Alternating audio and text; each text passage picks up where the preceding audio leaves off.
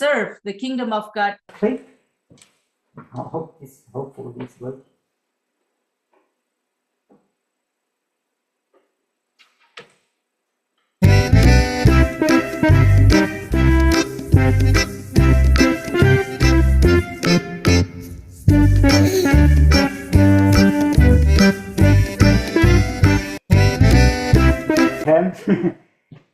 What is your view?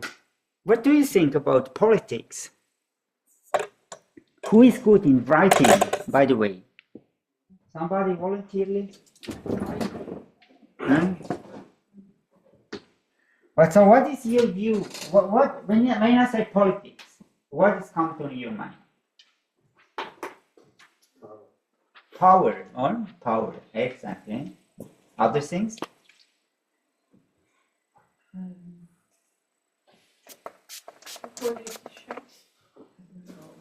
Politicians, yeah. Do you know the difference between a politician and an actor? I told somebody, yeah, actor. So I heard that one. the actor is poorly paid, but he's acting really well, and the politician is highly paid and acts bad. That's the difference. So also power and politicians, yeah, and the politicians look like I am today, or no, a bit nicer. Yeah, no. Yeah, I don't want to do it too extreme. So Yeah. just but yesterday he was okay. Other things, power, politicians, State and government. stay in government, State. And state, yeah, government, yeah. Okay, The law. law. You want me to write down all this? Yeah, please. I do it. Here, okay. Election. Elections, also power, control.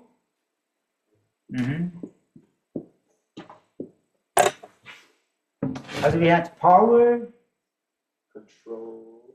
Law. yeah, law. Influence. Hey, can you quickly go in the SBS room, look if there are more markers, yeah. What else you guys say? Influence. Influence? You say politicians and election. Election, Okay.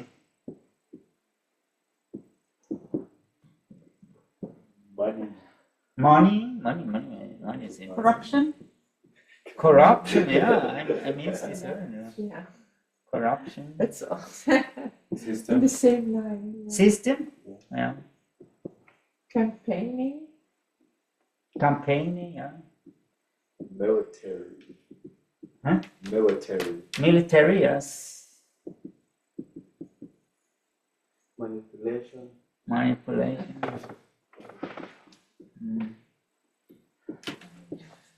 Yeah, not so a lot of positive words, or? Well, what would be a positive one? Order. Huh? Order. Order, yeah, order. Is there order here? Not yet. Oh, I don't know, order. Positive. Or what is, also manipulation is Yeah. That's negative. no. And this military Positive is here, low. It's in the middle. campaigning, okay. System, I think systems. okay, yeah, it's Yeah. positive. I think it's more. Money, corruption. Okay, so you can just make this. Elections, okay. Elections is okay. Influence, Yeah. yeah. Stable government, state government, Yeah, that's good. new law, So, control, it's good. power. Yeah, that's good. Also, I think sometimes we have a bit a different view of politics. Once you are done, can you put it That, back and keep the camera here? What does it really mean? What the word really means? And I think that actually the Bible is speaking about a lot about politics. And in your Deuteronomy study, did you find out how many times it spoke about Deuteronomy? Yeah, I think the laws. The laws. What else? Also, in my Bible, I marked it all, and this is the most marking is about politics. Yes. Or did you find something else? Or let's say I not marked politics and marked government, or I will come then to politics. But politics and government is not the same. Huh? But the Bible is telling a lot about politics. So let's go now into it. Aristotle's view on politics. He said there is a tribe, or there are people running around naked in the forest, and then they build civilization, and when they become more, what they do to make order, they choose a Leader. leader. And if the more tribes come together, they choose once they choose a king. This was history in the beginning, or they came together and then they is a king. As is a monarchy. So he assumed that until now, he said until now, that it was always in history, or the people came together, they looked for a chief, and then they came more together, and then in the end they looked for a king, because otherwise you have a chaos. Somebody has to say what is right and wrong. But this king became a tyranny with the time. And then not this one, then the son of the king. And you know who's the next king? Son. The son of the king, yeah.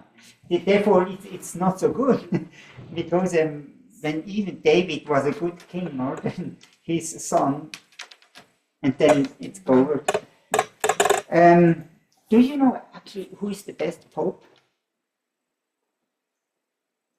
The best pope? Pope John Paul. No, the son of the pope. Okay, here. Don't record that, please.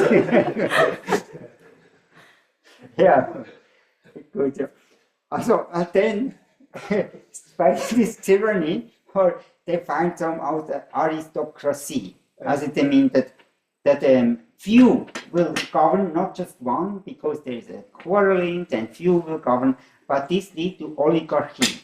So oligarchy, that the powerful take everything, and most of the people don't have something. So there will be a rebellion, and then they will put a new form. This was then called in the Greek policy, a polis, or this was then the policy, and then this will then be the democracy, but the democracy will end in a chaos, and the next monarchy will come. And so he said that is like it's a turning around. It was in history like this, and when we look after Aristotle, it was the same. Or when there was the Roman Empire fell apart, and tribes came, and then came the Pope was then more or less the king, and then strong kings came, and then a revolution, French Revolution, Russian Revolution, and then the next dictator came. So this turning wheel is going on and on and on and on. Only there would be an opportunity to stop this wheel. But let's go on. So you can read now this here. And can somebody read that? That's can somebody read this text here? It's not the whole text it's just out of the text. No, see, take it from the Bible and read the whole. I think it's good when we can read the whole. We have time, we should not harsh through the thing. We read the whole.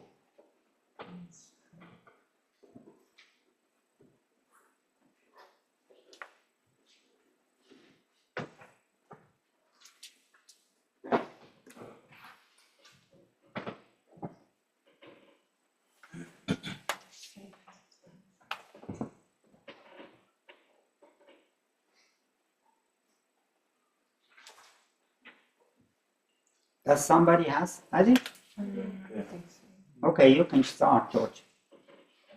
On And the Lord said unto Samuel,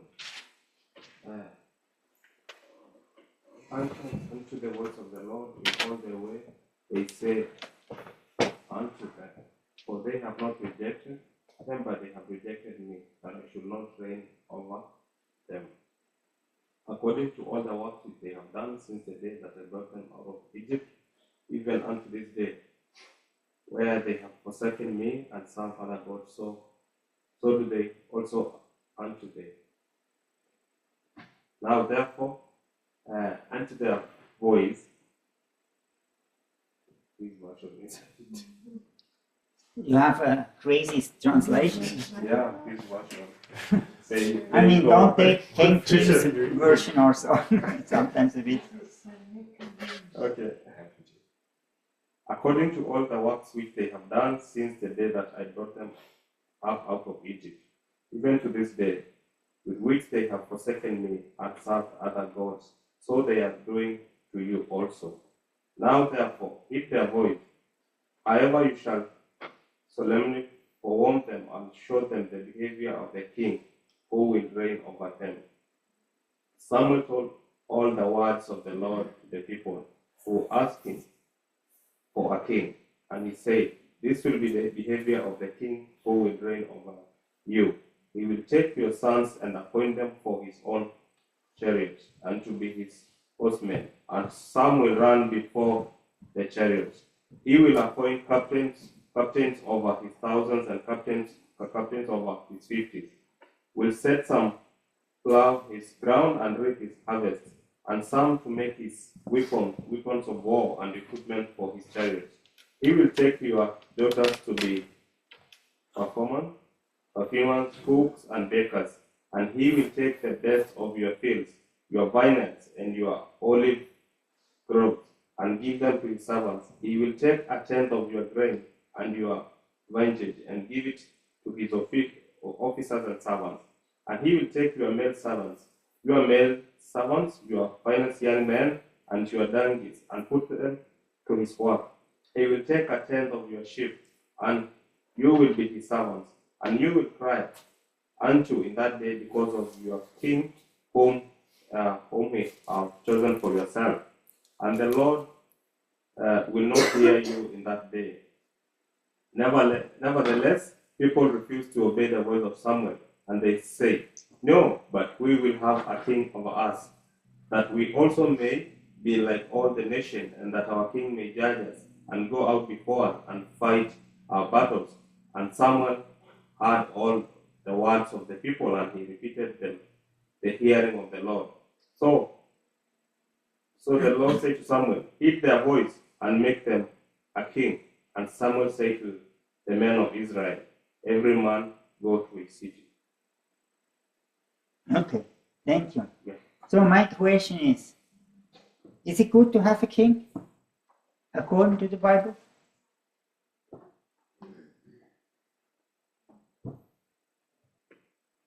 Not really. According to this passage, Mm-hmm. no. No. And according to Because- other passages. Yeah, I did not read the whole thing with this question in mind. Mm. Yeah, I believe God wanted to be the ruler because Mhm. God, He guided them through the wilderness, through the deserts for 40 years, and finally they were in the country. Mhm. And now they actually wanted a king because they wanted to be like the other nations Mhm. around. But God chose them to be separate and to have Him be like the God over Mhm. the king over them. And actually, they sort of rejected Him because they did not want to have God only as king, but they wanted to have a human king like the other nations. Mhm. Exactly. So we want to have a king like the other nations. Yeah. So why did they want to have a king? What God say directly? What is the problem? Just what He say to them. You rejected me. And here in my translation, you rejected me to be your king. I don't know if I didn't check if the Hebrew word is king here, but in my translation it says king. And you didn't mention king here. Yeah? But the thing is, he wants to be the king, and the people rejected him. Something else that you took out of him? What are the consequences if you have a king? The king. Probably, Moni, do you want to write it down? What are the consequences to have a king? Will it tax you? They tax you, heavy taxes, and He enslaves you. yeah, enslaves you. Will take a tenth of everything. Yeah. Mm-hmm.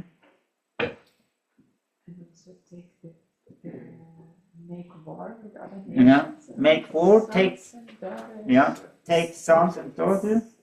Will take your land, the best of the land. Yeah, take the best of the land. But we want to have a king like the other nations. Does it sound similar to the today? I think we in Switzerland, we have everything. We are prosperous, but we want to be like the other nations. And a lot of people, also not all, we have a 50-50 or who say, no, we don't want to go to the EU, we don't want to have this and so. But anyway, we come later probably to Switzerland. But see, I think God don't want to have a king. And one reason is because when you have a king, then the son of the king will be king, and the son of the son will be king. And the only way to get out of the king is or to kill him. That's the thing. And I think the other reason is that really he is the king. And his idea of Deuteronomy is not a kingship. It was a structure of ruling, what we will find out then here this week. But I think the Bible really talks a lot about it. It now can somebody read Deuteronomy 28, 1-2?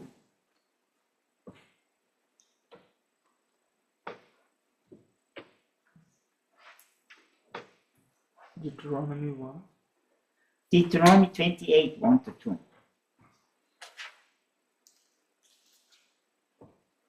Now it shall come to pass, if you diligently obey the voice of the Lord your God, to observe carefully all his commandments which I commanded you today, that the Lord your God will set you high above all nations of the earth. And all these blessings shall come upon you and overtake you, because you obey the voice of the Lord your God. Yeah, so what was it? What does it say?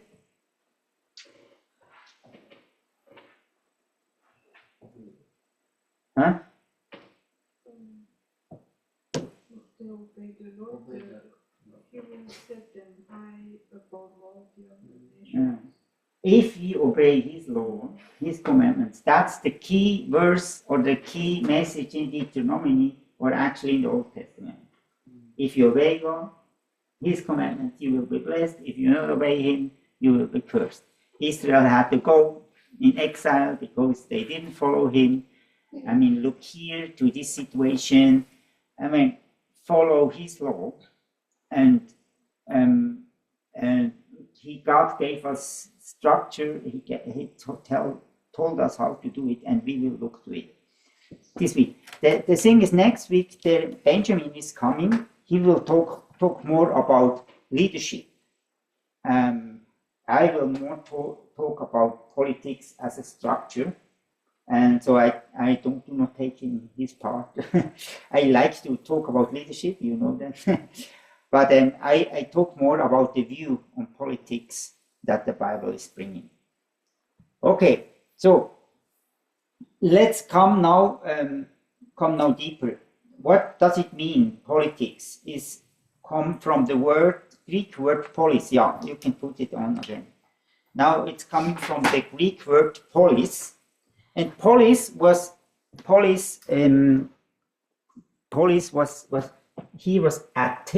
they had a new structure. Or they said we don't want to have a king, so we build now it is polices.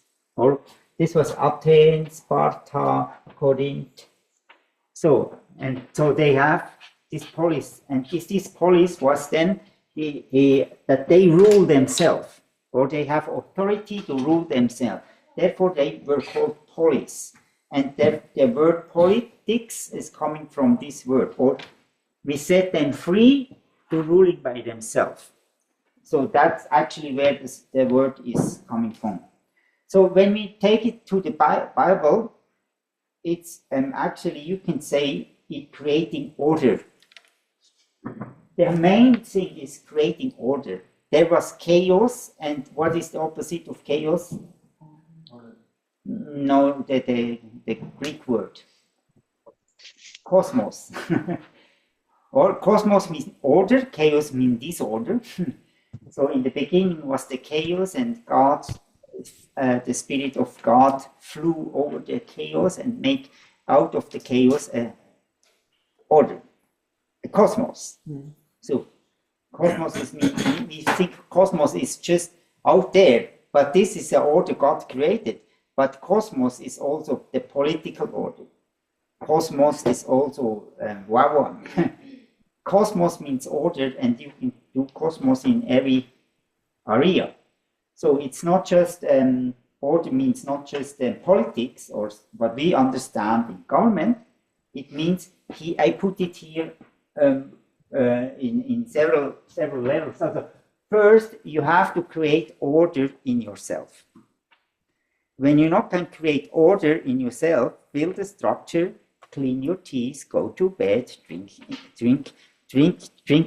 enough, eat good food, and healthy food. I mean, do you understand me? You have first to be able to create order. That's what God ordered us to do.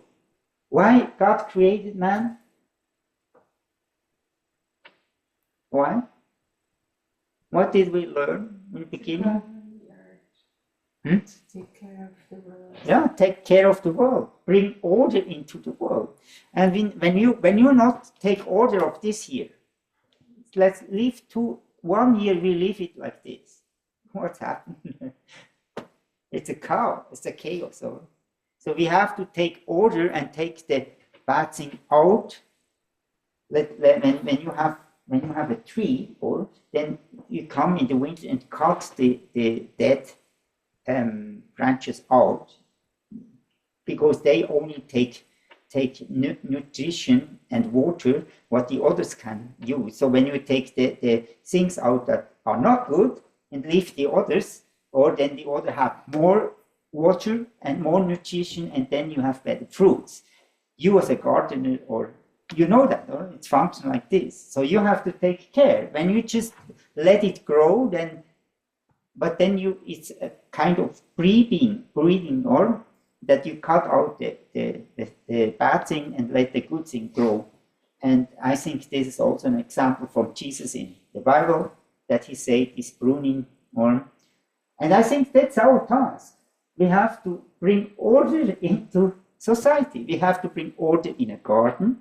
We have to bring order in our life. So first in our life, if you now can take order of your life, and somebody have to create order for your life, then you should not go further. First, you need to be independent, create order for yourself. Take care of yourself, clean your teeth, and also then as well take care of your income, take care of your work, and take care of your vision. I mean, there's a lot of things that will fit in this. I think as in consequences. I release you here. Okay. So, I mean, we had more, but it's okay. But does it make sense? Yes. And this is the big problem in one, that the Lord cannot take care of himself, and they ask, what is my vision? What should I do?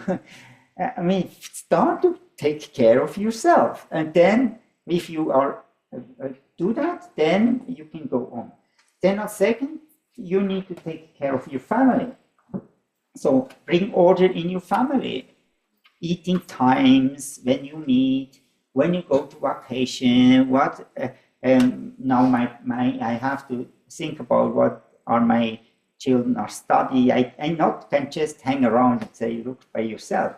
We need to help them, to find a job, to equip them. I need to help my son to buy a car. Yesterday we had to crawling about the insurance. There was the guy there with the insurance. And so, but you have to create order and help your kids to take responsibility for themselves, create order in their life. So when you create order in your family, and then you can start to think about create order in working place where you are working here in Wawam. So how can you build an order that it can be a blessing for the people? And then, as next, you can think about public, also be in government, politician, public order. But it also, you know, in Switzerland we have a very federalistic state. Do you know what federalistic means? That's also from the Bible. So Moses then Jethro said to Moses, "It's not good that you take only all by yourself. So make it." Put it down that the decisions can be made where the responsibility is. So put, what was it? 1 of 10, 1 of 50, 1 of 100, 1 of 1,000, I think. Is it? I'm right? Yeah. But and when then you cannot solve it and come to me, but solve the problem by yourself. So this is also an only function when really the people can take self-responsibility. Otherwise, the boss have to look for everything. So we have to find in our workplace here in Wawam. So not Dave have to control everything. So he had put it down that the responsibility is in the teams where they work. Good. Then in public, and then on the end, I would also include here the whole creation. So I mean, creation care, take care that there's not spoiling all of that. So I think I just put it here, not to add a circle, but I want to include everything. So actually, we are responsible to take care, to build order. So that means politics. Politics means not just the government. It means to have to start by yourself, and the main thing is create order. Okay, here is actually also three. I think there are three views on politics. Probably there are more, but I think I put it down to three. One is the idea we lose. That's a worldview. What you often find in non-Christian. Also, when a society has a lot of Christian roots, then it's better, and when not, then it's often you find win-lose. Also, I read a book about the Arabic world who say they have a win-lose. When you now go to them and bring them democracy, it can never work. Because a democracy is not built for win-lose, it's only for working together. But when your mindset is, I win or I lose, then you want to be on the win side. Or is it clear? So, and I think this is when we think about politics, we should not think about win-lose. And there are others are win-win, and this is more in the West, or when you go to business. And Sima, you explained that yesterday, or to Jürgen, or when you as a business sell something, then you want that the seller has a win from it, that the next time it comes back again. Or do you think win-win? You not think just I want to sell the thing, whatever. I'm not care about that. So you always look that the customer is happy, is winning too, and not just you. So win-win. Or I mean, the best one would then order first. Put order first, and not yourself. That's what Jesus did. So in all the things, when we come out now, we talk now not about taking self-responsibility about myself. We go now higher in the circles. talking about family, about business, or government. But this would be then the highest worldview, or when you really understand I'm a servant. My bringing order is not I win, the other lose, and therefore I bring an order, and they also have to look that they win, otherwise they are, that's their mistake. Or win is also, it's good, or I not just look for me, I make an order to win, or I make an order to serve other people. And I think that's the best from a biblical point of view. So the law that God gave to us is the best law that exists. And when we hold it, Deuteronomy, or say, we would be the best nation. We would be the supreme nation when we hold the law that he gave. And he gave us the law not to control us, or not to, I'm the king, I want to do that.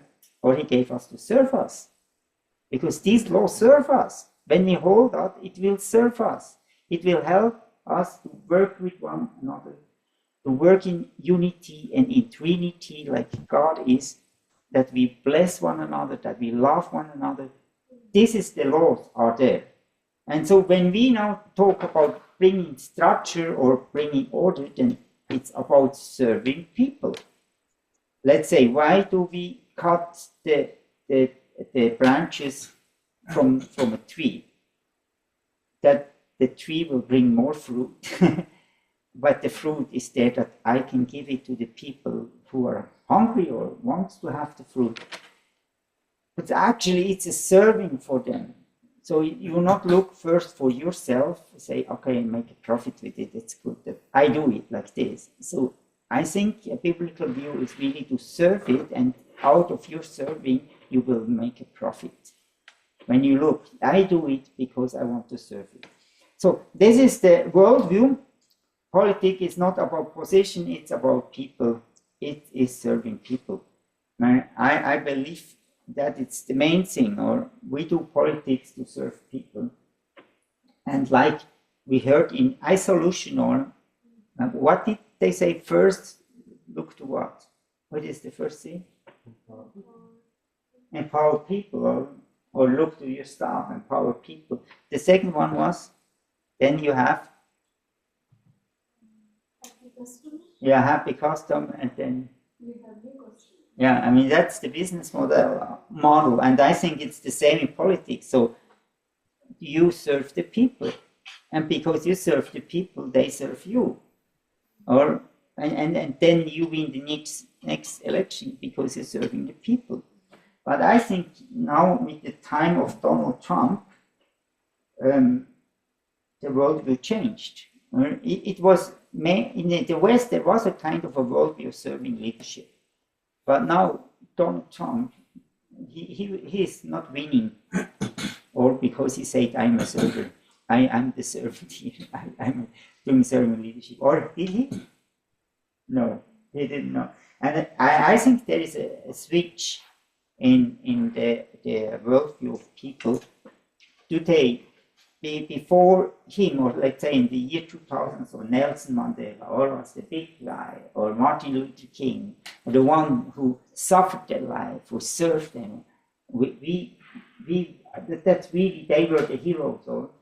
But today, a hero has to be strong, have to bring his argument, have to bring the point, have to win against the other nations. And so that's a change in worldview. I'm not talking about that, so I'm talking about the biblical Christian world. And so I not say Donald Trump did everything wrong. I think a lot of things are good, but his behavior, his things, how he do the things, that's really questionable. It's of course not from a biblical Christian worldview. Yeah. I have a question. Okay, Donald Trump might have influenced many leaders and might not. But is it something that is just happening in the world, that even in the small level of governance, you just find people, they no longer want people of integrity, they no longer want people who are servants, they just want controversial leadership. Mhm. As long as this person is bold and courageous, he doesn't have principles to hold on, but if you can stand there and move the crowd and do whatever thing, yeah. So is it something that's just coming to the world in a different way, or? Also, you can decide by yourself. I would say in Africa it was already there, but now it's coming to the West. It's coming. What you said exactly. It's coming to the West, and this is what I quarreled with Dave about that. But he's American. I can understand him. But I think that America is losing a lot of Christian values in the moment, and it's going It's been already down. yeah. But on the other side, of course, he is looking more of the other side. I mean, he's protecting a lot of Christian values too. And I think a lot of things are good things that he do, even it's probably not so good for him, but it's good for the world. But anyway, we can talk about that, but this is not my topic. My topic here is really this biblical Christian worldview, or God's idea of bringing order, of being in government, and when we hold that, then we will have a blessed nation. Here, so 3-step: walk in order, create order, or help others to create order. So these 3 steps, that's the mandate that we have to do, and I think that's what politics means. And we not have just to think about President Trump. We all can create order. And probably know that I have a book that say that 90%, no, it's say 90% of an organization is not led by the leader. Do you hear that? We look to the leader and say the leader is leading the organization.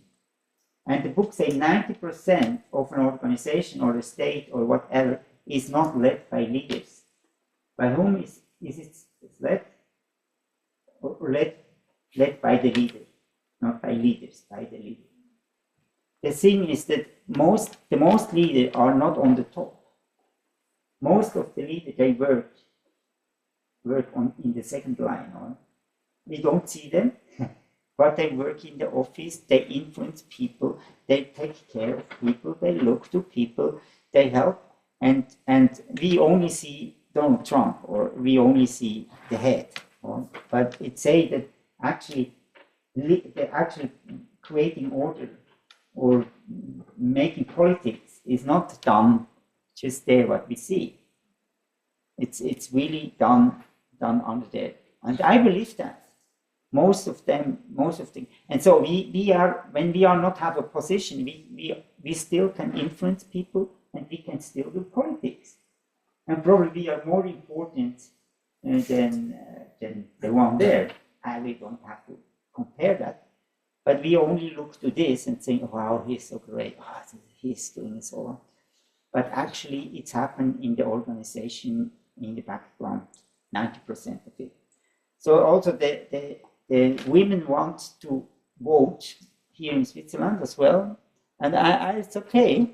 But what was the idea before was, I mean, we say men go to vote and the women say what they should vote.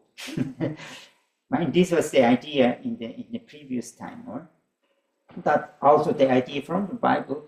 You decide and then you send a delegate, or you send somebody who will bring it, and then he will say what the community decide. So, and this was in a family, they decide and send the man to go and vote. And then was in a group, community, they came together and they sent a man then go to the higher level, and then one go to the tribe, and then in the end they go to the nation. So that's actually our system, most of the system in the world. So they have several levels, or level of a city, level of the state, level of the nation or something. Yeah. So you mean in Switzerland women don't vote? Hmm? Women don't vote In the past. in the past. Yeah. But now they do. No, they don't do it anymore. But they did it in What did you say? until 1973. Oh, okay. We were the last nation in the world Wow. who changed, or in the West, let's say. I don't know exactly, but I mean, the system was made that you find in unity in the family and then have a voice.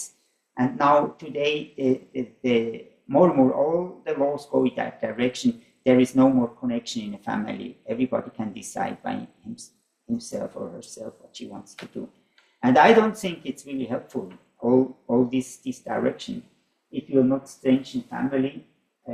It will individual, or everybody is doing what you has. Family has no purpose anymore. Instead of, do I like to be a family, or does it feel good? But before it was a purpose, or it had the purpose also to have a financial background, or to be responsible for the children, and so on and so on, and the elderly people. So here is can somebody read that here? Imagine a world where children can play in peace, with a full stomach and hope for a good future. And children can go to school and people find fulfilled work. A nation where people are safe and there is peace, where people are not afraid of theft, abuse and murder. A safe life where people know that tomorrow counts the same. Their investments are not in vain. What they do is meaningful and lasts for generations. They enjoy the goods in creation, smell his fresh air, drink his fresh water, and enjoy the healthy products. They go to bed fulfilled, satisfied, and safe, full of energy and with the hope of continuing to build a nation tomorrow, because they know all what they do is not in vain.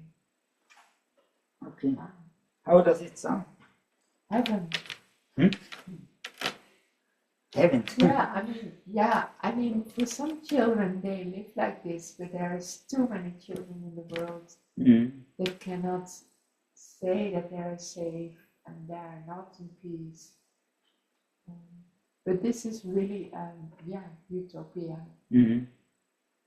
Or the heaven. Yeah. Or the promise of God. Let's say. When you read in the Old Testament, Isaiah, or then you can also read things like that. So. And this is from me. My dream, I put it down. But you need a dream. You need to have a direction where you want to go. The reality is different. But you need to have a dream, or to say that's the goal. And God gave us this dream, and especially in the Old Testament. Or gave it, this is what I want. If you follow me, and meet with Jesus Christ and so on. It was not possible without Jesus Christ, but now He came, died for us, and now it's possible. We can have it, and we should fight for it. We should stay for these children who are in sufferings and so on.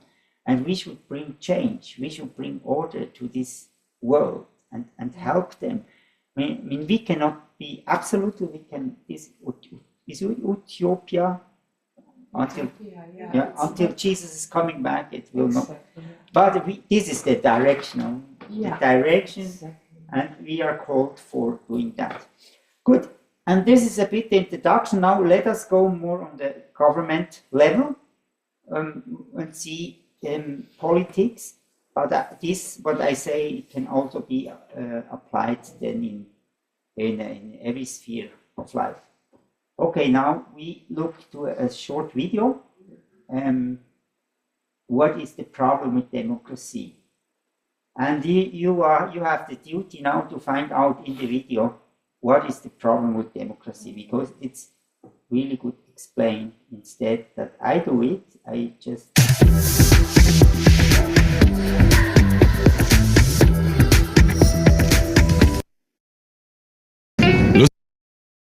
Bist die größte Auswahl, die besten Preise, Beliani.ch.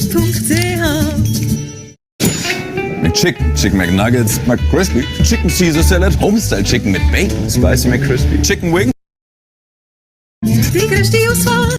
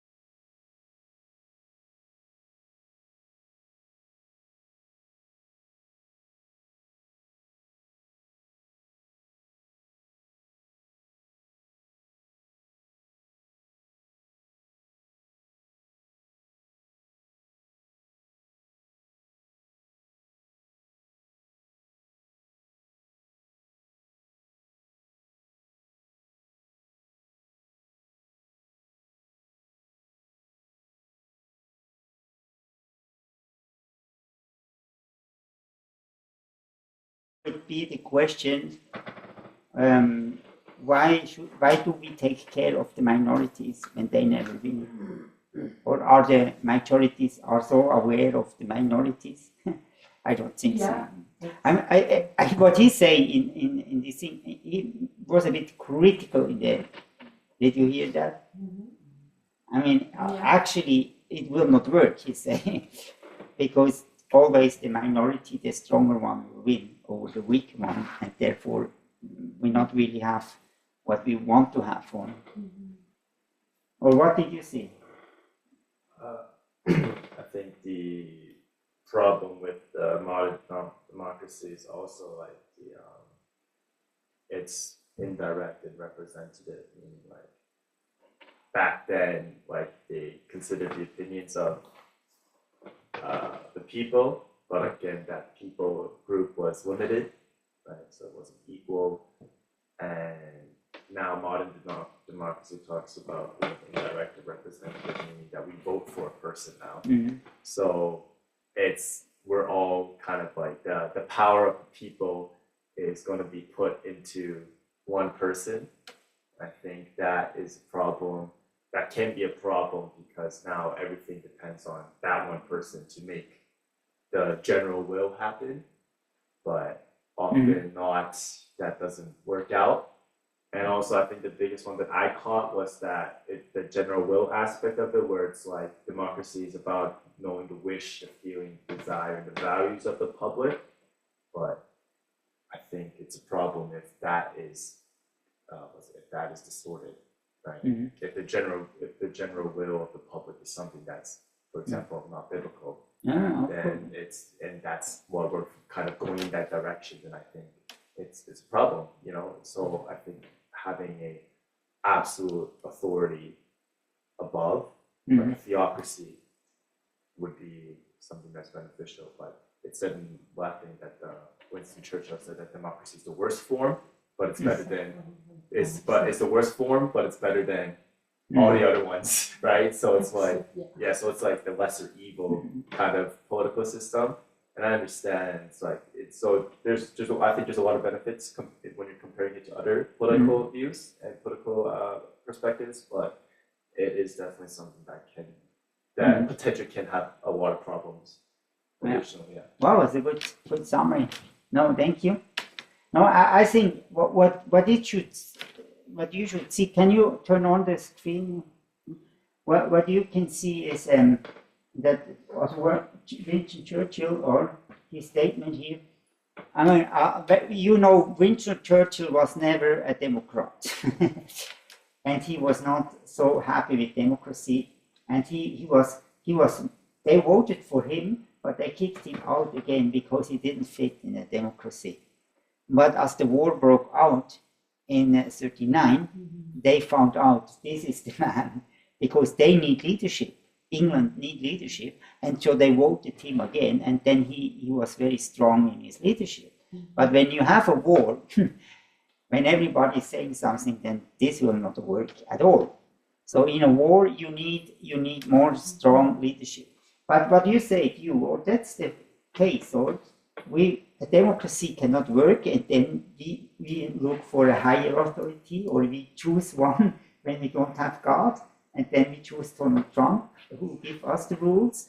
Here in Europe, it would be the AfD in Germany, in Austria happened the same thing, in Italy, in France, and so on.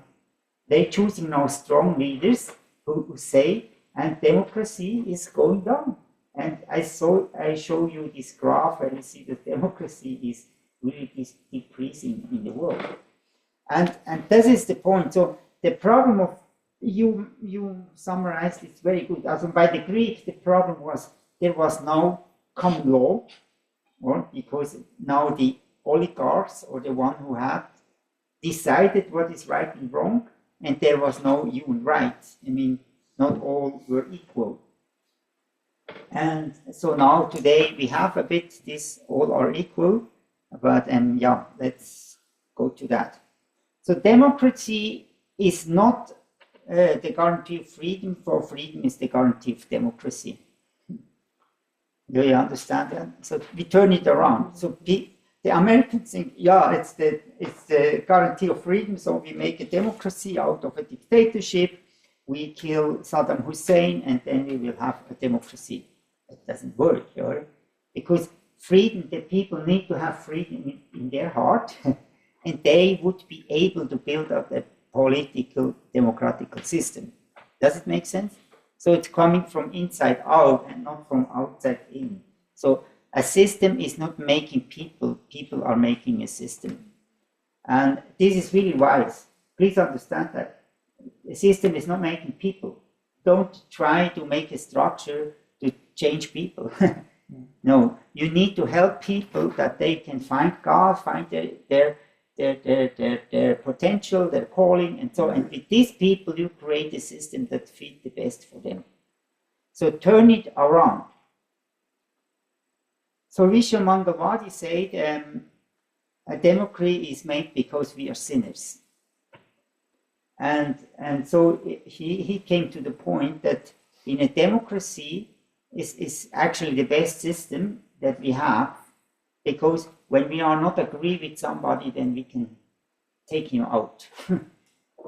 And it's like a bailout system, or when somebody is doing evil, then we can kick him out in a legal way and not have to kill him like a king or so. So this is his statement. So actually, I really believe democracy is not functioning without God. But of course, democracy is not from the Bible. It's not a term in the Bible, and it's not the actually idea of the Bible to have a democracy. But I think it's the best system that we can have now, who present what the Bible wants. You know, and this we don't need to take that. But you saw him. Do you remember? Can somebody read his statement? Loud. You have to be loud. God the Lord! Come on. God the Lord has put duties first. After duties only come rights. After sowing comes reaping. Yeah, I think it's a very, very good statement. But today, this human rights, this democracy is everybody wants to say what he wants. Everybody wants to have the freedom to change his gender, to have the freedom to marry whoever he wants, have the freedom to do whatever he wants, and all that. And this it cannot function. So a democracy or this system only would function when people first see their duties and then look for their rights. But people who just look for rights, it will never function. Because we are sinners, we just look for ourselves, or we want to be right. And so we have to be limited, we have to be stopped. So, and we have to first to see our duties before God that we have, before we can talk about rights. And I think this is really, really a turnaround in our worldview today. So everybody wants rights, everybody stand up for that. But I think nobody talk about the duties, and when we don't have God, and to whom we are responsible to, when we separate the families, and there is no more family to whom we have responsible to, and so we just have individuals, everybody is responsible to himself. But this led to a chaos. And this Jeremias Gotthelf was one who is really important for Switzerland and for the worldview of Switzerland. He was a parliamentarian and he was a pastor in a really famous church in Metal. Okay. Also, I come to the conclusion now, before the break. The Bible made this all possible. The translation of the Bible, I already told you that it was the word, and everybody had a word in hand and could go to somebody and say, that's wrong what you do. Because everybody has the absolute truth. And this was only possible with the translation of the Bible. As long, see, the Bible was there before, but you didn't understand the Bible. I do understand the Bible. So who will win the debate? You can never argue about something. When I say that's in the Bible, and my interpretation is like this, and this was mainly Calvin who brought the whole shift, or say this when we want to have like democratization or giving power to people and not just to one, then we have to educate them first. That they have the truth, that they understand the truth, and they take responsibility of all of themselves. And then we can give them the power, and then we can empower them. So the translation of the Bible, I think, it is the key that make our political system of today. So before Luther, there was John Wycliffe, and he translated the Bible into English, but this Bible get burnt, and he get burnt on the stake. But he wrote in his Bible this one. Can somebody read that? This Bible is for, Just, for the people, government of the people, by the people, and for the people. yeah. So it's this people is made by people, but for the people. And by God given, and this is the absolute standard. That's a revelation from God. So we need a revelation from God, from outside, that we really are able to living together. And so I think that we have to find this out, and therefore you did this Deuteronomy study, not just because of that, but one of the main reasons is that you learn to see the structure that God gave to take in the promised land. And this we can apply today. So my last one before the break, when you would be a butcher, and you would be a farmer, right? And you sit in the both you sit in the same church, and then George is the perfect charismatic preacher, and he said, you should not steal, you should not lie, you should not misuse others. This is what the Bible says. And if you do that, then you have problem with the Almighty One. So Richie is looking to him and say, oh, yeah, I don't want to have problem with the Almighty One. He looked to the farmer or say, hey, did you hear that? Next time when you bring the cow, so bring me not the 2-year-old cow, bring me the 1-year-old one. This is the good meat. Don't cheat me, don't lie to me. And you look to him and say, hey Richie, did you hear that? Next time when I come to you, bring the cow, then don't take something in your pocket. Give me all the meat, or don't cheat me. Don't lie to me. So how can you make sure that he is not lying to you? And how can you make sure that he is not lying to you?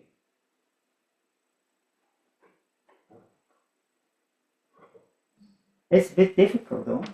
It's not so easy. It's trust. As long as you sit in the same church and you believe what I said, or the church said, you will have trouble with the Almighty One when you cheat and lie and steal. And you say, I don't want to have problem with the Almighty One, I don't do it. And if you believe he has this fear of God, then you trust him. And if you believe of her, she has the fear of God, then you trust her. So see, just to say, the fear of God made it possible that we can live in order together, because both of them have a duty to God. But when there is no more God, so what do you have to do to make sure? You put the camera on, Yeah, exactly. scan you, and then you need a law who say exactly what you can do exactly. Then you need a controller who is coming and control. Then you need a judge who is making then when there is a quarreling and so on. Or in the end, you pay more for the protection of your meat than for the meat yourself. Mm-hmm. Just when the fear of God is falling apart or go away, then this will be the consequence. Thank you very much. And now I think we.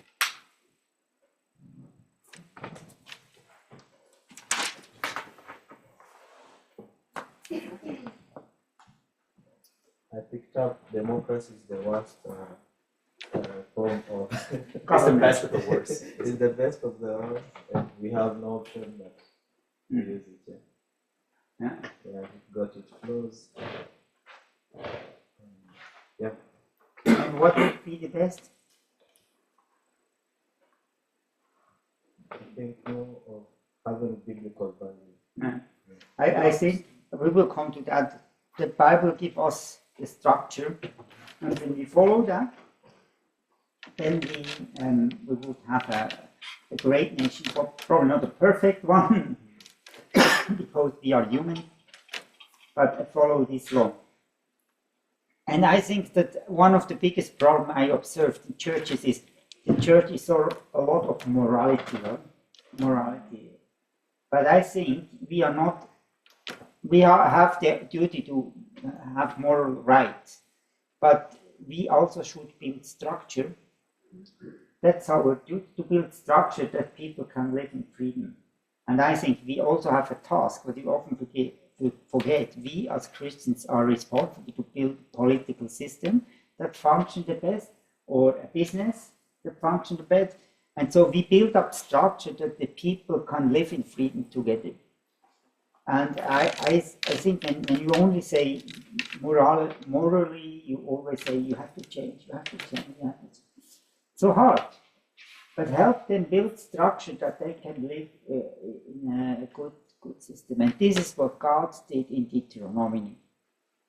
But thank you. Others?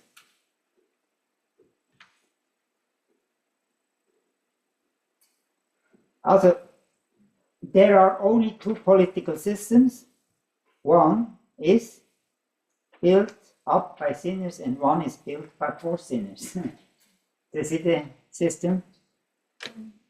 Also, the one thing is we build a political system, and we are sinners, and I think, or there is a political system built up for sinners with already the assumption people are sinners, and therefore we need to limit them. Then we need to make a structure that corruption and power games and so on can be limited. So that's the big idea. Vishal Mangalwadi said democracy is built because we are sinners. So that's it's the worldview. We already assume we are sinners. So before we start to rule, because when we have this in mind, then we rule different and say, okay, we need to listen to others. We don't. It's not good that we have too much power, and power has to be shared and so on. This is the biggest thing. Really, start with the assumption that we are sinners. So where are the human rights coming from? And people want to believe that it's a natural law. The philosophers from Rousseau, Jean-Jacques Rousseau, we met him in Geneva, probably you remember, the one with 2 eyes and 2 ears and so.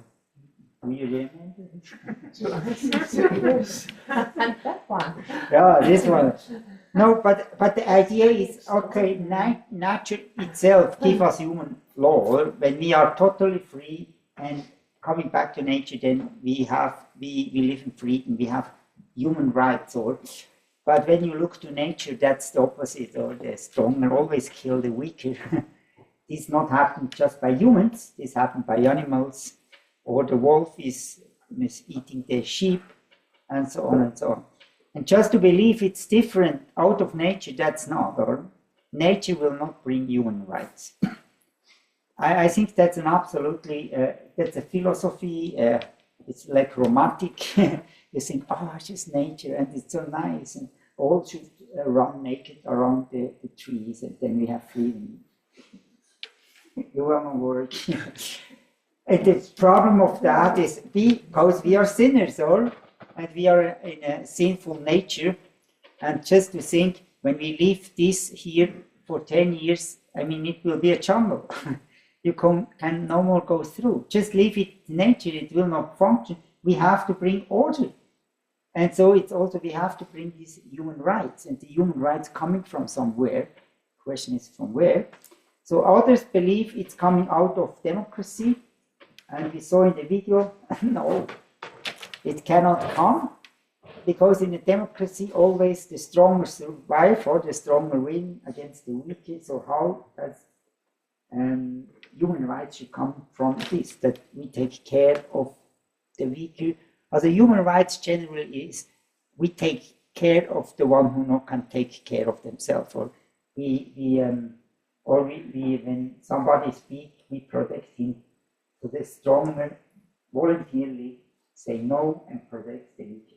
And that's, would I say, that's the main idea of human rights. Or there are some rights who say no, you should not do that, even you want to do it, because take care of the weak one. Does it make sense? Or that's the idea of human rights, but then it's a question where it's coming from, and it's not coming from nature, and also that from democracy. I guess it is coming from where? From God. From God. What did you say? I said biblical. Yeah, from the Bible. So let us now discover that. Can somebody read this scripture? I think it's one of the other. Paul was very important for the whole law system and so, and also the human rights. So this is really important passage. Can somebody read that? God's righteousness through the faithfulness of Jesus the Messiah for all who believe. For there is no distinction among people, since all have sinned and continue to fall short of God's glory. By his grace they are justified freely through the redemption that is in the Messiah Jesus. So what did you read?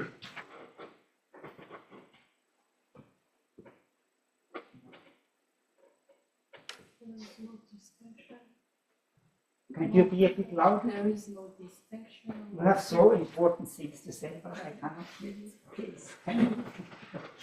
I just read there is no distinction among people. Yeah. Also, this would also human rights say today, yeah. But what else he said? What makes us unique? For all who believe, God's righteousness is there because through the faithfulness of Jesus the Messiah. For all who believe, there is God's righteousness. So. Yeah, also let's take this one here. Can somebody read this text? Because all of you are one in the Messiah Jesus.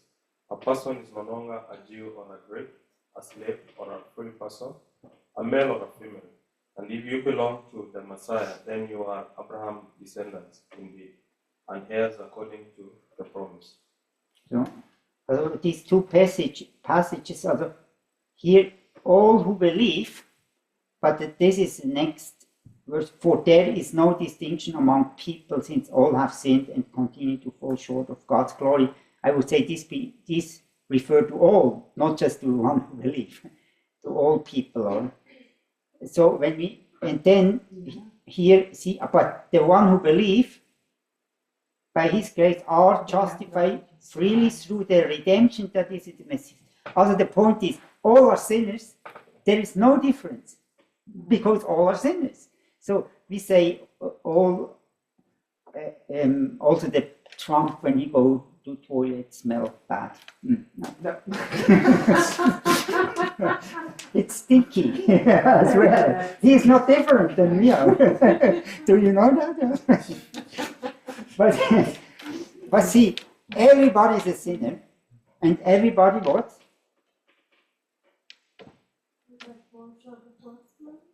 Yeah, and everybody has the same. Everybody has the same salvation, or it's only through grace. Everybody, you cannot do something out of you that make you better. Do you see? Because everybody needs the same salvation. There is no one who is better, no one who is less. Everybody has the same.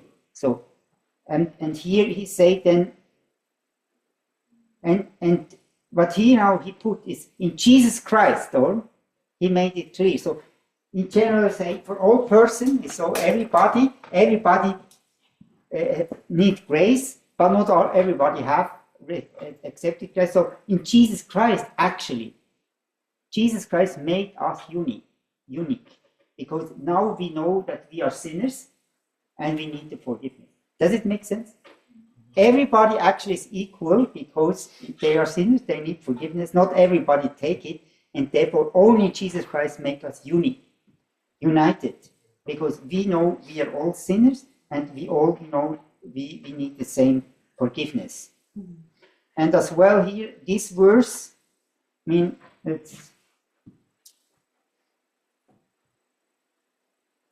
can somebody... Mankind in his own image. In his own image, God created them. He created them male and female. God blessed these humans by saying to them, be fruitful, multiply, fill the earth and subdue it. So, God created every human, so therefore we are all God's children. We are united because we are all sinners. We have nobody can say I am better than the other, and we all need the same forgiveness. And this make us united. And so also this verse we can add to that.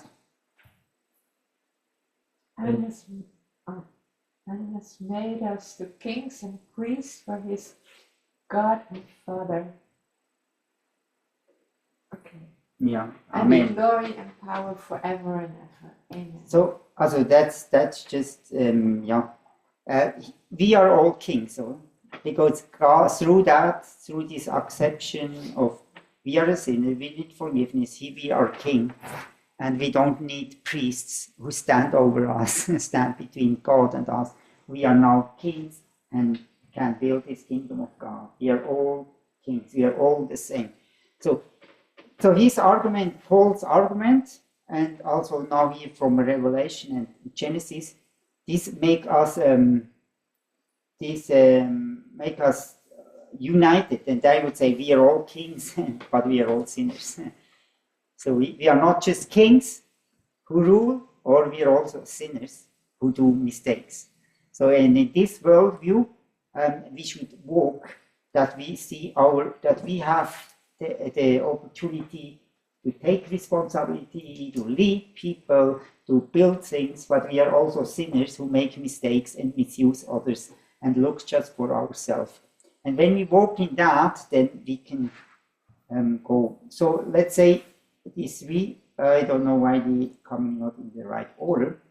So we are all queen and kings, all made in his image. We are all sinners. We are all justified through grace. This is Paul's argument why we are all unique.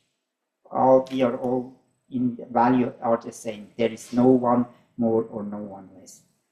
And I think this is only possible, like from him only possible when we accept Jesus Christ. This bring us this unity. When you not have that, when Donald Trump is not thinking about that he is a sinner, but probably he is not doing, then it's a problem, or because he thinks, yeah, I'm the king, God choose me. Probably he think about that, God choose me. But when he has this humility to think I'm also a sinner, and I mean that's the sinful nation. I like to look first for myself and not for others. This virus, we all have that. Come on, be honest to me. Don't look so holy to me. You also have the virus. Like me, you have the virus. No, but can you see that the Bible gave us these human rights, gave us this idea that we are all equal before the law, that we are all equal in value. And when you take God away, then it's really problematic. Then we start to think, others are evil because this and this, or even in tribes, we think other tribes are better than other tribes, and all of that.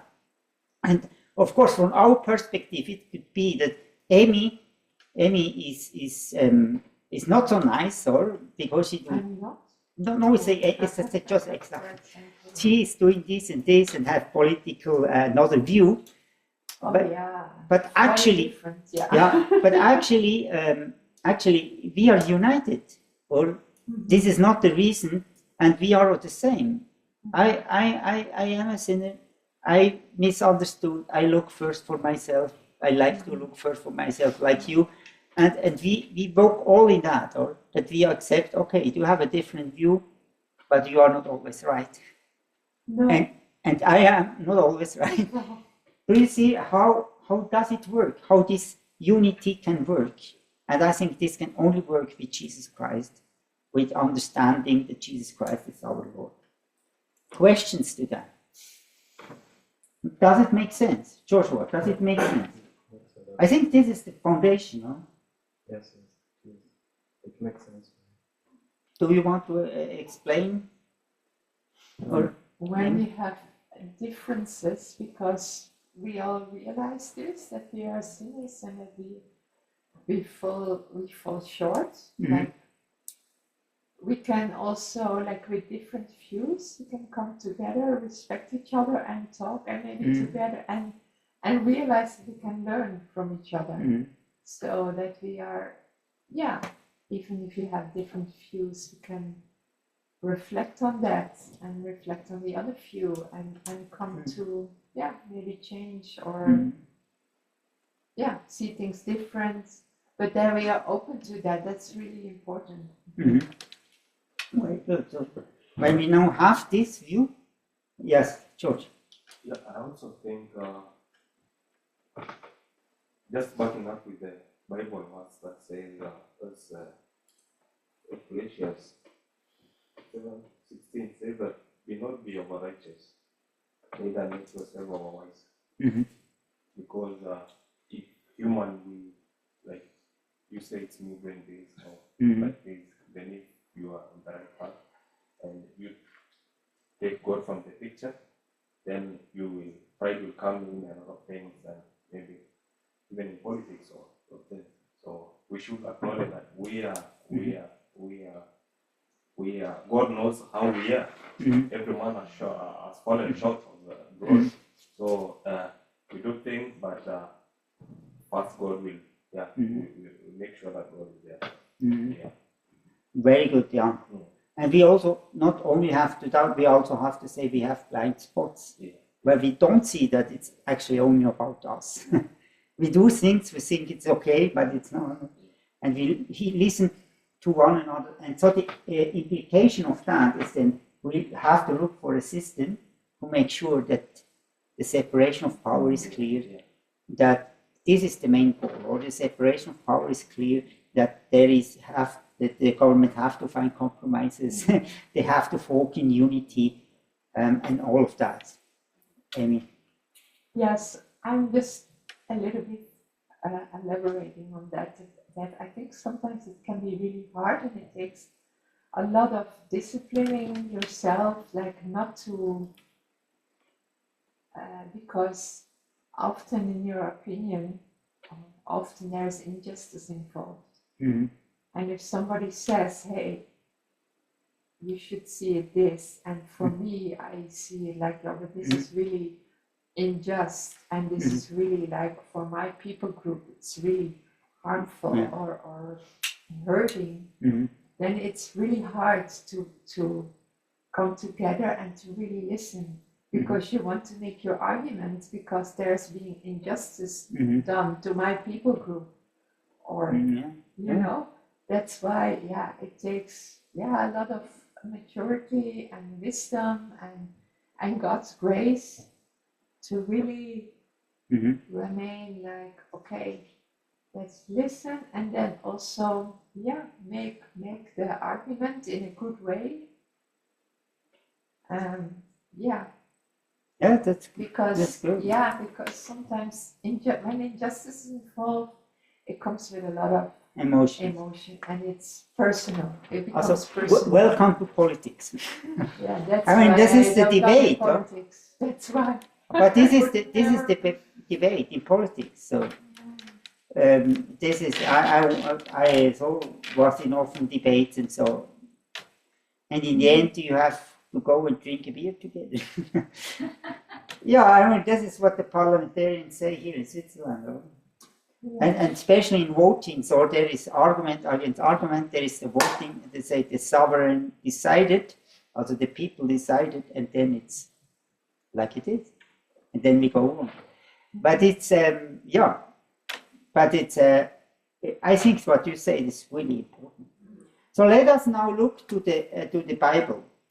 So I say the Torah. You know what is the Torah? It's the first 5 books of Yeah. Moses. So you read the Deuteronomy. That's the second law, or the Deuteronomy is the second law.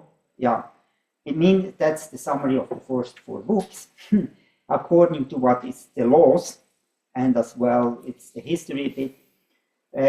And you did the task, and there was 3 different types of laws, 3 levels. Do you remember what this was? Moral, Yeah. applied, Let's, ceremonial. Yes, I remember. also the structure I lived there. Also moral law, yeah, applied law, and the ceremonial law. And I think this is very important to understand the law, that we also understand the differences. And sometimes it's not so clear, we don't make it absolute, black and white, but I think we have to think about that it makes sense. So can somebody explain to me the differences? What does mean, moral law, applied law, and ceremonial law? Yes, you. Moral law is the kind of like the absolute standard. So doesn't matter who you are, this is like everyone is under this, and it involves everyone, right? And it's like because it was given directly from God to Moses on tablets. So we think of it as like this is a direct order and commandment from God. So therefore it applies to all of us. I think applied law is basically the laws between humanity within each other. So from people to people, families to families, right? So that's with the civil, the private, and the public. And then ceremonial, I think it's like tradition and being able to, because I'm just looking at that, it's like sacrifices, but I think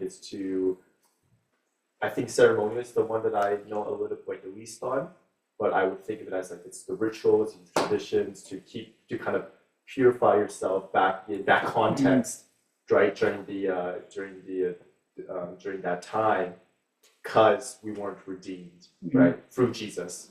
So that was, in a way, the ceremonial laws was the rituals and the practices needed to allow us, like with the priests, to allow us to be in relationship with God, right? But then that was later redeemed by Jesus. But at that time in the Old Testament, during the Deuteronomical times, that was like very good. Thank you.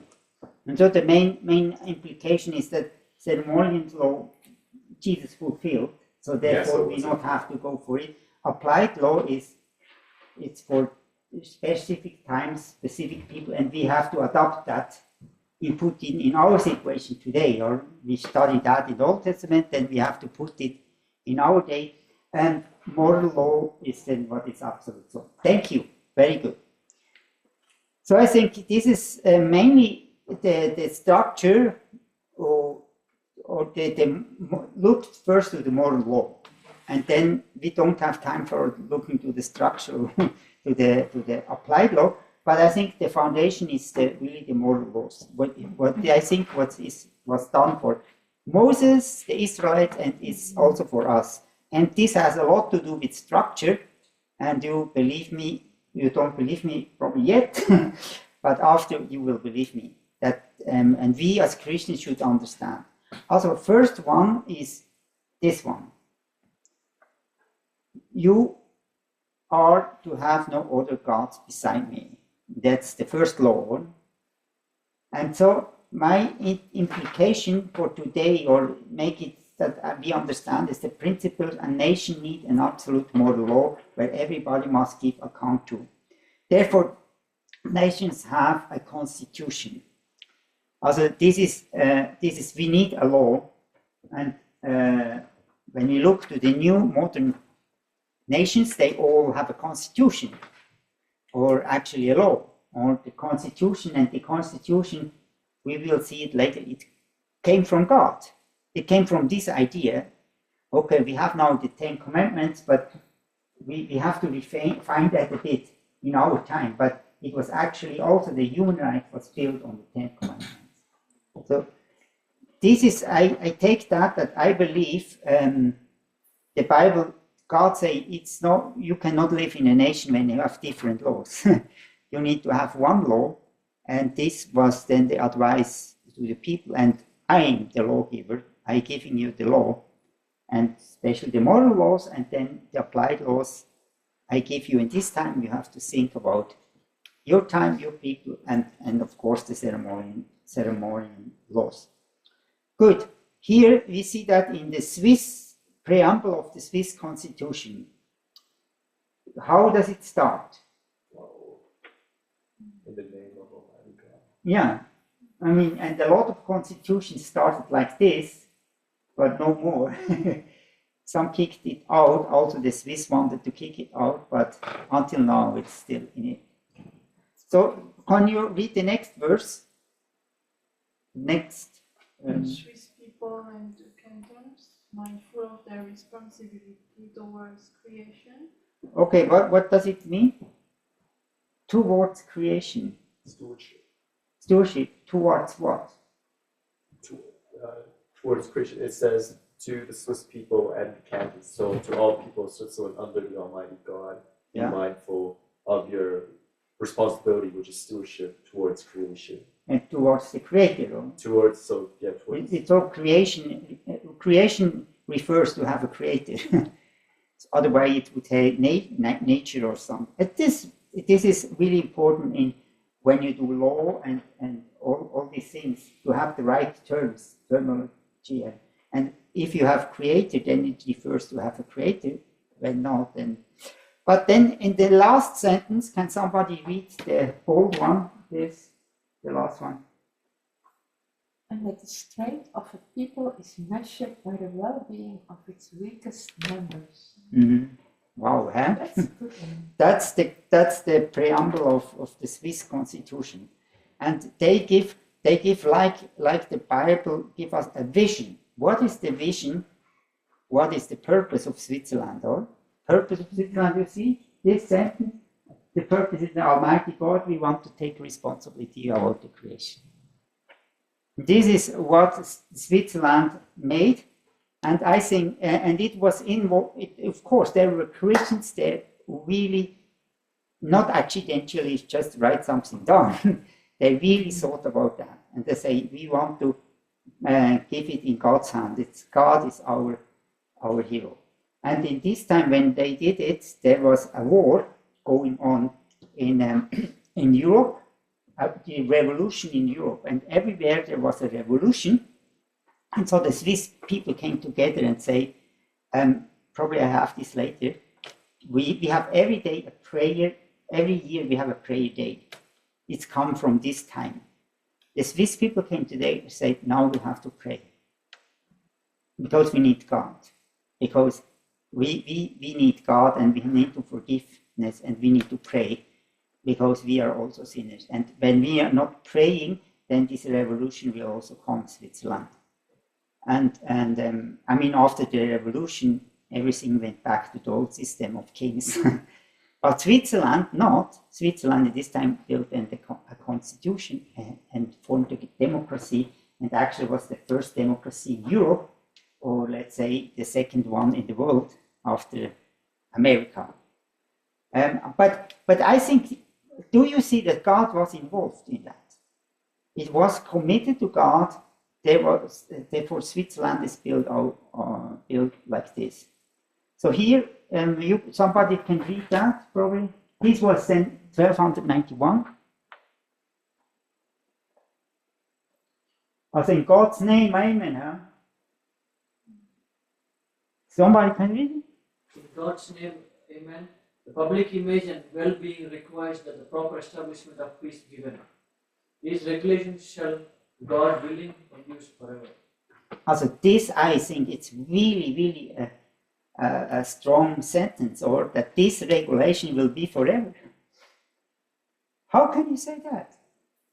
How can you say that? The Swiss believed we build the kingdom of God. And when we do it in the right way, then this will stay forever. And this was 700 years ago, is it? I'm right? 700, no, 700, 750 years old. 750 years ago. Okay, where are the mathematicians? 750 years ago. So they were convinced we build the kingdom of God. And when we do it in God's way, like the Israelites have it, do the regulations according to God, they will stay forever. That's the promise of Deuteronomy for the Old Testament. So the Swiss believed that. And since 750 years, we never changed the system again. We always were independent. Very unique in the whole world, or especially Europe, where there was fights and there was things. I think because it was built on God. They had a view on God, and no, I cannot say that in public because the people they are so far away from God that they would not take my arguments for sure. But I think it was deeply founded on God. Not that everything was perfect. A lot of mistakes, but it was better than all the others.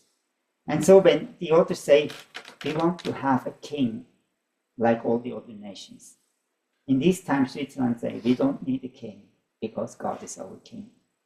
And all the nations, they had kingships. All the nations had a king. Only Switzerland has not. And they went back to the system. They were under the Habsburger, the old Austrians were under them. They became free and want to build the kingdom of God. So is it amazing? I think it's really amazing. It has something to do when you from the beginning on commit your work, your business, your nation to God, when you have this opportunity to do it. Good, and we missed that in Bern. Sorry about this, because we went home and then went back. But this is actually in the government building that we normally visit. Is in the front of the governors. There is the Bible. This one here. So just it's amazing more to see that the Bible was the fundament for them. Or we visit this one. You remember? Or that's really also amazing. Or to see what I say. I try to bring arguments why I believe it's right what I say. God was the center of Switzerland, and people believe that and put it in the midst. I do not say that Holland has also an amazing story, or yeah, and Germany as well. It's not just Switzerland, but Switzerland is somehow really unique in that. Or we saw this fountain. Not all of you saw it. You see, we have everywhere this fountain where the woman of justice put the sword like this, have blind eyes. And this is the secular view, and she stands over all the priests and the Pope and the kings. Under it there are heads. Can you see that? So the symbolic is the justice stay over everybody, but she has the sword like this, and she has blind eyes. And this is different to this one, where she don't have it and put the sword down to the Bible. So, but the secular worldview took it from the Bible, but then they didn't have God anymore and put just justice. And Napoleon was the one who made the woman of justice, or the symbol of that. But who is it? Is it a neutral person? Is it just neutral law? Where the law is coming from, it cannot work. And this was all the philosophers trying to find what is standing over all the people, what unites the people. But without God, I think it's not possible. So another example from Switzerland here. Can somebody read that? Do you see it? I swear before Almighty God to observe the Constitution and the laws and to fulfill the duties of my office.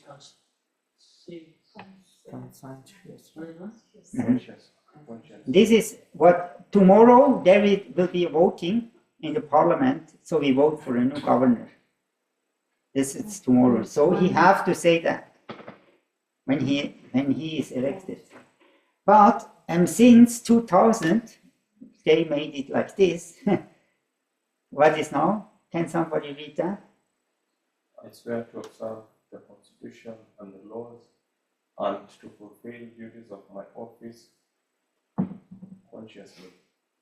Yeah, so can you see the difference? Yeah. Now this is the secularization, but I think it was in 2000 that they changed it. And this happened not just in Switzerland, but they took God out. But before it was that everybody who came in, he swore before God that he will fulfill this duty. And the Constitution, and you know what is in the Constitution, the Almighty God, and we are responsible to His creation. So, and this is also, I don't have that here, also in England, and they did the same, or they had this, but I don't have the file here now. But they have this, or to God, and then they took it out in England as well, they took it out. And so you can see the secularization, and I think it has really a meaning. It's just words here, but it has really a meaning.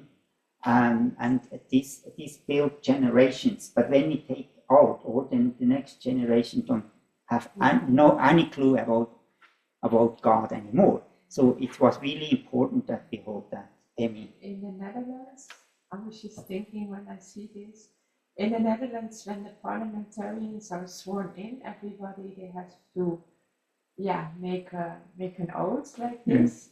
And then you can choose. Some people who believe in God, they say, "So help me God," and others they say, "This I promise to observe the law and the Constitution." And people who believe in God, so you can choose. So it's really like democratic. Like if you believe, you can say, "God help me," and if you're not, then you just promise from yourself. Yeah. The problem is about that what I explained, or I believe that the unity is only on Jesus Christ, only by God. Of course. Then you take this out, or then in the end, what do you believe?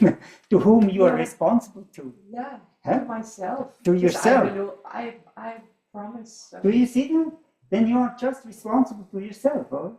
And when you feel I'm right, then you do that. And we took this out. So the second law, somebody can read that, second law. You are not to make for yourself an image like any form in the heavens above, on earth below, or in the waters under the earth. Thank you. Also, the first one, just to remind you, the first one is we need just one law. We need a God. We need that hold us together. And this was come from the first law. The second law, the principle: nobody can have the whole picture, the whole truth. Therefore, power must be separated. It leads to federalism and separation of power. So Emmy looked to me and said she is looking a little bit like I explained it to you. So the principle is that you should not make yourself an image. Also, you cannot say this is the whole truth. When you make an image, say this is the truth. You cannot do that because you are not God. Or nobody can say this is the truth. Nobody can take the image about another God. Nobody.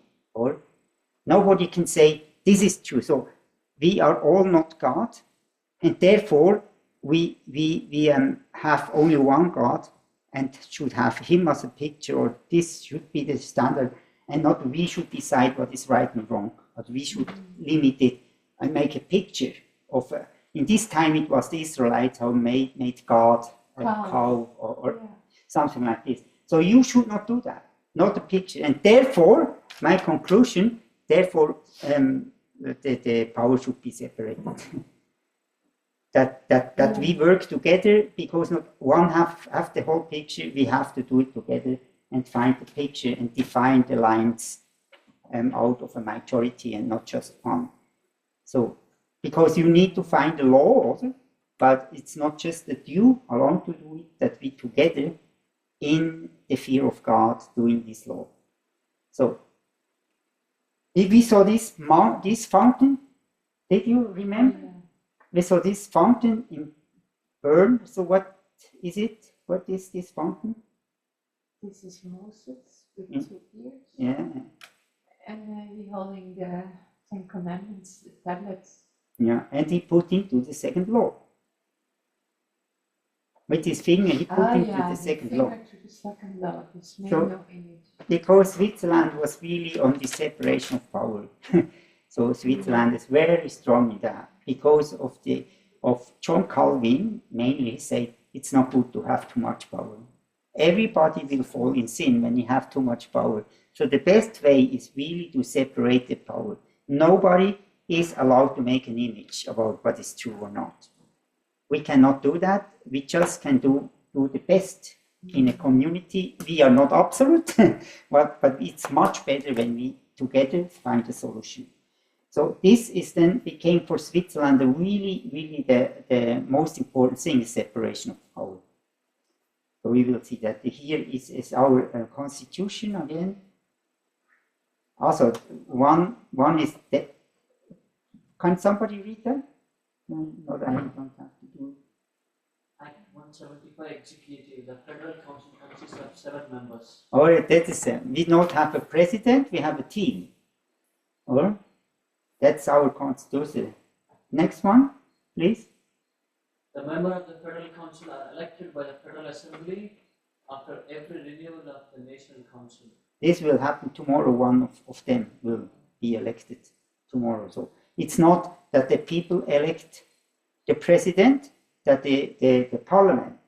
And this is actually also in America it's different, or in a lot of other countries are different, because the idea was also when the president get elected from the people, so there is a lot of manipulation, a lot of president need a lot of money, he manipulate social media, and all this cannot happen in Switzerland because in Switzerland you have these 240 parliamentarians that you can influence for you, but they know you, they know what you can do, you cannot manipulate them, you cannot, of course you can a bit be nice to them, but it's also not allowed to give a gift, or this is also in our laws, but it's not allowed to give a gift more than 200 francs.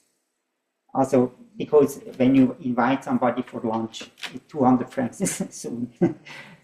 But see, we have really limited, and I think this is also a good idea, or that you limit these power games when you choose that the parliament will choose for the government and not the people. So that was also an idea that came up, and then came the next one, Ezra. Care must be taken to ensure that regions and language regions are adequately represented. Also, so it also say that we not have all the government from the German part, that also from the French part, from the Italian part, and that is always a debate when he's coming from canton of this Zurich, and then the other is coming from canton of Ghent, but where two come from the canton of Ghent, they will not vote for him, because this is the constitution who say that, and actually they all hold on the constitution. I never heard that after the election there was a debate about that, because everybody knows, no, I will not do that. I will not vote for one from Geneva when there is there is one in already from Geneva.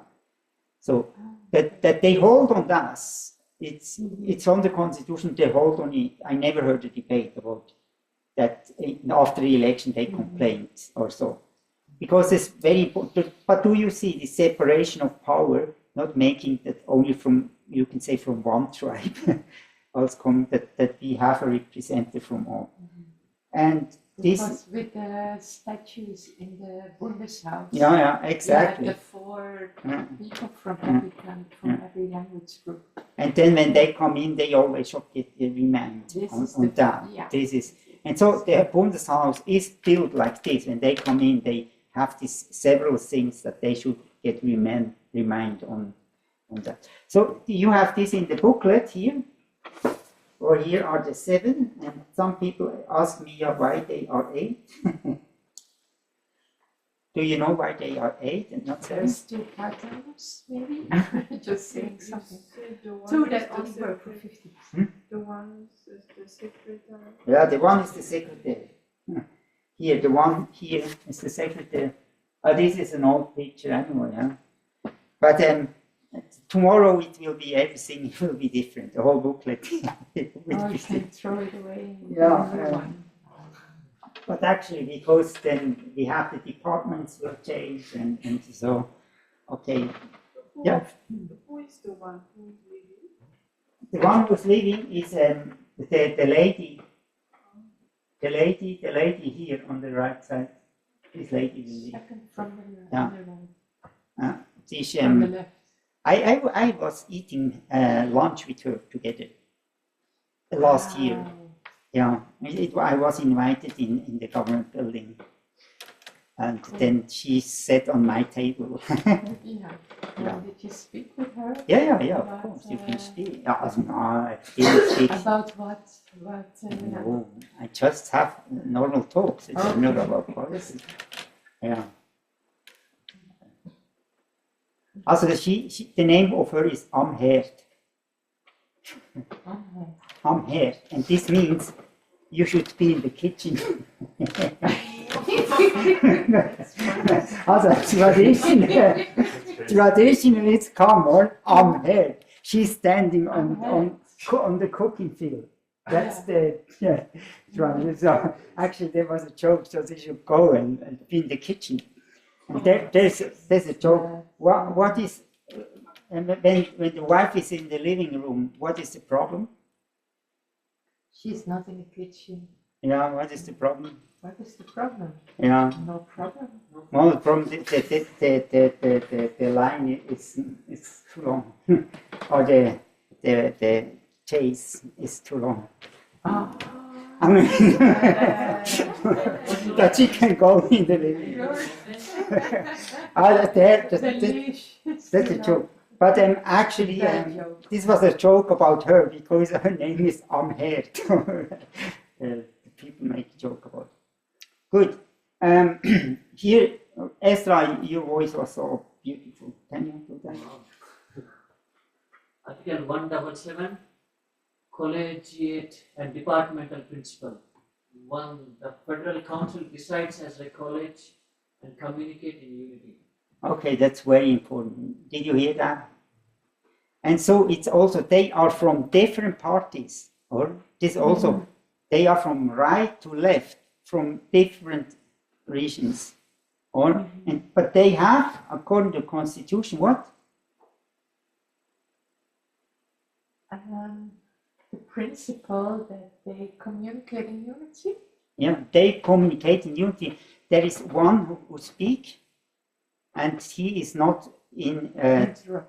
There's not one of the 7, one who speak, or who only say what they decided.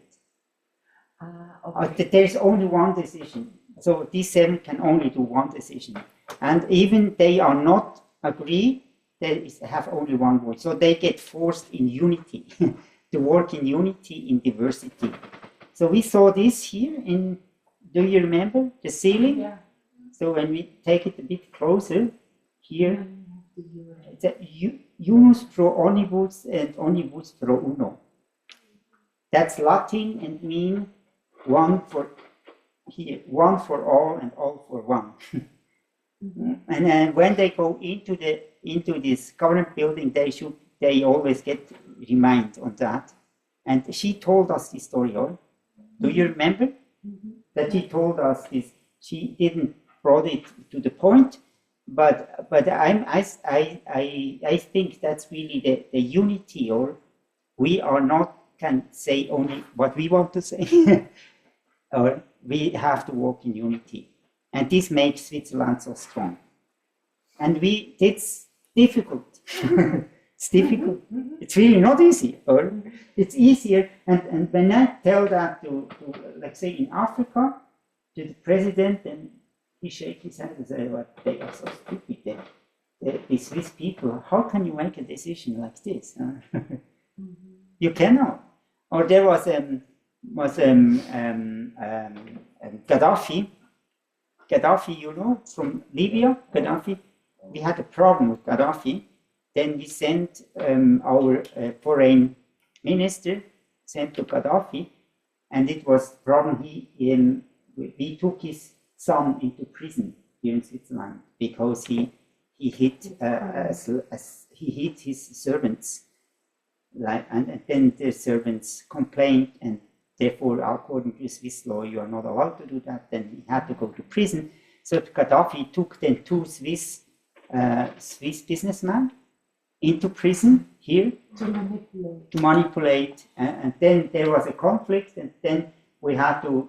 The foreign minister had to go, and Gaddafi complained and said, "Send me somebody who can do a decision." And he only said, "Yeah, we debate, but I have to go home and we do the decision together. I cannot make it here." Right? And Gaddafi was so angry about that.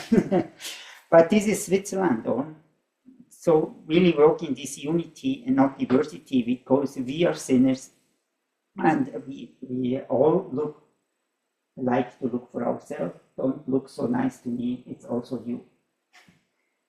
This is Christianity. This is the gospel. Understand, we are sinners. We need forgiveness. We are not so nice as we think we are. And in this, when we have this humanity, then I think that really government can happen. So separation of power.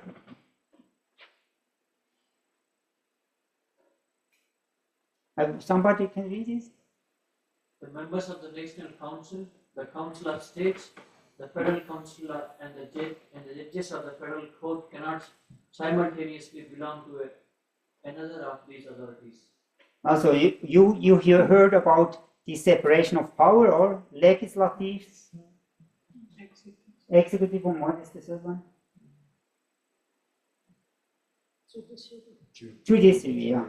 So it's saying this here that they cannot belong to both of them. I mean, this is clear, the separation of power. So they not have this power, have to be separated, and this is often not the case in other nations. And this is why it's not working, because the government have too much influence or have control over the judiciary.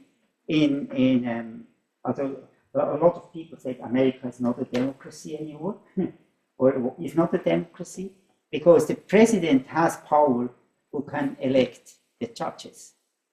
President elects the judges, the president elects the ministers, the president elects all that. This cannot happen here in Switzerland, the administration and all of that. So, this is clear for us. It has to be separated, because the judge have to judge things that the government is doing, or have to when they are combined and they look for themselves, corruption can happen. And so this is really clear in Switzerland. So separation of power. What was that? Swiss preamble. Okay. Let's come to the third law. And the third law, can somebody read that? You are not to misuse the name of the Lord your God, because the Lord will not leave the one who misuses his name unpunished. Okay. So here, third commandment. My principles that I took out, it is not allowed to misuse your possession. Or I take out, when you, let's say a policeman is stopping you, say, now you have to pay 50 francs. Why can he say that? Because he has a position. Yeah, he has a position, has authority. Or even a pastor can say, you have to pay the tithe, otherwise you get cursed. I would say that's a misusing of your position. Or even say, God said we should do this and this. You can also have the spiritual misusing, or spiritual misuse. Misuse people and say, God told me you should do this and this. Or manipulate people that they do things, then you misuse position. And I think, therefore, this can happen on every level, not just in politics. And so we have to be really careful that people in position cannot misuse because of their position for their own sake. So yeah, let's see now here how Switzerland do that. Also here's another law in the Constitution. Somebody read that? The Federal Assembly controls and exercises the Federal Council and the Federal Administration, the Federal Courts, and the other bodies responsible for federal tasks. There is no secrecy about the law. Also, so they have to be responsible. Do you see that? They have to be responsible to the Parliament, whether Assembly, also the Parliament, control the executives, also the government, or and this happens all the time. Everything what they say, they put on a wage, and it's really hard. You cannot just say something. You always get that people are coming who are not agree with you. So because they are opposed, it's really hard. But they have the duty to control, and also and the federal administration also control that, or the administration control the government, and the federal court and the other bodies responsible for federal tasks. Also, this is that we are responsible. The court is responsible, the government is responsible, but also the parliament. There is no security about the law. Secrecy. Yes, secrecy. Yeah, because I took it out of the Constitution. It's not a spelling mistake, but it's not. It is a spelling. No, this is the word from the Constitution. But, secrecy. Yeah, but I said it wrong. Yeah. Yeah. Okay. So here we didn't have the time, but this is on the building of the Parliament. So you see this man holding a book like this, and write it down. He had a pen in his hand. So this is what we saw in the Parliament. Everything is written down. And in the Parliament, what did you observe? What's happened? I observed but I don't know what did you first when you came in and saw the parliamentarians? What did you think about that? What's happening in the room? We never all just working and doing their thing, and it's just one speaking, but nobody paid attention. One speaking, nobody listens. The reason is everything is public, and this gets written down in the parliament, and it's also you can observe that on television. Every voting is then also transparent, so we know from every parliamentarian what he votes. Or you cannot do that in secret. So we know what is the opinion of you. Okay. And with the digitalization today, it's very easy to see where did he vote, what, and so really quickly find out. So everything is transparent. And the second one, hold the book like this, and everything is recorded, and now everybody can read it. And so that's the world view, or transparency. It's one of the most important things. If you want to build a stable government, business, family, transparency is one of the most important things. And you have to build a structure of transparency. It's not just that we have to do it, and so yeah, then you do it. But let's say in Wauam, let's say have a transparency. You can say, okay, we have a list where you always write in when you are coming to work and when you are out, or you have to your leader, you have to say what do you do the whole day. And Sima knows that from me, and Ezra will get to know it. They are not so happy about my conclusion, and Moni as well. Also, not you, but Sima is not so absolutely convinced. But a daily schedule that you need to write down what you did, and in the end of the week you have to show to me and show me what did you do. That's transparency, that I know what did you do. Show to other people what did you do. Did you say I'm not happy about that? No, it's okay. Oh, okay, good. No, but it's sometimes hard to teach the people that this is necessary. Because they think we want to control you or so. But build transparency is really important, that we know, and we have a calendar where you have to write in when you are not on base, when you are on base. That build transparency and build trust in one another. So and other things like budget, like everything, you can build really transparency and it's open, and you that the other can see it. The controllers can say that's not good what you're doing, and this have to change. And so this is what you can build, and you have to build it. You have to build a structure of transparency. So in Switzerland, it's functioned very, very good. So here is a state action must be in the public interest and balance. And this is also, we can refer to this law when we think they do something not against that. So yeah, I will give these two things, or we have the opportunity now to have a referendum, optional referendum.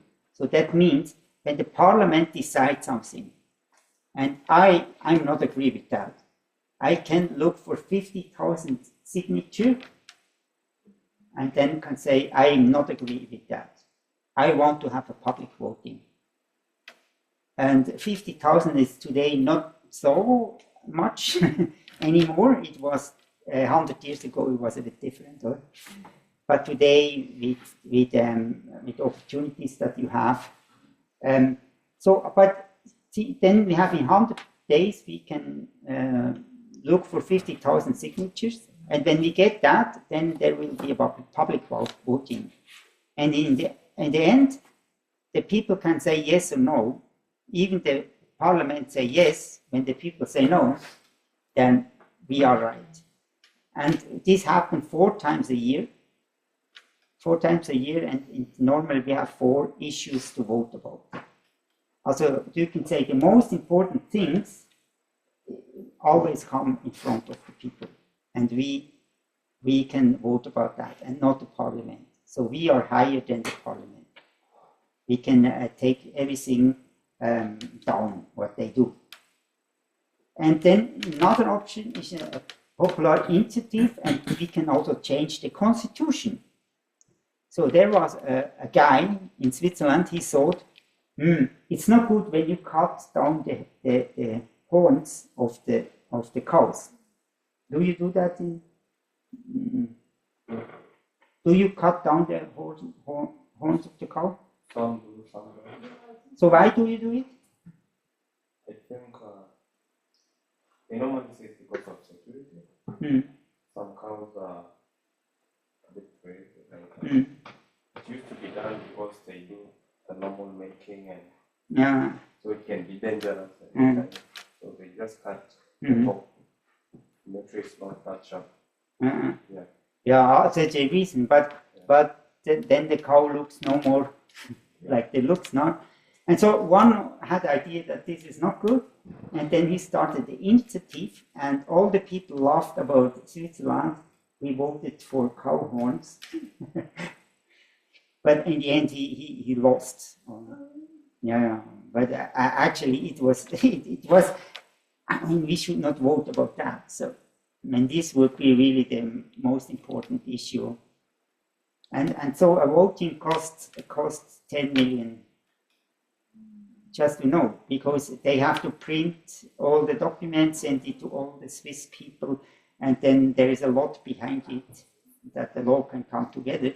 So it's actually not, but it's okay. I think the thing is here that people have a responsibility. When you can do that, then you have responsibility. You are involved in the debates. I know a lot about politics, and I would say that the Swiss, they know the most about politics because they get forced 4 years 4 times a year to read the documents and do a decision. So, and this is really an extreme good education part. It's not just if you can vote, but you get into it, the topic, you learn, you bring your arguments, you discuss with your neighbors, and so on and so on. Sometimes it's really hot discussions about issue, and Michi is very strong in that, and he put his posters on the wall by the street, and he is for that, and he come and select signatures from all of us. Yeah, but this makes us really aware of what's going on. And I think this is really good. So the idea is separation of power, to bring the power to where the people really have the responsibility. Yes. I think out of all you have said, yeah, this one stands out. Like the people are sovereign. Power belongs to them, and sometimes we elect these MPs and our leaders, and they fail the people. So it's actually that's where Swiss stands out a bit different. Like if I'm not into that law, then maybe I can call for a referendum and seek for those signatures. And I'm sure 50,000 or maybe 100,000 people will not make a wrong decision. At least it's not really right, but we will have something better, more than 250 people. So it helps also for the members of parliament to always focus on positive things, rather than always knowing that they are the last people to have the last one. They also know that anytime things can overturn. So I think it's really something good, different from other democracies. This is the important point, because it's always the parliament is careful that not the people start a referendum, or they are really careful, because it is a shame when they lose the referendum. Or, so they always have in mind, the minority of the people have to accept it, otherwise we should not do it, then we will lose it. And so that's not good. That's a good point. Yeah. Because if I can compare to Kenya, then these are a lot of power. And they are the ones who checks on the president. And the president, because he's the head of the executive, can easily manipulate the members of parliament. He can corrupt them, he can buy them. So all the sovereign power goes to the president. It's no longer into the people. It gives to the MPs, and then the MPs again give to the president. So the people are left with nothing. So if the president decides to bring back policies, so be it, because there is no way the people can really do something. So I like that. Yeah. So the main goal is the separation of power, but I think it's only working in a right worldview. Or when the problem is in this, or when then there is no more common worldview, or then just people stand up because they want, let's say, homosexual marriages. And then they want to have homosexual marriages, and when this lobby is really strong, they manipulate, and in the end they win, even they have not the majority of the people. But because the lobbies are strong, they do so strong, or especially a strong lobbies, LGBTQ, they are really strong in influencing, and they really good in social media, and they always blame the others that they there's discrimination and all the things, and so the parliamentarian, even they will never go in this topic, they will not change the gender, and they absolutely not in it, but they accept it because they present them so as victims, or and against the human rights, and then in the end they accept laws that are really stupid. So I mean, this is also a danger, or when the absolute is no more there, or our common purpose is no more there, what is really what we want to go for, then it's also a danger to have this. But actually, because we are built from a Christian idea, we say we are all responsible to the Creator, I would guess it's functional. It would probably not function in your country. So, good. Also, this is our question to ask those in charge to ensure that you have a stable democracy. And probably as well, Benjamin will bring that, because it's from him. And power, what power is given to you and what not. Or this is really important. Second one, who gave it to you? Or did you take it? Or is somebody really give it to you? Third one is, in whose interest do you use it? So power is to empower people, and not to get powerful. And to whom you are responsible to? And that's a really important question. When you not can address that, to whom you are responsible, then you are in danger. So it's really important. And how can people get out of you? In the end, when you are doing mistakes, is there an opportunity that they can kick you out and say, we don't want you anymore? And there is no bailout, and they cannot kick you out, then you are also in danger. So this, when this is, the danger is there that they kick you out, then you have to make sure that you please them, that you serve them, and otherwise they will kick you out. So this is actually from, or influenced by Dr. Benjamin Levy, who will come next week, and he will also speak more about these power games, or that's going on in politics, and deserving leadership. So that is what is the main topic of Benjamin. Good. Also from the first 3 commandments, we can take out. Firstly, politics is about we receive power to empower people, and so we need a constitution. Can you just one slide? This one, huh? Yeah. Mm-hmm. Is number 4, to whom you are responsible, is that who are you responsible to, or who are you responsible for? No, how you are responsible to. So Yeah. who's above you? Yeah. Okay. Mm-hmm. Yeah. And then how can people get out of you? Rid of you. Oh. How people can get rid of you? It needs some correction in my phone.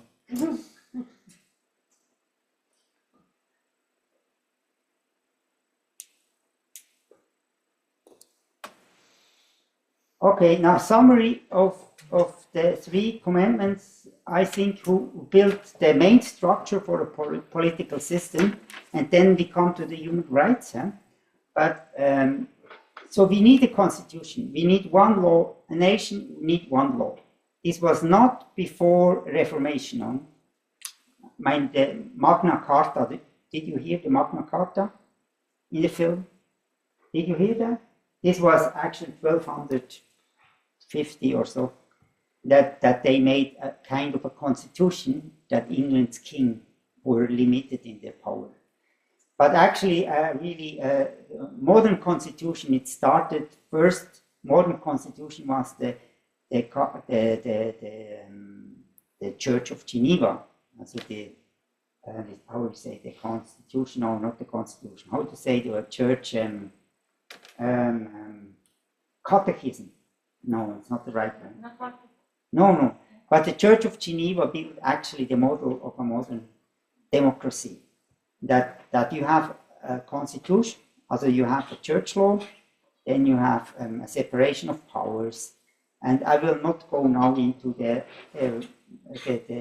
structure of Geneva, but actually they did it. Then separation of power is very important in a horizontal way, like we did in a horizontal way, that we have the separation of legislative, judicative, judiciary,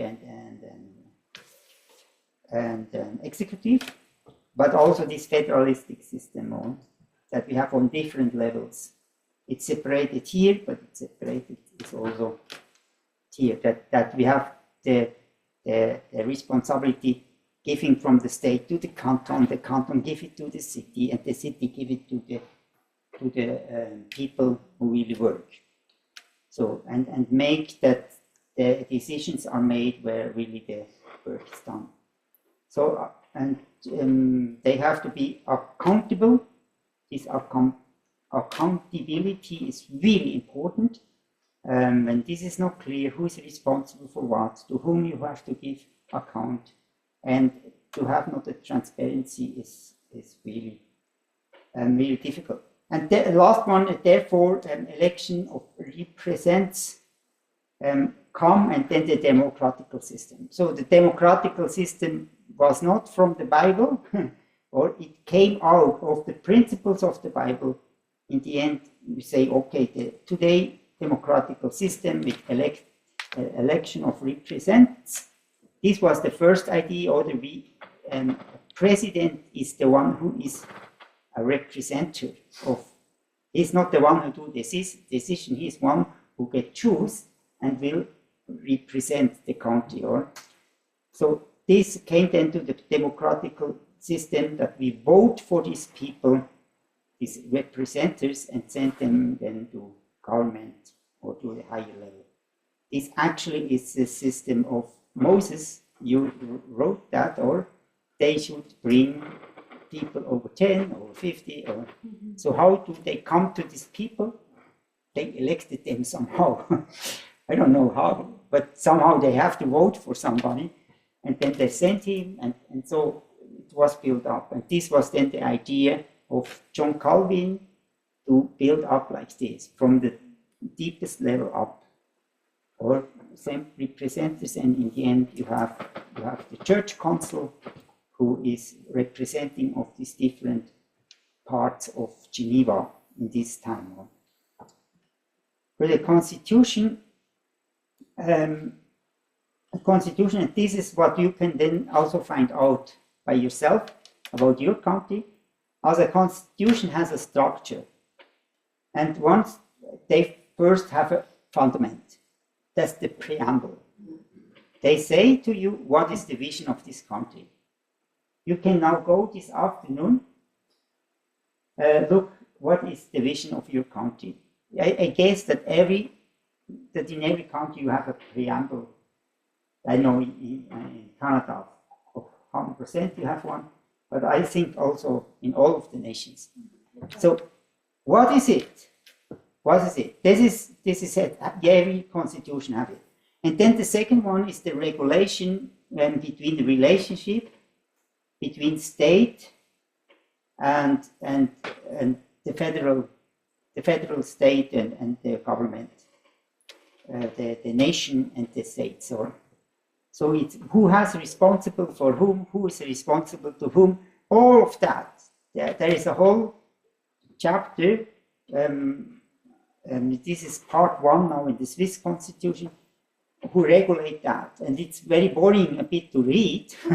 I say, but it's very important, because this made the good country, or to clarify who is responsible, where is the separation of power, and who has power, who much power, and what belongs to the nation, what belongs to the state, and all of that is regulated there.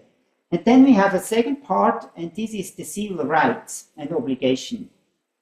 So there is right, as let's say, every human have a right to live. Death penalty is forbidden. There is one law in our constitution. This belongs then that, or give human rights, or you are allowed to work for 5 days or whatever, 40 hours, and then you have to have rest or so. There are things like this who gives like human rights, but what is the absolutes? They not clarify this. Also, it's about working days. This is not in the constitution. It's in a law. Yeah? This is in the applied law. So the constitution is actually the moral law of like God gave the 10 Commandments. So you can find out this. So find out some laws that you have there, and then in the end, here part 3 is the regulation, a whole separation of power and so on.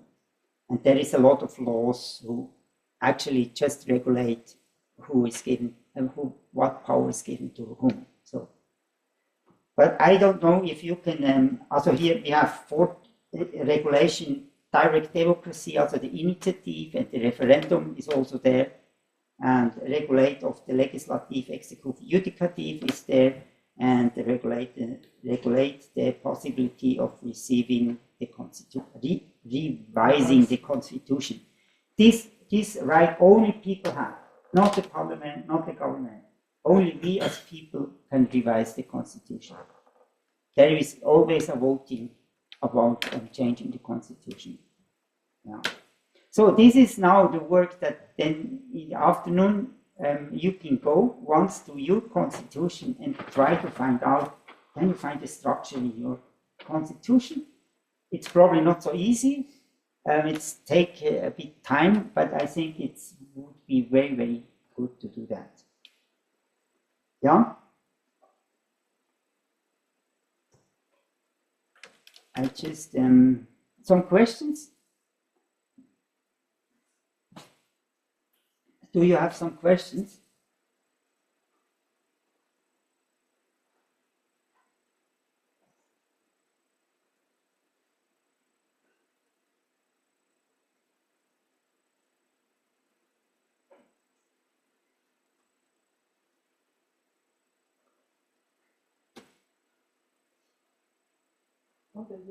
The question that you take from Benjamin, is he going to do this question? I don't know what he is doing. Yeah. But see, we will come together. I will then in the afternoon. I will tell it again. So, and then you can go and research on the internet. Constitution. Try to find what is the structure in your constitution. Do you find this fundament, this preamble? What does it say? And find out what is the structure. What do you find? It's just to help you a bit, and then let's see how far we get, and then you can present that, and then we do the next group work. Is it good? Something else to add? I just looked for another file that I now can find. To the Switzerland, or 40% to the cantons and 30% to the community. Does it make 100? Mm-hmm. So, and you see where the power lies. What do you see? The most decisions are made where? By the cantons. Because there is a lot. So Switzerland makes sure that the cantons actually are independent and have a lot of authority by themselves. What they not can regulate, that the state is regulating. This is all in our constitution. Let's say military. Who is regulating military? What do you think? Yes, the Confederation. Yeah. And who is responsible for police? The canton. Huh? And who is responsible for the court? Court, the cantons, their own. Mm-hmm. I mean, I'm thinking about in my countries like that. Cantons have their own, but then above all of that is Supreme Court. Yeah. Also, first of all, it's the we no more have in every community court. We have now regional courts. Here is one in Arberg for all the region here. So they clarify here the issue. When they not agree on that, then they go to the canton. When they are not agree on that, and we were in the canton, the court of the canton of Vaud. We were in Lausanne. It wasn't the cantonal court, but Lausanne has also the Supreme Court, but we were not there. So, and then they go to the Supreme Court. Do you see this? And it's really important to look to the taxes, and then you see where the power is lying. You often see that in the taxes, or that the responsibility, it's no more here in this year they took it out, because this is new, but in the old one it was in. Yeah. And so I want to have a picture. There is a picture of, in some cantons, so I'm in the parliament of the community here. But the picture is not here anymore. But anyway, so I am in the parliament of the community here. So we have 2 times a year, we have assembly, and we vote for yes or no. And sometimes there is a letter who is coming, and we do it by letter in a special thing. But we can vote. So everybody who is living here, who is Swiss living here, can go and vote. And even in some cantons, they have that the whole canton, 2,000 people are coming 2 times a year together and vote. They do it by hand, and this is really funny to see. They have still 2 cantons who do that. But I mean, 2,000 people coming together and vote by hand, that's a big thing.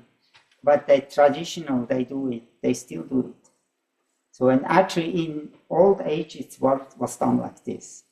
But now when we are more people and all of this complexity, it's no more possible that all can go and vote. So therefore we elect somebody. And in Lies, who's bigger, Lies has around 15 to 20,000 people.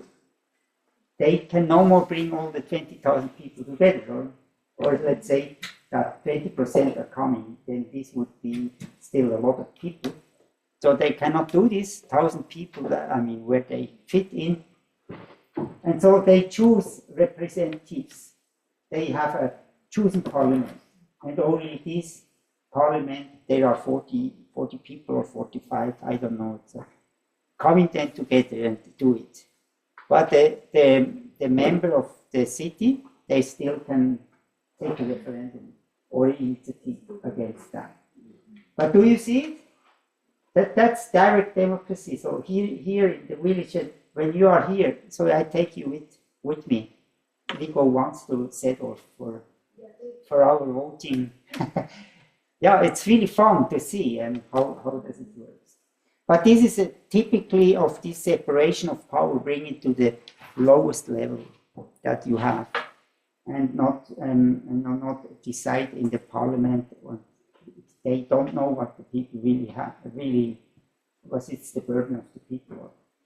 Yeah, and this is I think it's Switzerland had a good system, but I believe that it works only when we have a God and when people are responsible to something higher than just themselves. Otherwise, we will end in the same as the Greeks already did 2,500 years ago. Yes? I was not there in Bern, in Parliament, but I'm saying on the top, something like a cross. Yeah, there's a cross on the top. Mm-hmm. Yeah, the whole building is. We didn't have time to watch the building or have a bit teaching about the building, but I gave you all the booklets. All of you had a little booklet about the building of the parliament. Yeah, thank you. Some other questions? Otherwise, I close. When you say city parliament, that means it's like a district council? Yeah, as a parliament, yeah. Mm-hmm. Not the council, it's a parliament. Okay. But the parliament is doing law. The council is the government. They have to put the law in practice. Or that's the separation of power. Or the council is, also it depends, sometimes the words are different. Some people, we also have in Switzerland that some people call this parliament or the Rat, they say Rat, and in some cantons it's the executive, in some cantons it's the legislative. So it's sometimes a bit, but in general, we are in the parliament, so not in the government. We have a council of the city, and these are chosen people. They are like the governance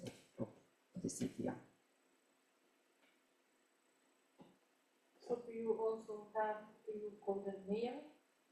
No, not here. But there's Okay. also, we don't have a mayor in general because we also have the same system. We have 5 here. Sometimes you have 5, sometimes you have 7 big cantons or big communities. We have only 5. We have a team, like in the higher government. We also have here a team of 5, and they work together in the same way. Only one voice. The same thing. It's happened also on this level. Probably we have 7.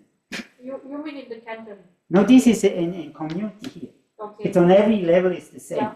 They all have a team. There is no mayor in that sense. There is one who is the president somewhere. It's all on every level we have a team. Good. Some questions? Thank you so much. I give it back to the smart lady there.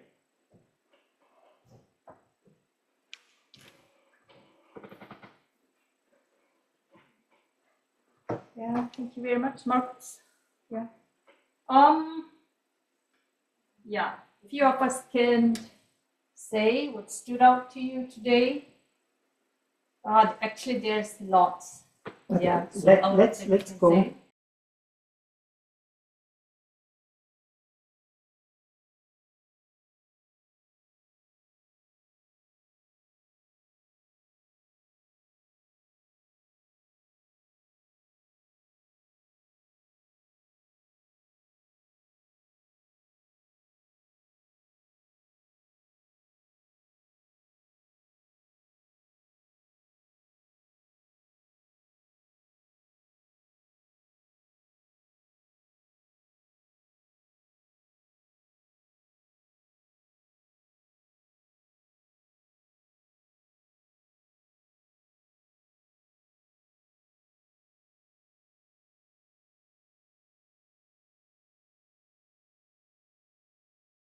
What do you say? Equip the people, help them, and not try to have all in your youth group, bring them on the street and say you need to do that and that.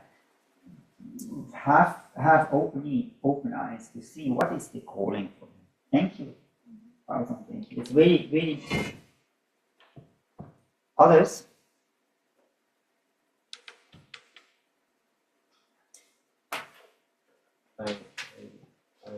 I was able to understand that democracy is the only system we have, but it cannot work if the mindset of people is not changed.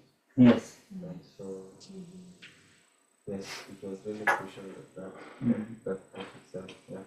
And I even go a step further, say, if there are not changing to way of Christianity or in a Christian sense, it cannot work. I go even that far over. But thank you, it's a good insight. Yes. You, what did you hear? I heard that human rights was intentional order. So like basically our freedom and liberty as humans came from being intentional with what we wanted to do with it. It wasn't just based on feelings, or it wasn't relative. It was clear cut, of course, from the created Geneva Convention was after World War II, but it's clear cut as well. No, the Geneva Convention was before World War I. It was 1800. Yeah, sorry, the UN Human Rights. Yeah, the Human Rights Declaration. Human Rights Declaration. Yes, there you go. Flip them over. But the UN Declaration of Freedom and Human Rights was created because it was we saw how capable of the destruction and evil things that humans are capable of, and because of that, they really, like Joshua mentioned, it's how you see things, and it's the mentality.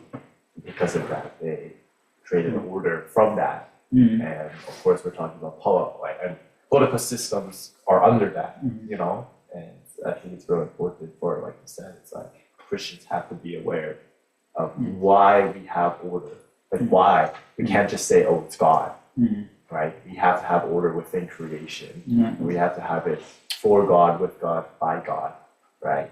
In that order. But we can't just be like, oh, we can't be passive about order, I think. So it has to be intentional, and that's what I think. So human rights is really, what you mentioned, it was really important. What people realized after Second World War, they need to be common standard or of how we behave and what we are doing. We need a common standard, but the question is, where is it coming from? And these were the Christians who created the Human Rights Declaration. And actually, we were in the room. Do you remember in Geneva? This is the Human Rights Council, the room with this. The first The color things. This is the Human Rights Council. Yeah. Thank you very much. You, George, do you want to add something?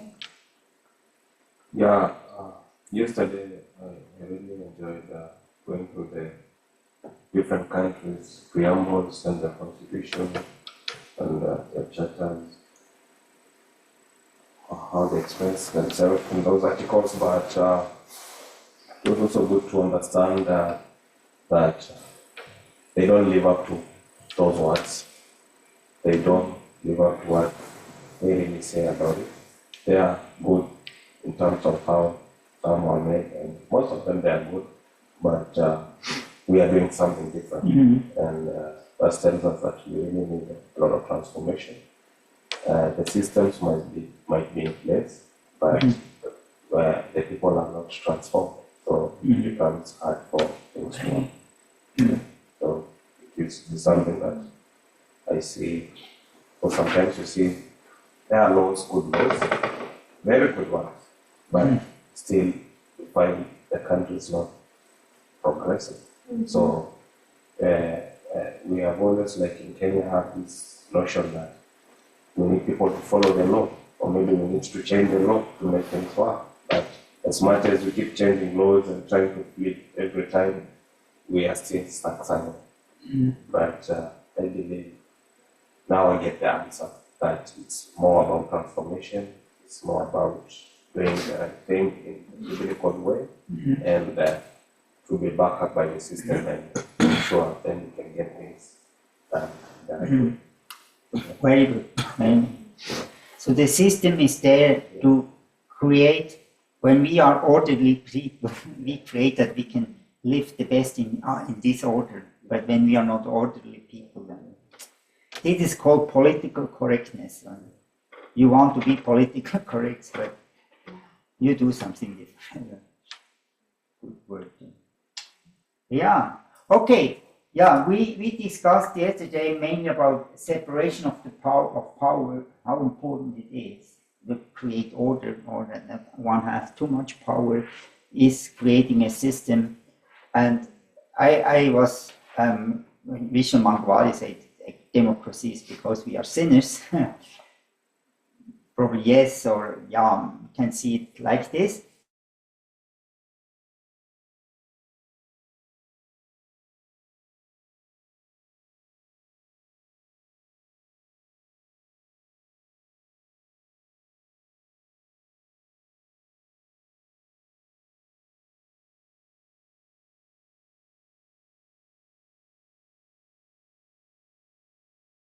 And no, Maureen, yeah? No, can you please? Yeah? Somebody kick me up. Good. Okay, I will go again, huh?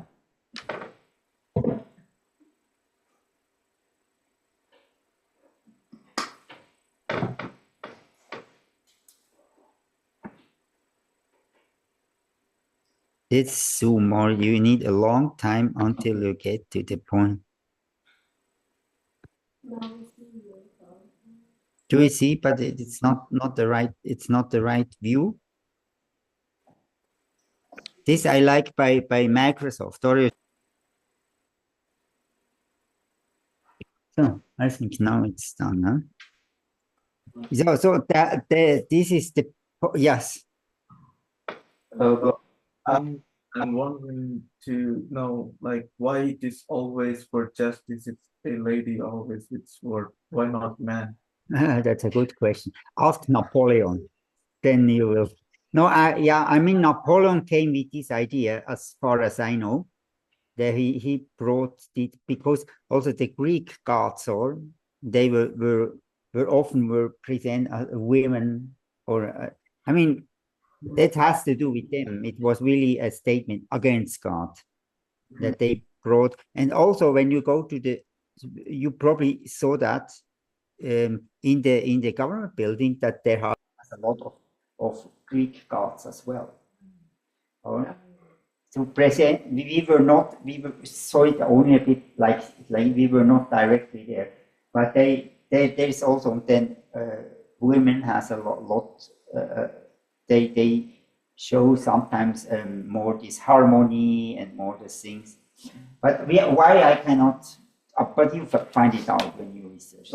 If they always want to represent Greek gods for this judgmental area, then why they blend it with Bible, like Bible in front of this Greek goddess? No, I mean there are two streams, and this is one stream, the secular stream coming today, because we have a clear secularization in the 19th century. And then more and more seculation took over, and the Bible lost more and more. Yeah, but it's a good question, but I cannot really answer that directly. Also, I mean, coming back to this system, also the most important thing is separation power, transparency, that you have that responsibility is clear, accountability is clear. Yeah, so we went in that, and I think it's not only because we are sinners, and it's not good that one have too much power. I also believe because God is Trinity, and He is a team. He's not one; He's a team. They decided in a team. And when we ask what would be the best system, then I think a team is better, because God was a team. So the original, the perfect one was a team, and not just one. And I think also that it's better to work in a team together. Probably you heard the word synergy. You heard the word synergy? So synergy means you work in a team together. And I share a thought to you, and because you heard me, you have another thought out of this thought. Also, you have a better thought, but because I say that. And then it go on and go on. So we learn from one another. And because you say something, I've had a better thought, I have a better idea, instead of working alone. When I work alone, then I always can only do what I have in mind. Does understand? So working together, that's called synergy. If then in the end you have more than just one and one, you have three, or not just one, it's two capacities. You have then three because of course out of this synergy. So the synergy working, and there are many books written about that. And in the West, we strongly believe as well in that in a team you can produce more than just when every individual will do it. And so I think that is because the world is like this. God is a team and not just one. And the original is to be a team. Therefore, marriages is a team, and marriages produce more than just when individual will live. Good. This was about the political system. Now we go a bit more to understand the human rights and understand the laws. Therefore, we go to the rest of the 10 Commandments. Good. One thing, I have the wrong PowerPoint. This is the main thing. Before it was a different PowerPoint. So how do we close that? Rest of the 10 Commandments. So the next one would be which one? The Sabbath. Yeah, the Sabbath is which law is it? Fourth. Oh, the fourth. Okay. So can somebody read that? Keep the Sabbath day holy, just as the Lord God, your God, commanded. 6 days you are to labor and do all your work, but the 7th day is a Sabbath for the Lord your God. You are not to do any work, neither you, your children, your male and female servants, your oxen and donkeys, all your livestock, as well as the foreigners who live among you, so that your male and female servants may rest as you do. Okay, so what can it say for our political system or for the rights today? What do you see?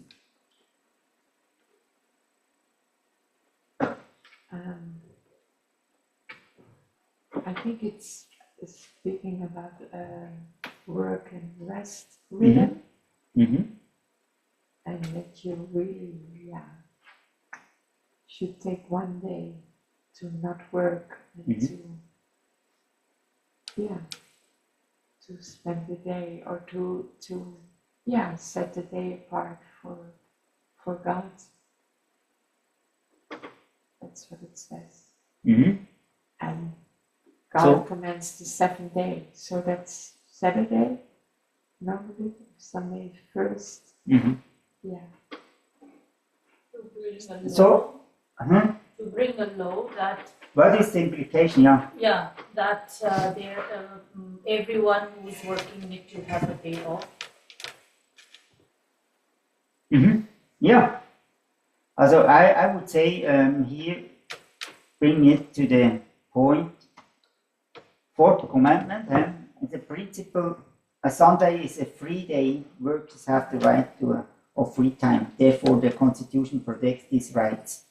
People have rights, and we can look then in Switzerland. This is not now from the Constitution. This is now from the law, just not that you're confused. But here, regulation of free time. So somebody can read that. Permanent Sunday work shall only be authorized if it is necessary for technical or economical reasons. Okay. Also here in Switzerland, the shops are closed. You face that already. Oh, they are closed. What is that? So it's different in India, or it's different in other places. Why is it like this in Switzerland? Why they put this law? Because it was a Christian country, because they believe you should keep the Shabbat day holy. And maybe made it this Sunday, but it's officially supposed to be Saturday.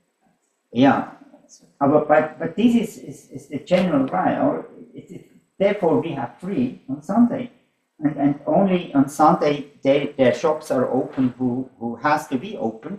And of course, now we lose this, and more they want to have open 24 hours, 7 days. And so in the moment, it's only allowed in train station, or they have until 10 o'clock. Train station, they can 7 days, and in airports and on car filling stations, it's allowed, but the others have to close. And this is the reason, no? The reason is because the law say not just you should rest, the law say also you should make sure that your workers rest. Also, I mean, it's not just that it's also a right for the workers that they don't have to work 7 hours or 7 days, or actually today here is 5 days, or it's normally it's 42 hours a week that workers. It's also in the law, in other law, that's 42 hours. It's depending on where do you work. It's not in every field. It's the same. But this would be too complicated. But see, this is coming out of the day, and you can see in a non-Christian influenced world, is it not? In the West, is it? It is. Why it is like this? Because of the Bible. This could be a go back to play. This one? Yes. Mm-hmm. Yeah, and I think we should understand that how the Bible created our world. What was a privilege to have the laws of God. We will have the best nation, and I think it's really important that people come to rest, and that you not explode people, or in this can go in many fields. I mean, to say we have rights, that people are protected. They have secure clothes on when they work, or I mean, there are many laws who protect the workers. So because we don't want that the workers work too much or work too hard, they to lift heavy stuff, or because it's the protection. It's would not good when they work too much or too long. We have also retirement law that they have the right to be retired, and especially when they have a hard work to do. So because when they work until 70 years, really hard work, then this will damage everything and their whole health and so. So we have laws who protect that that workers have rights, and I think this is coming out. Here I have more. The next one.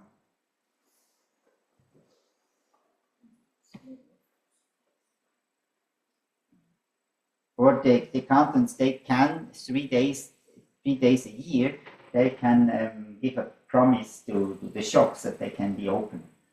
So only 3 days a year, actually, shops can be open, and they choose mainly Christmas and days where they really sell a lot. Oh, this one, the last one, can somebody read that? Within 2 weeks, at least one whole Sunday must be released as a weekly rest day immediately before or after the daily rest period. Also, that means that people who have to work on Sunday, or they not have to work on every Sunday, or so there is also regulation for that, because they want to make sure that on Sunday, when most people are free, then you can have family time, relationship, just give free on each and on another day, or then probably nobody has free then, and you're alone and you cannot have family or fellowship. So that there would be a lot of laws, or probably you discovered on Sunday there is no truck on the street. Did you discover that? That made the EU crazy because they have to stop with their trucks 10 o'clock Saturday, and then they can then 6 o'clock or 5 o'clock Monday they can drive, they can go on.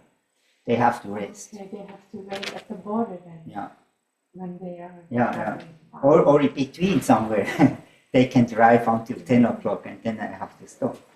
I mean, this is, but this is the system. Why is it? What do you think? Why?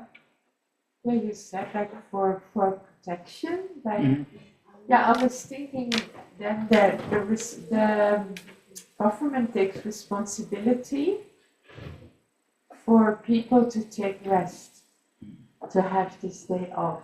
Yeah. Like it's a right, but it's also a responsibility. It's a responsibility. Which the government takes then. Money? That's why the laws came.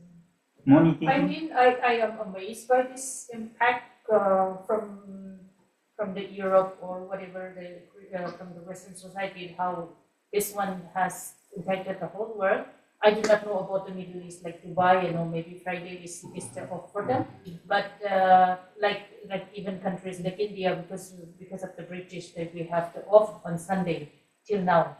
Our government is secretly trying their best now, currently secretly trying to, really change that, but they cannot do openly because there will be people, speaking. So.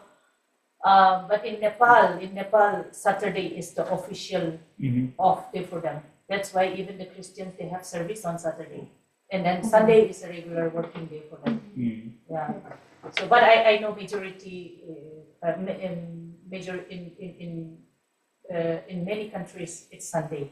Yeah, but how is it in Dubai? I mean in Middle East. Yeah, it's also very strong on Friday. And but mostly it works with the locals a lot, and but for other sectors, because of the tourism aspect of it, and it's a tourism nation, and so they really depend on that. So you find other workers doing a lot of work.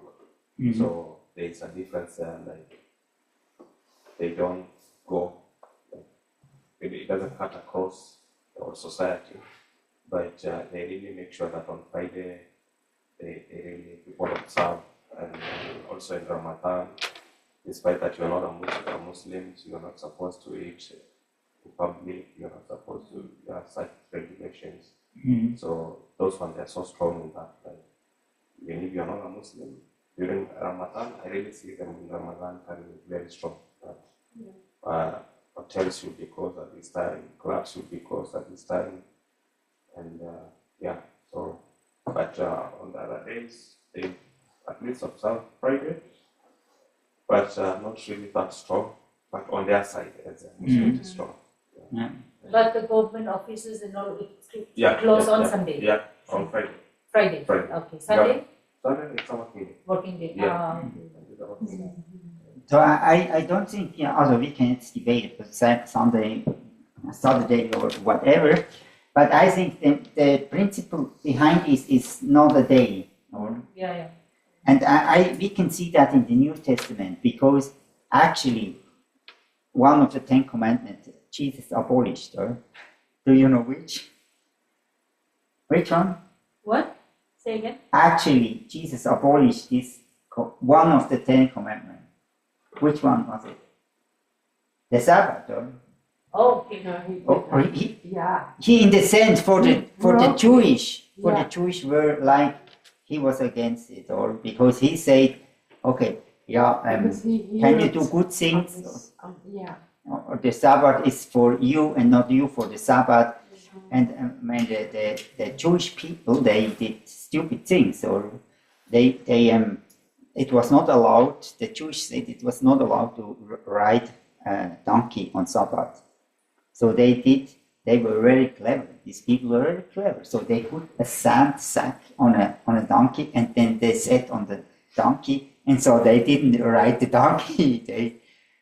And therefore they could do it on Sunday, or even I probably told you the story, but where I grew up, then in Easter they always rent a hotel, these Orthodox Jewish people, and in this in the hotel they take all the, or no, they didn't take it out, but they brought all the all the plates and spoon and everything they brought by themselves. They not will eat from a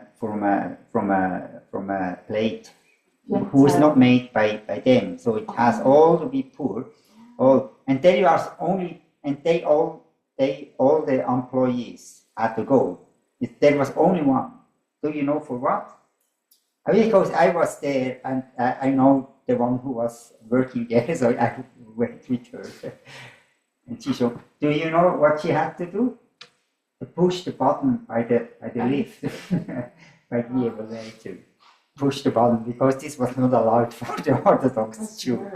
But somehow, then this is only law, so you make laws, and then in the end we are there for the Sabbath. But actually what Jesus really meant is the Sabbath is there for you, and the Sabbath is coming to rest. So my definition of Sabbath, when I see some Christians, or they really not have Sabbath, or they have stress in the morning to go to the church. I know a lot of people, and with families, with children, and you have to prepare them, you have to look nice, you have to find your shoes that the wife didn't clean, and you have, I don't know what else, but this is a stress. Then you run, you are late, and probably you have to play in the worship team, then you are stressed, you don't find the notes, you're running through that, and you are there for the prayer, and you have to do the coffee, and then you run, and in the afternoon you go for a football game. I don't know, you run around the whole Sunday. You say, I'm not working, but actually that's not Sabbath, or that's really not Sabbath. So Sabbath is my definition. Sabbath is that you come to rest, that you don't have to please somebody, or that you just can be.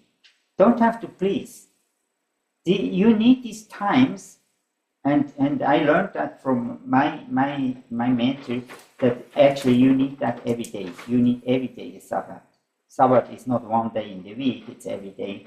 But you need every day a time where you come to rest from your work. That's it. And so quiet time in the morning, I don't know. When it's not too quiet, it's good.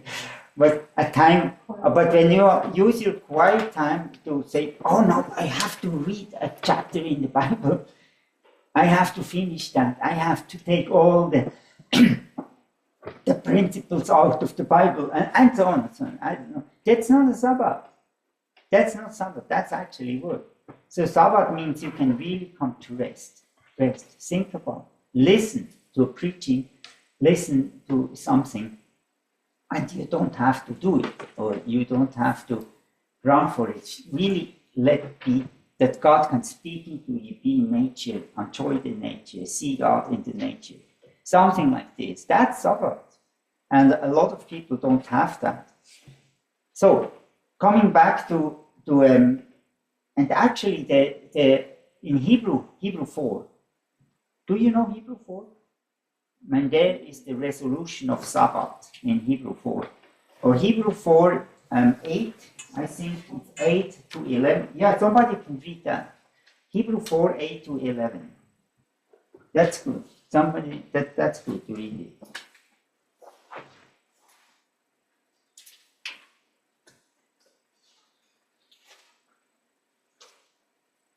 For 11. 4, 8 to 11. So, if Jesus had given them rest, then would he not afterward have spoken of another day? There remains therefore a rest to the people of God. For he that is entered to his rest, he also has ceased from his own work, as God did from his. Let us labor therefore to enter into that rest, lest any man fall after the same example of unbelief. Yeah, that's good. Unbelief. As it was not Jesus, it was Joshua. Or is it your Bible Jesus? It's Joshua because he referred to the desert time where the Israelites went to the promised land. But okay, it's good. So this is not also the laws that Moses gave. That's not the real Sabbath law. So the Sabbath law is to find rest in Jesus Christ. This is the real Sabbath. And actually, it's not in your translation, but it's really in verse 9. It's the Greek word is here really Sabbath, or it really refers to Sabbath, not just to rest. But Sabbath and rest, you can put it on the same level. This is what God wants. And so now, Switzerland or other nations, they implement that in say, well, how can we build a structure that this rest would be possible the most possible? So say, where can we create something that families can sit together or can have fellowship, don't have to work? And so they put some boundaries. It's not absolute, it's not perfect. Some has to work in a hospital, of course, but they try the best to implement that idea of rest in a society. And I mean, he said also 7 years Sabbath, or do you know the Sabbath after 7 years? The 7 years, yeah, you have to release all your You have to release the dead. slaves, the debts, and so it was a day where you back and you are no more dependent on you have to pay back to your debts, or you have to be a slave and work. So you are free again. So God wants to set us free, make us independent, that we not have to please them and them and them and them. So that's God's idea with this Sabbath. And after 49 years, it was also the Jubilee year, or where you have to release also your land back to the original owner and so. And also we have a law here in Switzerland that release the land. Do you know that? I mean, the land, you cannot, you have to let your land rest. There is a Sabbath for the land. And it's not allowed to every year plant something on your land. So the land has also a rest, because they found out that actually it's positive when you let the land rest instead of just doing it again and again. So the farmer is not doing 1 year nothing. He is just have this field this year, let just the grass grow, do nothing, and then next year another field. So that it's not in 1 year you do nothing. But these are all implementations that coming out of the Bible, have made laws in Switzerland that you have to behave in this way. Yeah, also, Markus, yes. when we learn about farming in God's way, I don't think he said that it's good for the soul to rest. Yeah, he didn't say that. But probably he didn't do it for 7 years or longer. Because this is the beginning. And I think he will find out that this is... I don't know if they don't do it or he didn't have the time to say it. I don't know. Yeah. Do you have it? Do the farmers do that in their land? They have to do it. Okay. When you travel around, you will see that there are some lands, the grass is just growing. Yeah. And they do nothing on it. Oh, yeah. No. Yeah, I don't think. And also there is a law because of biodiversity. Did you hear that? Biodiversity, that you not, when you do farming constantly, or biodiversity is also it suffers, or then you relieve some, just like it is, that the bees and all the insects can come, and there is more biodiversity. And when we go to the farmer, I will ask him about that. Then probably he can tell us or show us a bit that. Okay, yeah. Next one, next law. Honor your father and your mother, just as the Lord your God commanded you, so that your life will be long, and things will go well for you in the land of the Lord your God is given you. Yes. Deuteronomy 6. So implication, what could it be?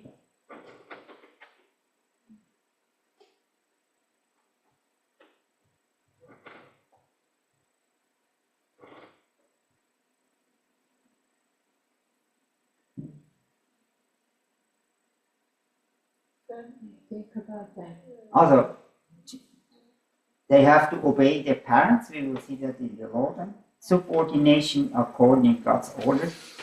And also I take one is the woman and man are equal, because it say honor father and your mother. You will not find this in Islamic law. So they put it on the same level. Also I say it also, yeah, they are both have the same responsibility, and this is the only one that is mentioned in these 10 commandments about that. So let's see now here law, civil, that's a civil law.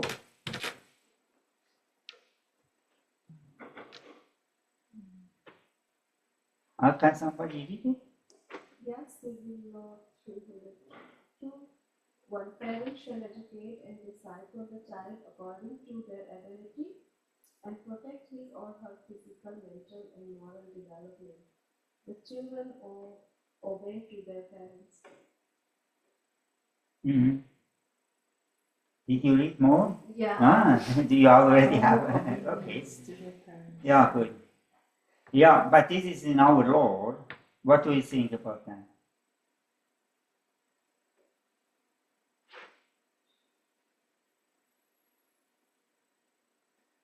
Yeah, I think it's good because children need protection and they need to educate the child according to their ability. Yeah, it's a good law, but I think in a practical way, like when I look at how it goes in the Netherlands in some families, I don't know how it is here, but children are not. Yeah, I don't know about discipline. There's a lot of like, yeah, you should leave the child to do what it wants, and a little bit the free raising of the child, like with the idea like the child is good if you just let it explore and let it do what it wants, then it's good, and often the child is the center of the family. But in this law, I think it says good because they need to protect the physical, mental, and moral development. Yeah, and then if the parents, behave this way, they are really doing the best that they can and are there for the child in all those ways, then the children also owe obedience to their parents. Yeah. Yeah, and I'm thinking with the last, I think like, there's also, a lot of abuse in families because they move away from this principle. So, and then it can be hard, like, if parents are thieves, then the child should not obey because he become also a thief. I mean, what George say, or we have a law, but the praxis is different. And so I think it's going in this direction now. And what is going on is now we want to change law and law and law. I will show you a bit. So they adapt the law. And here in Switzerland, the thing is that I vote about every of them. They will come to me. I will show to them. But now, because they say, oh, it's no more relevant, so we abolish the law. But because they can no more hold it, instead of change something, or they say we abolish the law because we can no more hold it. And so, like especially in the drugs, or they say, oh, yeah, the people anyway they check drugs, so we liberate the drugs. Just so keep it out of the criminals. And in every field, so they do that. It's the people do anyway this, so we abolish the law. And this go on and go on and go on. But this is, I would say, it's also something that will more or less disappear because it's no more done, really. The question here is just, is obey and honor the same? No. Because it says here, honor father and mother and not obey. So, Sima, you smiling, you have the answer. Because you're the devious. No, not because of that. I mean, for us in India, honoring your parents is a big thing. Like, it's not a question.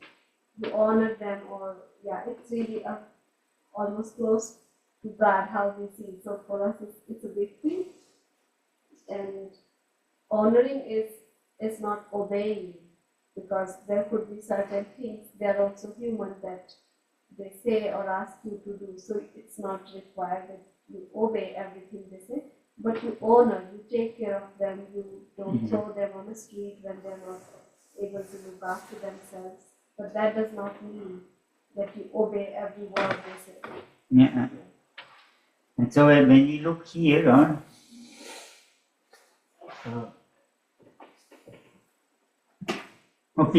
own obedience to the parents. When I read this, the law, the Switzerland law, I see like parents have the responsibility to take care of their children, maybe in education and discipline and like any other thing.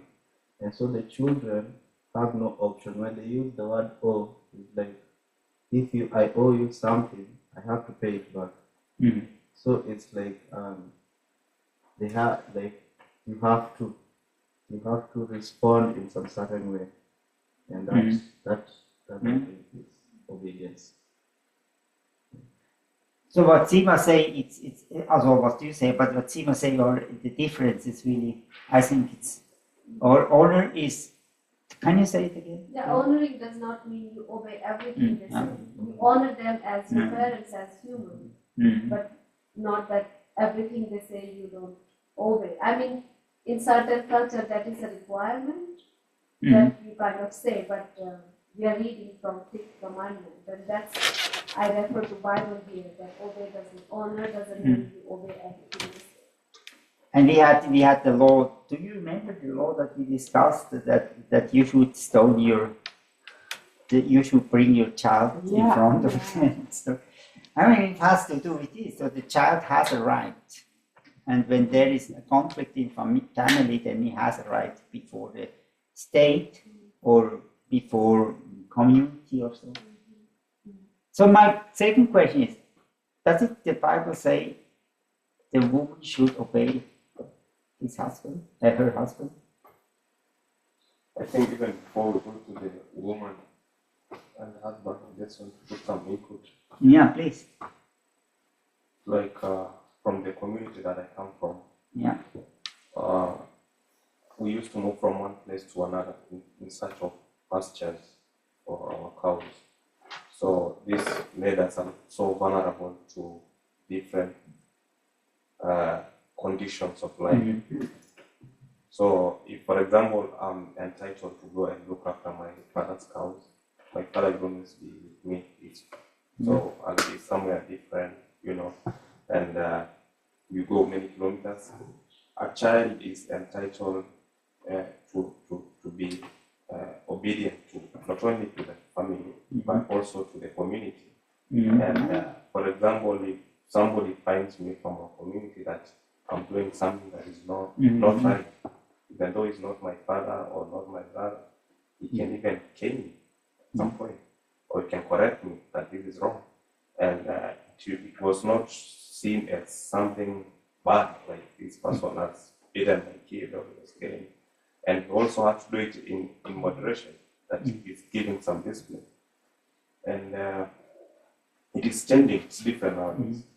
But I won't say it was something really bad in some essence. So when I was growing up, I saw it was bad. But nowadays, I see it was something positive, because even that person was still responsible in case of anything bad that will happen to that kid. For example, the father is not there. I remember there was a time that I got lost coming back from where I went to the person, and somebody had to take the responsibility to make sure that he knows where he comes from and bring it back to that home. You know, the same way he can also take responsibility of disciplining me. So I think it was something good, but nowadays, because of how the culture, how the system have changed and everything, it is very hard to help somebody's kid. Even if you find him doing something wrong, because once you touch, the law comes in. It's what your kid, you have done this and this and this, you have some ill intention, all that good thing. So, yeah, I think obedience and honoring, it's important for the kids. It's important. If you're talking about the B culture, yeah, the where the child, I mean, it's similar for us even. The child belongs to the whole family, it's not only parents who decide. So it's a very weak culture, and yes, I see what you mean. I think that's, of course, I mean, of course, it's not bad, and I think we are an individual culture. So. Yes, I mean, here you cannot give a candy, you first ask parents.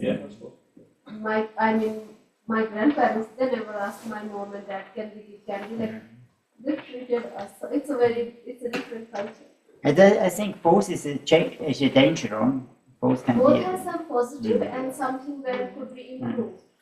But see, what I always fight for, it's baptism. Because this is also, baptism is seen as an individual, today, just individual thing. Therefore, I get baptized as adults. And that's probably absolutely not your opinion, but I give it to you, you can then challenge me. But they say, yeah, baptism is only guilty when adults do it, and you can decide by yourself. Also only right when you do it as adults. So I had a phone call yesterday with somebody of the biggest one of the biggest seminars here in Switzerland, and he said, we cannot work with people who don't believe them. Or, I mean, when you make this statement, I think it's absolutely wrong anyway. But coming back, I think the Reformed idea of child baptism was exactly what you said, though, because the child was baptized not just because the child said yes, because the community said yes. Also the church, the family, and the community, and there was this God, how do you say that? Godparents or? No, godparents, yeah. Godmother, godfather. Godmother, godfather, who said yes. So it was not just the decision of the baby to belong to God. So it was also a community thing that we are responsible to help this child can find God. And then with the confirmation, the child confirmed that she or he will go this way. So it was a thing. And when you only say that, then you put it on just the individual level. And I decide by myself. It's just me. I always thought that's not the right approach. Simon, what? No, George will go first. Thank you. I just want to make effort straight. Like I think matters of faith are very heavy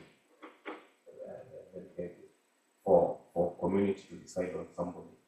And the other things of just taking responsibility, like what I've said, taking care of the cow, disciplining this kid, and making sure that he's safe. That one we can compromise. That is my opinion. But when it comes to faith, I still believe that someone has to make a decision. I don't believe a kid will make a decision. So it is always important that at least when you are at least 18 years, or I don't know the years of consent here, but you can make your rightful decisions about being baptized or taking the faith that you're supposed to take. That would be helpful. And in Kenya, we have this different kinds of church, and some believe that you are baptized when you are still young, it's okay, or you are baptized when you are old enough, or you can still be baptized again. My opinion will always be, it's good to confirm. If you are baptized when you are young, now you have your own senses. You know who's God. You know what is right.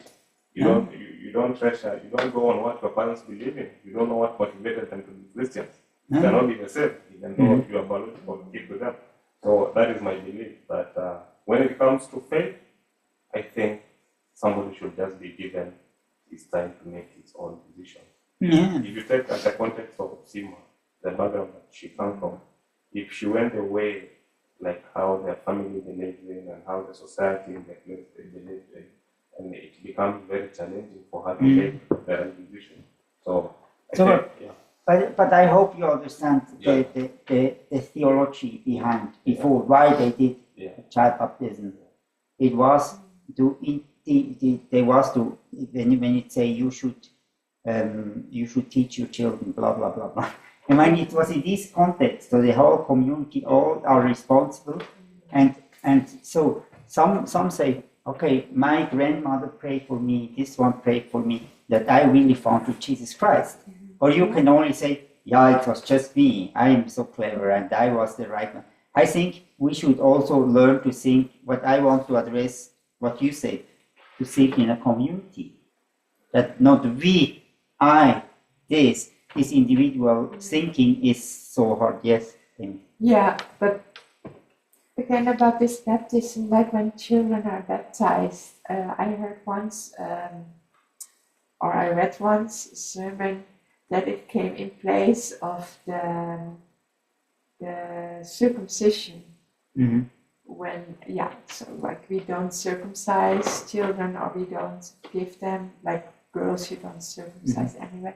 But it's the covenants that you make, and the covenant does involve the whole family. But that is not baptism. I mean, I feel it's okay, it's good to baptize the baby, just to say like, okay, we want to raise this child, to make it as a covenant.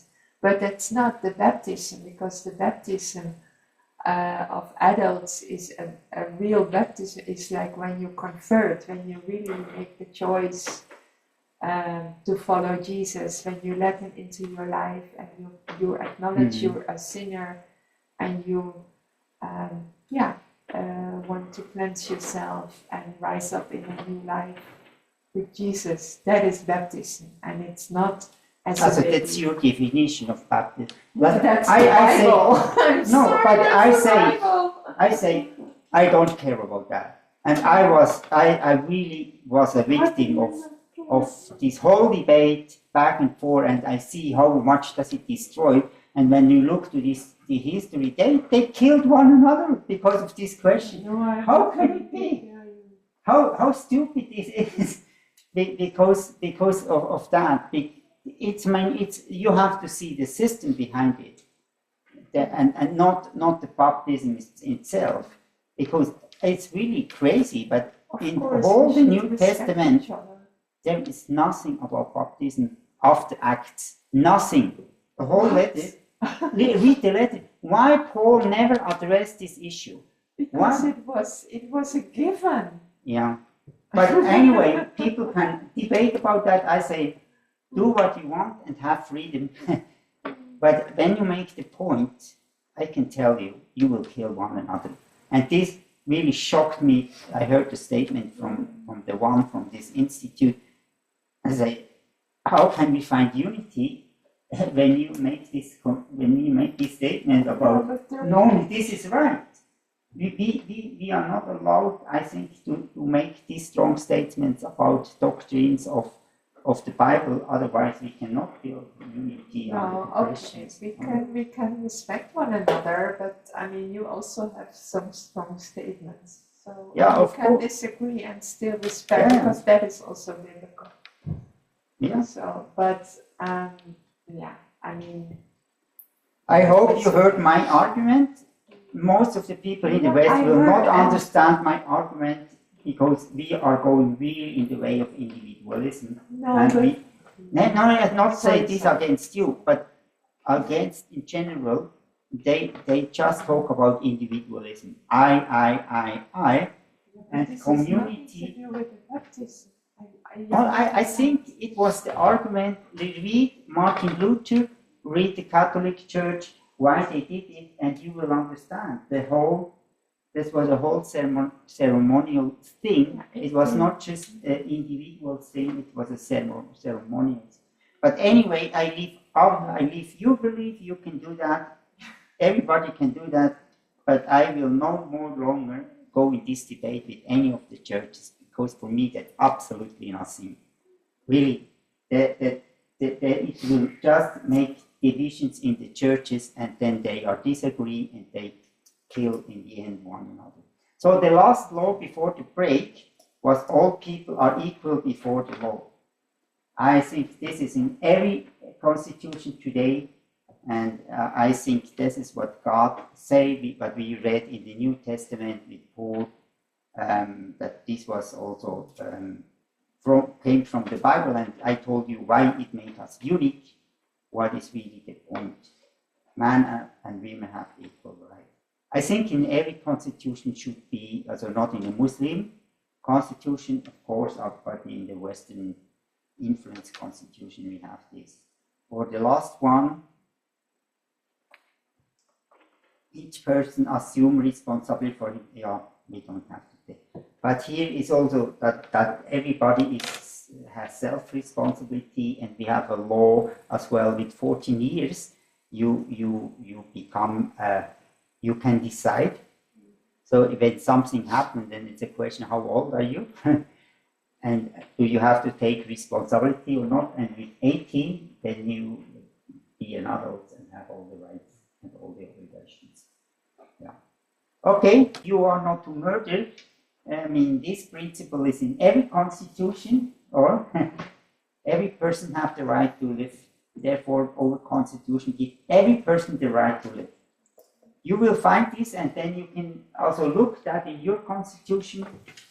Here it says, can somebody read that? Article 10, right to live and personal freedom. Every human being has the right to live. The death penalty is forbidden. Okay. This is the statement, I think also in your constitution. question number 1. What is with the death penalty? What is with the death penalty? Or what is the death penalty? Also, is the death penalty allowed or not? No, we will probably leave out this discussion. No, let's go. Yeah, what is with the death penalty? Huh? Yeah, it's interesting because it says, you talk about the death penalty. So the death penalty is like a punishment for a very bad crime, for somebody murdered somebody else, or he murdered a lot of people, and they get the death penalty because, according to the law of this country, he can be convicted to death. So, and this is also like from the Old Testament, because when somebody do something wrong or make a crime or commit adultery, is to be stoned to death. So that is in the Bible, in the Old Testament. And in the same Old Testament, it says the 10 Commandments: you shall not kill, you shall not murder. So it's both Old Testament. So is the death penalty, is that murder, or is that just a punishment? What do you think? What do I think? Yeah. I am putting out my thoughts already. Like, should you say it as I'm okay. If you want to know, I don't agree with the death penalty. I don't believe, because I think every person, no matter how bad, he has a chance to meet Jesus and to. So I summarize you. You said, I mean, for death penalty was for somebody who murdered other people, or then, according the to question the law probably of from this you is, country, what should you do with this person who, let's say in Norway, who killed these 80 people, and they get to prison, and then in prison he referred to the court that something, and they do you hear this story about and then does he have so many rights then in the prison, or what? I mean, he killed so many people. But what the others believe, what is with the death penalty? Is it allowed? Is it fit to this law or not? Also in Switzerland, it's forbidden. It's a, or the death penalty is forbidden, it's clear. But in America, it would be different. So what others think? The law says you must not murder, so maybe the definition of murder and to kill someone as a punishment is not the same. Exactly, that is not the same. Here I have you should not kill, put to death. Is in this King James version, and here is in this version, you are not to murder. So the question is murder and killing the same? Right? That's the question. Or what is really in the Greek? And the ISV is closer to the Hebrew than the International Standard Version. Okay. Then normally it's the King James version is the mostly literal translation. But here is here Greek is racha, to dash in pieces, to murder, put to death. Also, I mean, when you really let's say you murder somebody out of your own, because it clearly then gave the law and say, okay, when you murder, death penalty is only when you have 3 witnesses. Right? 3 witnesses, and when you have a court who decide that, so it's not allowed that you do it by yourself, or that you react by yourself. This would go under killing or under murder. Here it's under murder, but under killing. And when it's under murder, it's the thing that I make a mistake. This is under murder, like you do it because of reaction of yourself. But when it would in the Bible would state you should not kill, but it's actually not there, then it refers to general. But you should not murder in this sense that you find your own sake or for your own profit or for your own vengeance. Yeah, but it's allowed, and even we can discuss about war. Is it allowed as Christians to go or take weapons? What do you think about that? Is it allowed or not? Should Christians do that or not? Yes, being Christian Joshua. doesn't mean I'm supposed to be vulnerable. I don't think. If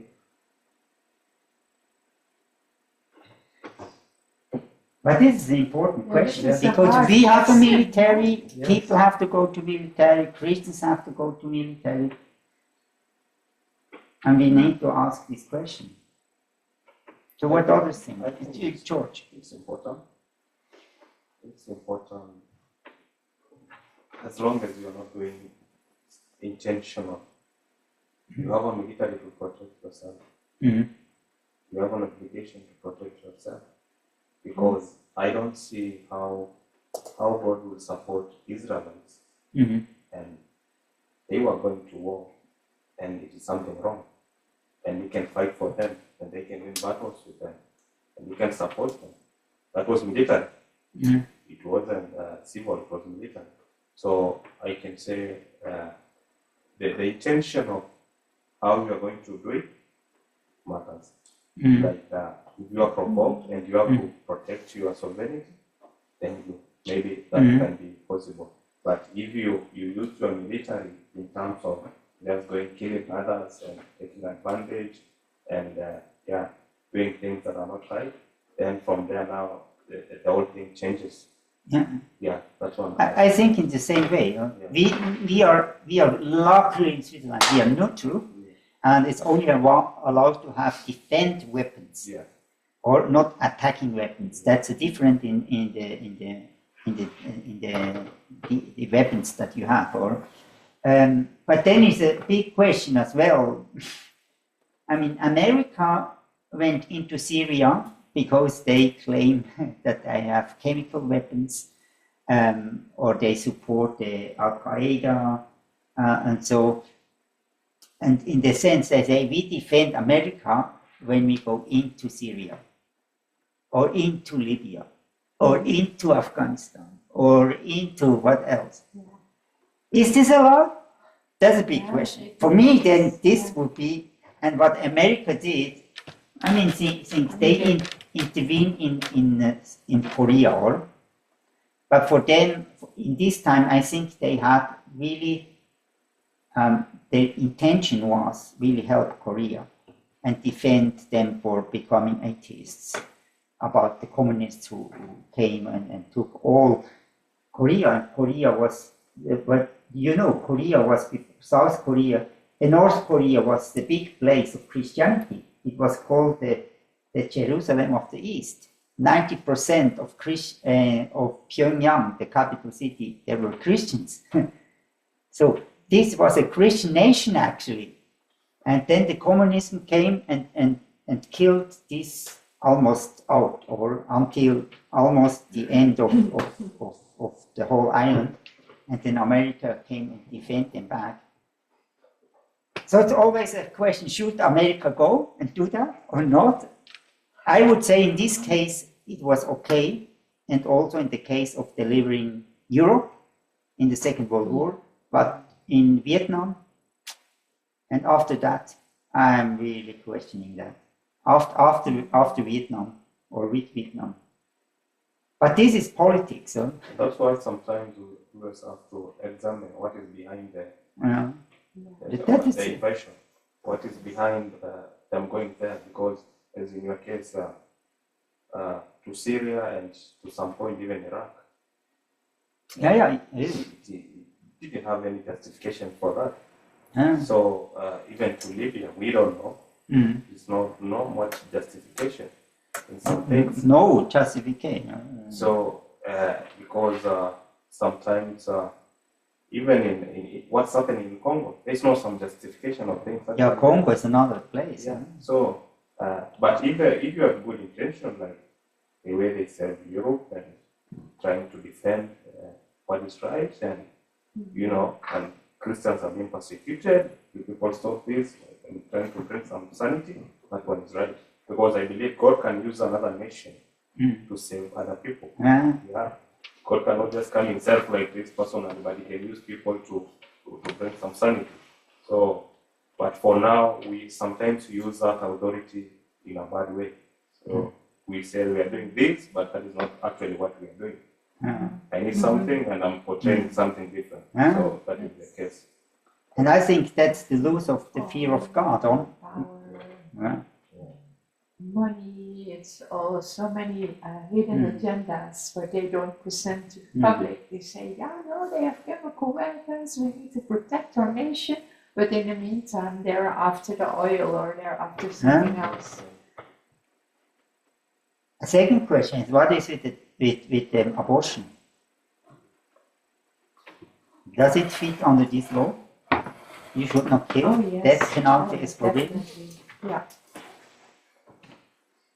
This is. I was in the debate about that because we have to vote for this. But I wrote actually I was in the SPCW in this time. So I wrote about that that is against the Constitution. So abortion is against the Constitution. But the problem is that Switzerland, that is of course not advantage. All countries almost have a constitutional court. Probably heard that, a constitutional court. Also, when there is something against the Constitution, then you can appeal to the court, and the court will look to it. In Switzerland, we don't have this court because the court are the people. Only the people can change the Constitution, and so when you have something, then it needs to have a public voting. It's very difficult. So we can. This is a disadvantage for Switzerland. We can appeal to a constitutional court. This can happen in Germany, and so when I would be not agree with what they are doing, I can appeal, but this cannot happen in Switzerland. In a direct democracy, that's of course a disadvantage. So, but anyway, we could not appeal to that, but my paper was there. I want to bring the argument that this is actually against the Constitution. And so we say here in Switzerland is until the 12th week it's allowed to abort. Also you don't need anything, and after 12th week you need from the doctor testimony that the woman is in danger or the kid is, but anyway the doctor can do. You can abort longer, and in New York, let's say you can abort until the birth, or even after birth, I think. 12 weeks. Okay. But see, I think it's against, but the problem is with that is a typical problem when we lose the fear of God, or who defined and who is a person. What is the definition of a person? So we say now, okay, a person is, in Switzerland, a person is with 12 weeks. That's absolutely out of nothing. Why do you choose 12 weeks? Could be 13 weeks or 14 weeks or 10 weeks. Also, when you take God out of this, then it's no more clear when life starts, or what is life. Or also when you have the screening, I was by Simon, they receive a baby, or Simon and Angela, and they have the screening from the baby. And you see, even in the first week, and they say in the 8th week, I think, I don't know exactly, but they see everything. The human is there, you can see it. So how can you claim it's not a human, or it's really arbitrary, and as well against the law. So when we lose God, or the fear of God, Constitution, actually we can make laws who are against the Constitution, and you can smoke the Constitution in the end. And this is not the only law. that there we make law by law who are against the Constitution. And so in action, in fact, it's this is also what's going on. That we as a Christian, we always stand up, and then we force them for a public voting, and mostly in the end we lose. But because the point is that the people want that, and for us is if the people make the law in Switzerland, and then the people want it, then this is also a bit a disadvantage of direct democracy. In a direct democracy, you always have to win the majority. And when the majority is against God, then it's really hard to make a law.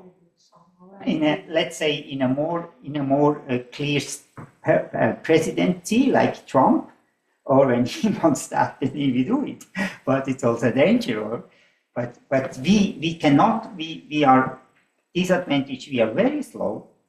We cannot just change something what is really profitable on one side, but on the other side it's also, and we just go with the mainstream, let's say, extremely fast. Or when, okay. But to protect this, there's the Constitution, that you cannot make laws that are against the Constitution. You can. You say that it happens. Yeah. So, and then actually the Constitution needs to be changed because to make it match again, like. Yeah, but that's the problem. That's then you lose all morality. So because we saw the Constitution came from God, from the idea of the Bible of God. And when we lose that, then we lose also, why do we need a constitution? Or we can make whatever we want. We don't need absolute laws anymore. And in the end, it's a power game, or where we will end. But I come later a bit more to that. So the next one, you are not to commit adultery. Can I? Yeah. Just one more thing. What about euthanasia? You have that in Switzerland, right? Yeah, we have this, but we only have also a passive. Okay. Passive. Do you know active is when you, passive means you have to do it by yourself. Also the doctor is coming, give you the pill, and then you take it by yourself. That's passive. Okay. No, active would be that the doctor is killing you, actually. But when you sign that form, the form, haven't you like given him the right? Yeah. I mean, I don't know all the details, but I mean, we were called, as Holland is also extremely in it, but we were called the island of killing yourself, or in Switzerland, because until a few years we didn't have a law. And you know, Switzerland is very slow. If you want to make a law, it takes time. And all the European countries, they make a law for euthanasia, but Switzerland didn't have it. So the people came to Switzerland because they didn't have a law. Okay. And of course, we didn't thought about that because it was not godly at all. So now we have to do a law, and until the law came, and now it's clear that this is a passive, only passive, but it means the doctor help you and give you the medicine that you can die on. Yeah, but that I think this is also, also something that we went from God, and so decide now who can live in the beginning, also in the end of the life. Also, seventh law, marriage. Principally, marriage is protected by the law. Therefore, the Constitution protects marriages, or did. Actually, that's now it's big question again. Right to, here it says, right to have a family. The right to have a family is protected and given. And here is the Human Rights Declaration. Somebody can read that. Human Rights Declaration, 1948, Article 16, man and woman without any limitation of race, nationality or religion have the right to marry and to found a family. So, and I was also in this debate. I was actually debating with MPs about marriage for all. And the question is this against marriage for all or not? Would the Constitution, also we are committed to the human rights as well. So not only to the human rights is also an international constitution, or we are committed to that. So look to the Human Rights Declaration. So is it allowed according to the Constitution to have homosexual marriages or not? What do you think? I think the meaning of marriage or the purpose of marriage is man and women. Mm-hmm. If homosexuals want to be together or want to, make something like a household together, and that, I mean, they can do, but it's not marriage. No, I ask according to that here. According to that, no. The question is, we make a law, and the question, can we appeal and say it's against the Human Rights Declaration, and therefore it's not allowed to do the law, or can we not do that? Here it says a man and woman. Yeah, I guess, everybody without any limitation of race, nationality, or religion. So it doesn't say gender. I would say it's men and women, but as you say, all men and women, they can marry whoever they want, or whatever they want. Maybe it's a human right. I don't know. You can interpret it however you want. So when this would be the case, then we would have the right to have to the international court. We can go to the International Human Rights Court and appeal there and say that's not right what Switzerland is doing, and then Switzerland get a penalty, or they have to reduce, they have to take it back again. George, do you want to say? I think that context is still silent. That article. Yeah, is? Silent. Silent. It's not binding. No, but it is. So we went with a lawyer. We really researched that. So there are three interpretations. There are historical interpretation where you ask, what does it mean in this time? And of course, it meant man and woman is a family. Or it's clear, obvious. Also, you cannot say that today you interpreted it this way because it was meant for that. So that's a historical approach. And then there would be, I don't know how to say that, but approach that you say, but today we look to it in a legal, just in a literally way, then it doesn't say that. Or we interpret it that of situation today.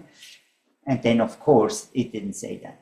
So this is then a debate about that and arguments for it or against it. And when you discuss about making laws and so, then this is, you are in that. And I was there to really give my statement. And of course, we lost. In the end, we had the marriage for all. It was 2022. It was not that long ago. I think 2020 or 21. Yeah, but also here is I was also in this debate. Okay, that's 21. Yeah, 21. That's after or before. And sperm donation, no? And I was also arguing against this sperm donation, and this is in our constitution. It's now look our constitution. Can somebody read that? Article 119. No, it's not in the constitution. It's in the law, but no, it's in the constitution. This isn't the. Sorry, but they can go on. Article 119. It shall ensure the protection of human dignity, personality, and the family.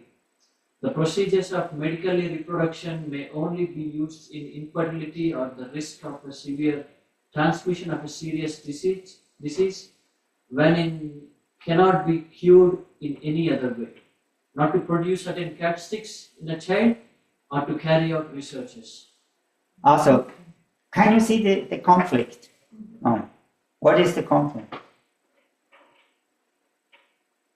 Also, he was sperm donation for all. Also, they go sperm donation for lesbian couples. Also, by man it didn't function.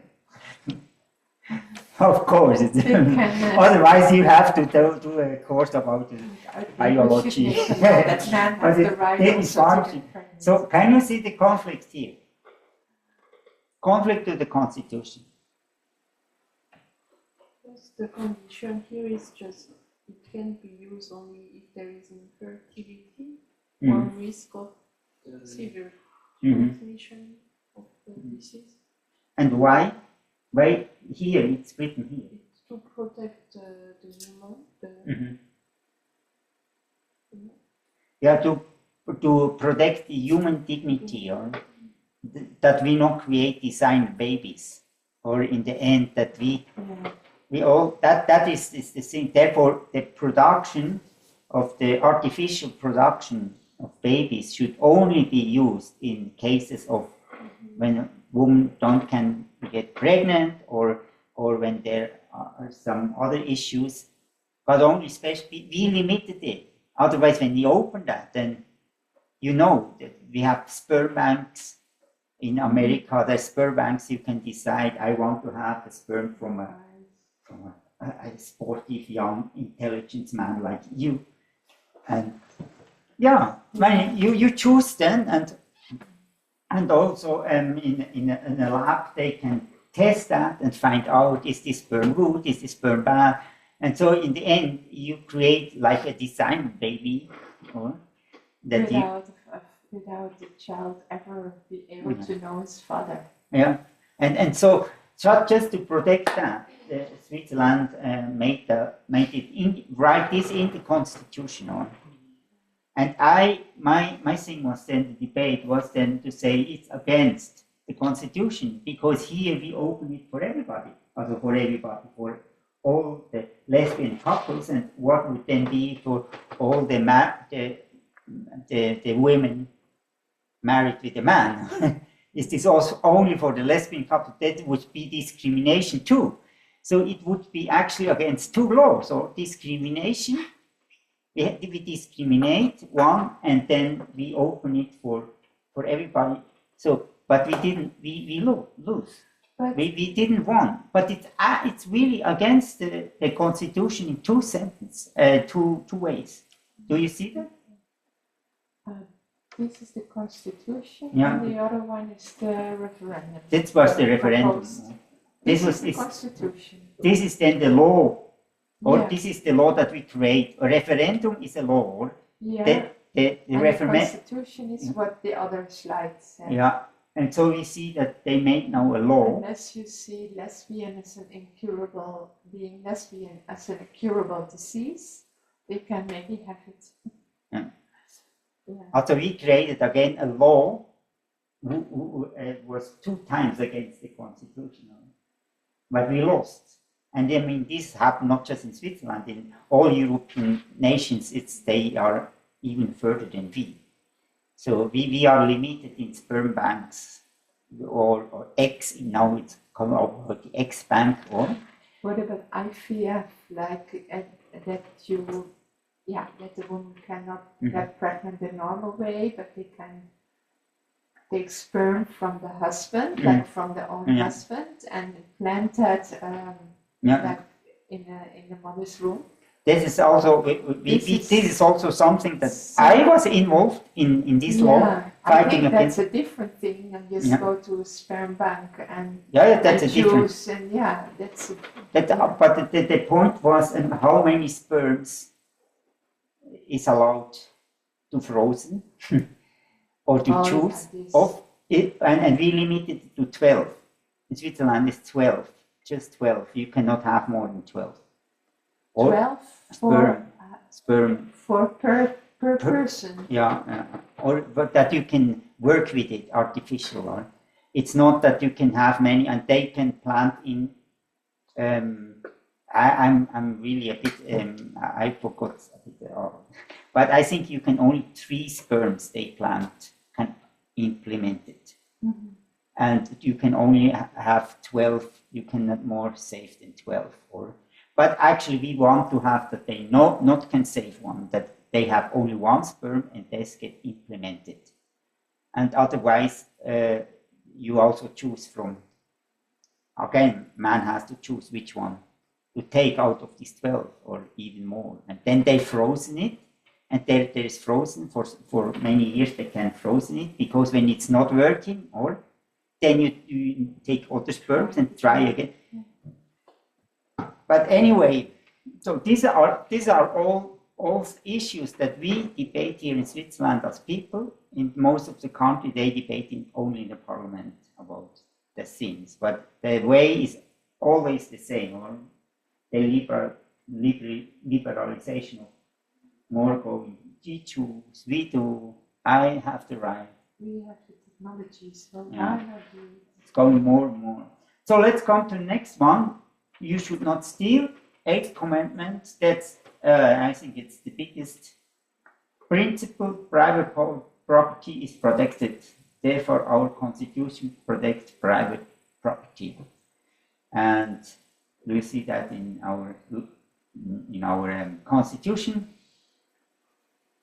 You remember probably the constitution of the Communistic Manifesto. It say absolutely the opposite, that there is no more private property, or it's not allowed to have private property.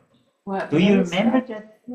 Yes. I mean, the communists in Russia and all the communists, they have that then in the constitution.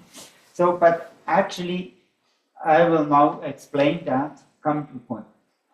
What are the consequences of stealing? Why God forbid that? So the communists say, no, man, it's okay, because when somebody say, I have something, then he is actually moral injustice, or is injustice. He is the moral bad guy, and therefore I can take that. And this is not, stealing is not a moral wrong thing to do. So, but why God say that? So, first, it reduced the value of an economy. Also, I give you an example. I steal the mobile phone from you. What do I do with this mobile phone? Sell it. But how can I? Do I sell it to the same price as you? No. Also, with stealing, actually, it reduced the value, because for him, the mobile phone has more value than actually when you sell it. So actually, with stealing, you're reducing because you have data on it, or for you, it's not just the mobile phone itself, it's the whole thing, and you lose a lot. But therefore, the value is you lose a lot of value, and the thief sell it for a cheaper price. So actually, when we look to the whole economy, then the economy with stealing reducing value. So secondly, it's not just a loss of material thing, or you lose information, data. When somebody take my wallet, or what he do? He take the money out, or and threw it away. But what else do I have in my wallet? Huh? Cards, or I have all to renew my cards. I have my identity. I have to go to the government for my identity. Oh, the thief cannot use that, or probably he can, but mostly he don't use that, or he threw it away, take the money and the rest. But credit cards probably he take, but I can lock this. I really can lock this like in a click. I can lock when I see. Then, in general, he can use the credit card, of course, but normally he takes just the money out. But you lose a lot of information, and it can cause you a lot of trouble. So I have to go to the government for my ID, for the government for my driving license. Then I have to go to my health insurance for for the card of my health insurance. Then I have a lot of the Coop, the Migros, and all these cards. Today I have a lot on my mobile phone. A bit better, yes. So, Yeah, I mean, but it's easier to log in the other mobile phone again to my data then. Yeah. as I do agree with you, when a thief can steal my mobile phone, it can decrease the value. But what if a thief stole a diamond? Yeah. But Or also in a diamond, he has to sell it on the black market for a cheaper price. for cheaper price. Yeah, because or let's say a picture, you cannot officially sell the picture. That's a picture from Rembrandt. I mean, you're painting, or so you have to sell it on the black market, and you not get the same price. When you do it officially, they will get you, or It's really not on a bigger picture. It's more when you steal something, you in your conscious know that this is wrong, and you also lose your boldness to go to the real market or openly. That's why you need to find a way hidingly to get benefit of things that you have stolen, whether it's money, goods, or car, or smaller things. So it does something with you, with your integrity. You know you did something wrong. But they will get you if you sell a picture, a painting from Rembrandt official. You will not survive. Yeah, that's the consequences on bigger picture. But even as a person, it does something with you when you steal something. You know it's wrong. But then, even in the black market, like my brother, he's very interested in like cyber things and all. He used to say a lot of things that happens in dark web, and in the black market actually it is more price higher than the normal market. Yeah, but actually the price is one thing, but the price is not the wealth of a country. It's the value. Its value is what is the value, not how high the price is. So the value gets down, even the price is higher. So this is happen also in bitcoins. I would say bitcoins is not value; it's just pricing going up. And for me, that's not right. It's not a good way to do it because it's just about the price, but not about the value. The value of what stays behind it, it's in the black market. Of course, it's a speculation. The price can go up, but it's I think the value is losing. But this is only one factor.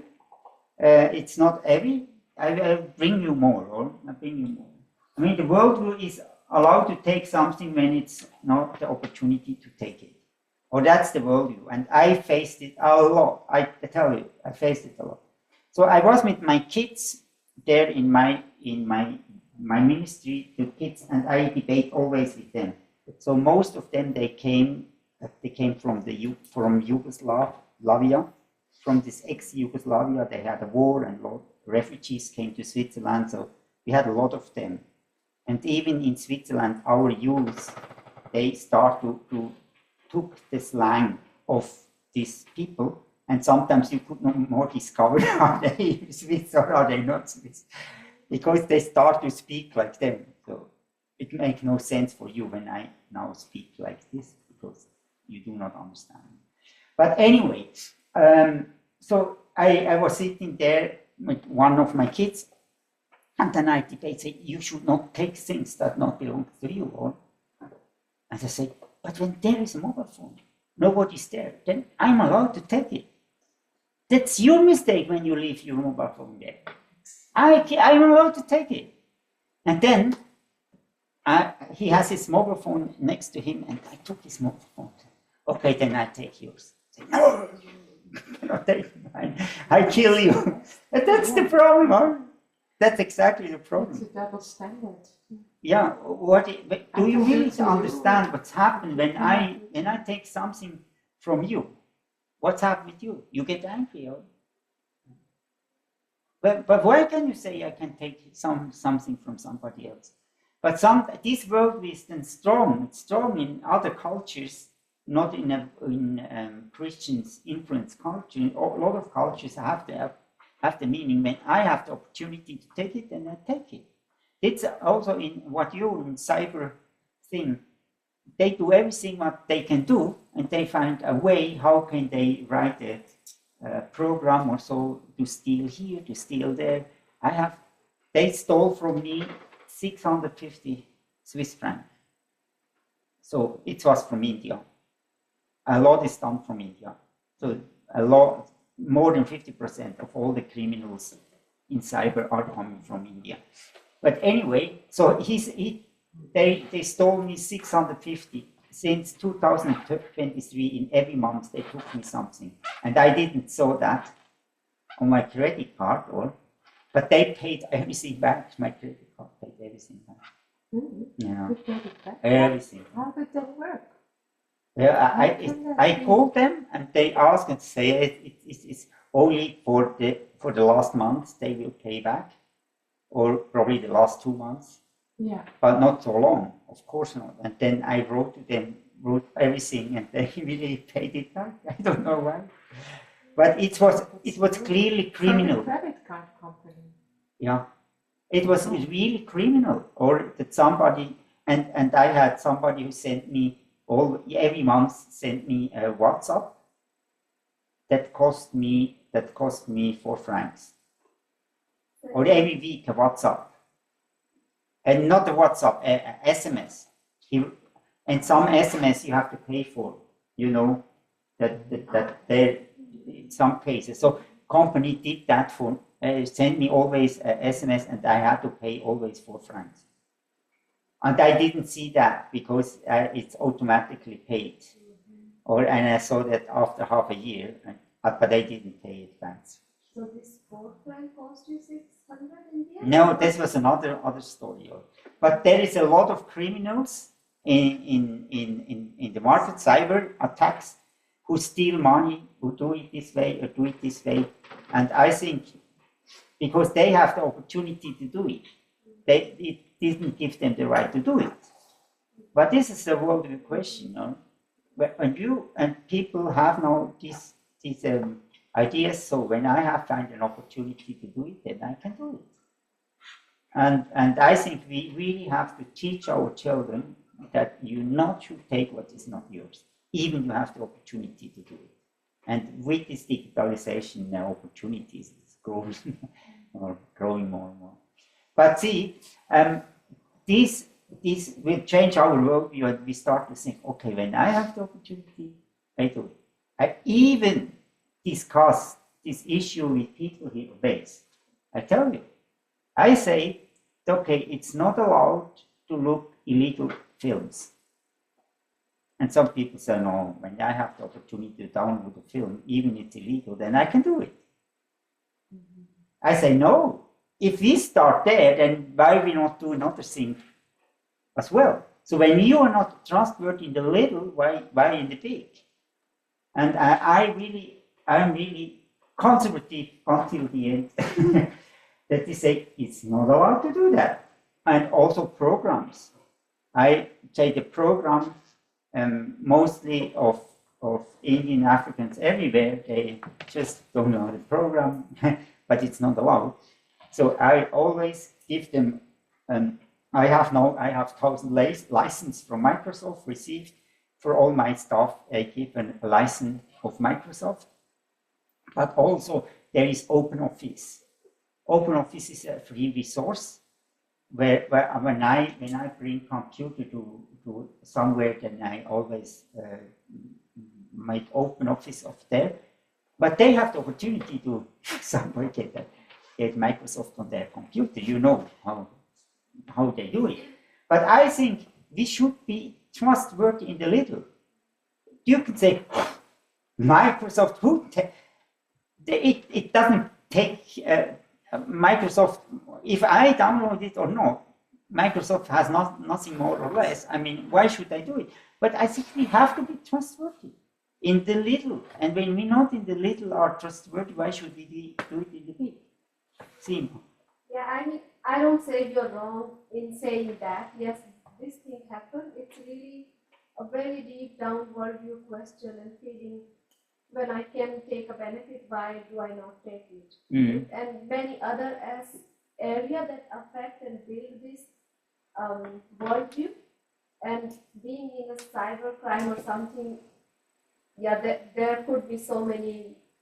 I don't only say Indian, but it does. They are smart people. They study very hard and they have no jobs. I mean, I'm not advocating them. I'm just giving you the other idea. Then they create a group, and why not to steal? Because it's something they're using the talents to do something wrong, and that's really not the right thing. It's really wrong. We should not do that.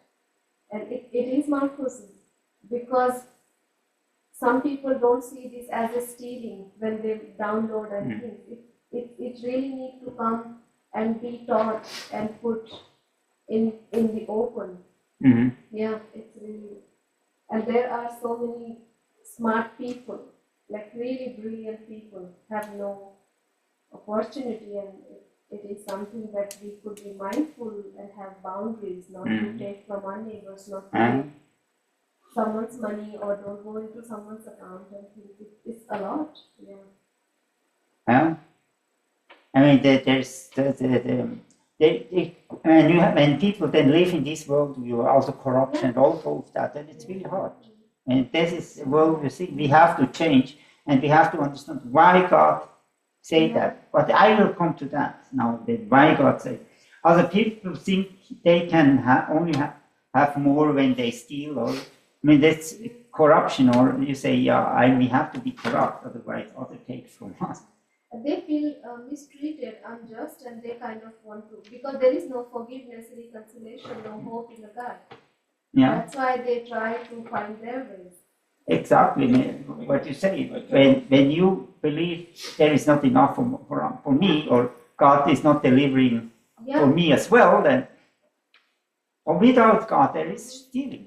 I just want to survive, and the world tells us that it's not enough food for everybody. It's not enough. We use too much resources. Okay, then we have to fight, and this is the world that it's creating when we start.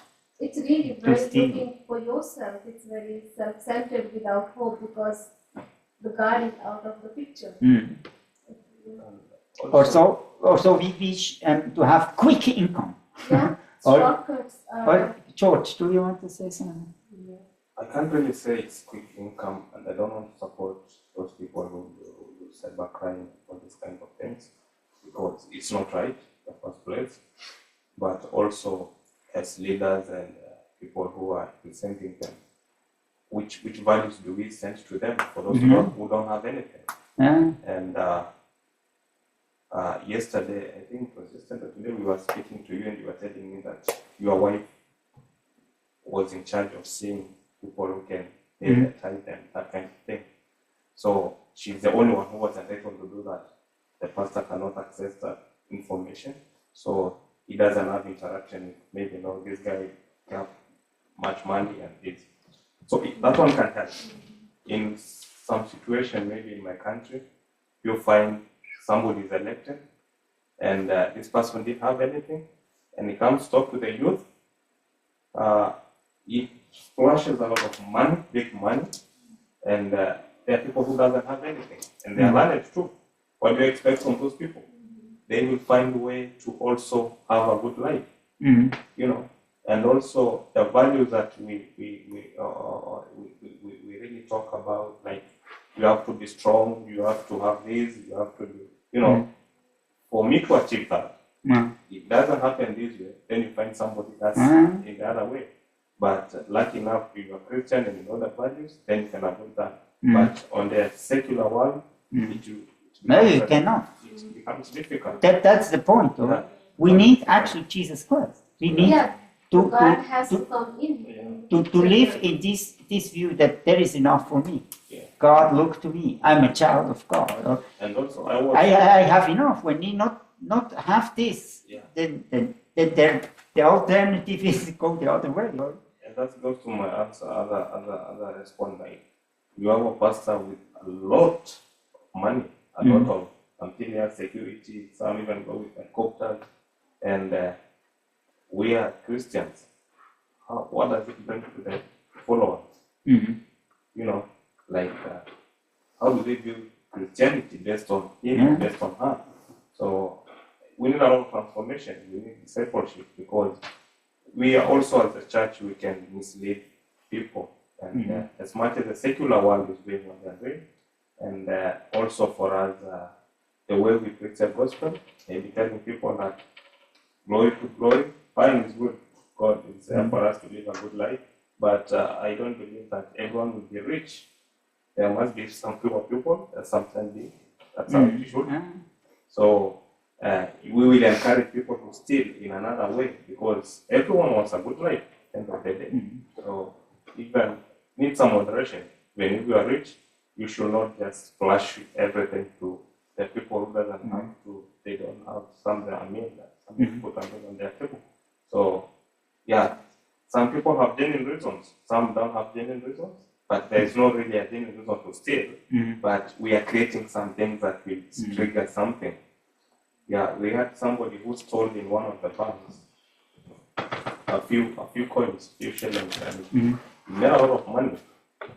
So he was able to hack the system.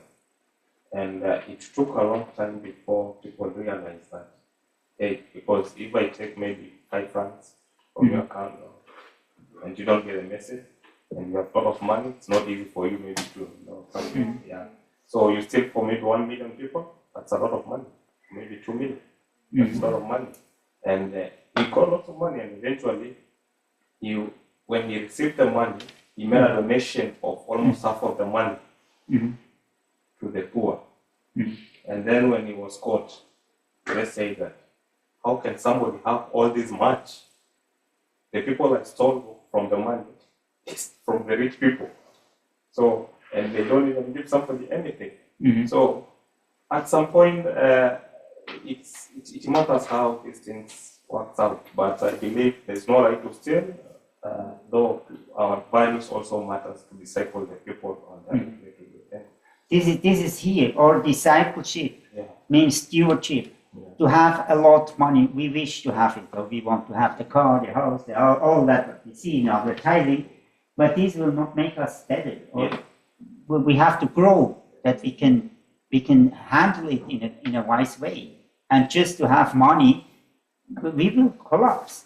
We see this young rich, we call them young rich, or where the parents are so rich and they give everything to the child, then mostly they misuse it. They cannot handle it, because your character has to grow. And money is something that forms your character, to handle good with money. But when you have too much, it's not good for you. And so Saul will say, give me not too much, that I'm come proud, or don't give me too less, that I have to steal. Do you remember that? Yeah, but let's go. Corruption is stealing also goes in that. This decrease actually the GDP in different ways. So it's when let's say when you know in Malawi is corrupt, then I do my business not in Malawi. I do it somewhere else. Or in corruption, actually you hinder investment. And with that you decrease the whole GDP in a country. Or people get angry and become furious. That's then the reason. Or when somebody steals from you, then you get furious, you get angry, and people lose trust in one another. Or you know the films where they steal in a bank or a bank robbery, and then this team, and then in the end everybody killed everybody. And when you steal somewhere, then you steal. When you start to steal when you have the opportunity, then why not stealing another way? Or then in the end they kill one another. I mean, how can you trust your team when they rob a bank? Or that when they do that, then they can also rob you. Also, the trust go down, and this is what God. That is the main thing. Or the people become angry, furious, bad emotions, the trust go down, people have to hire it and endanger, and then in the end the cost of production are bigger than the product itself, because you need to protect everything, you need to put cameras, you need to put fans, you need to put a guard to take care, and all of that, and you actually, the production costs you more than the adding value or to produce something, and people, and also you lose a lot of work. Workers have to do that. Instead, they could produce something to add value. They just have to protect that nobody is stealing. So actually, it's very bad for an economy when there is corruption and stealing, and when this worldview is in the people. You see that in Switzerland. I told you about, that you can go to a shop there, to the farmers, nobody's there. They trust that you pay, or in the train that you buy a ticket. They come to test sometimes because they make some controls, but in general they trust you. And this system can work, but when people not pay anymore, then they have to make a system and control everything, and this is very expensive. And then people are controlled. But this is always the debate in Switzerland. We want to live in freedom and not under control.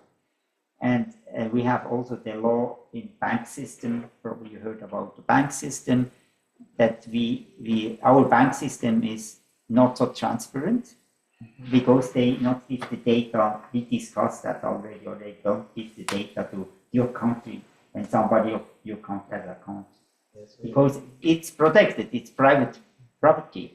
And so, but now it's stealing and everything is clear. But the people in Switzerland don't like all the control, and then they are against that. It has also to be transparency, and also it costs a lot of money, and in the end the criminals, they know they find another way how to cheat.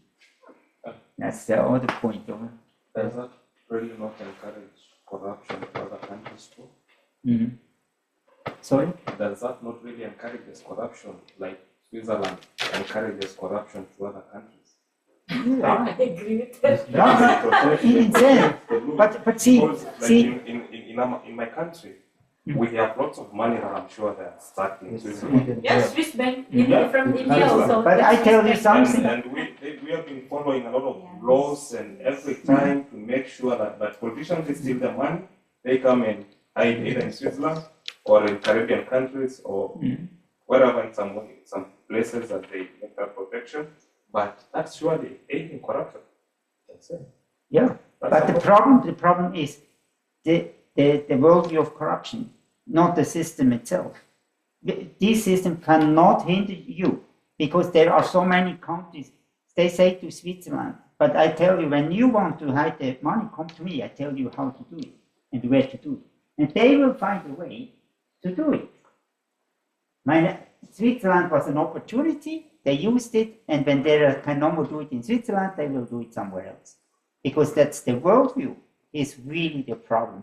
But the thing is in Switzerland that more and more the state has control over everything, and people lose their identity or their privacy, and more the state control every part of your life. And this is what we don't want. We don't want, because other are criminals, that we lose more and more our privacy. And you see, I don't say you are right or wrong, but you have also to understand us. So when we accept all of that, then everything will be so transparent, or everything, and that the trust in the people is lost, and everything is only possible through control. And we want to be a country where we can trust one another, and not everything is on the level of control. This is the debate. Okay, do you question where the money comes from? Where the proceeds of that money come from? I told you only the debate. I will not question that. And I know the conflict.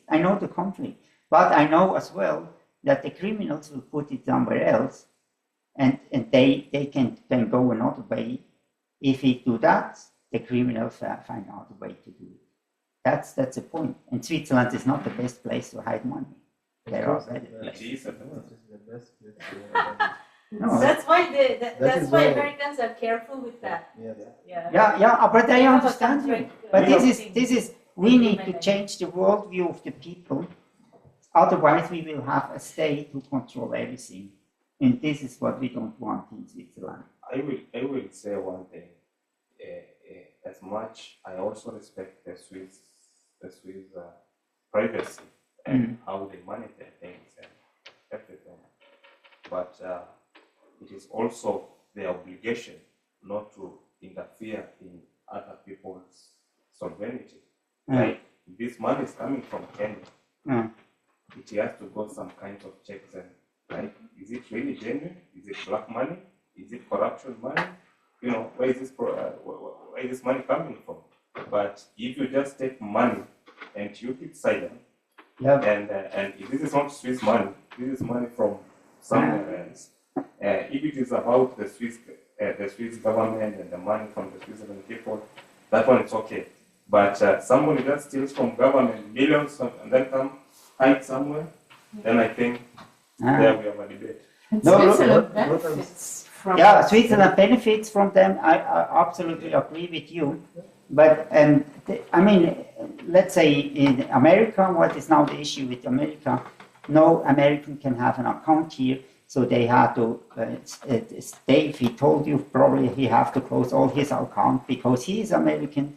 So the Swiss say, okay, we don't want to have anything to do anymore with America, and America is very strict. I mean, the thing is, we will end in a war, of course, because the criminals, they will misuse it anyway, and then this will end in this. But I agree with you. I don't say yes or no, and just as you see it is wrong, because there are many steps, and today there are many new ways that they have the obligation to check that and that.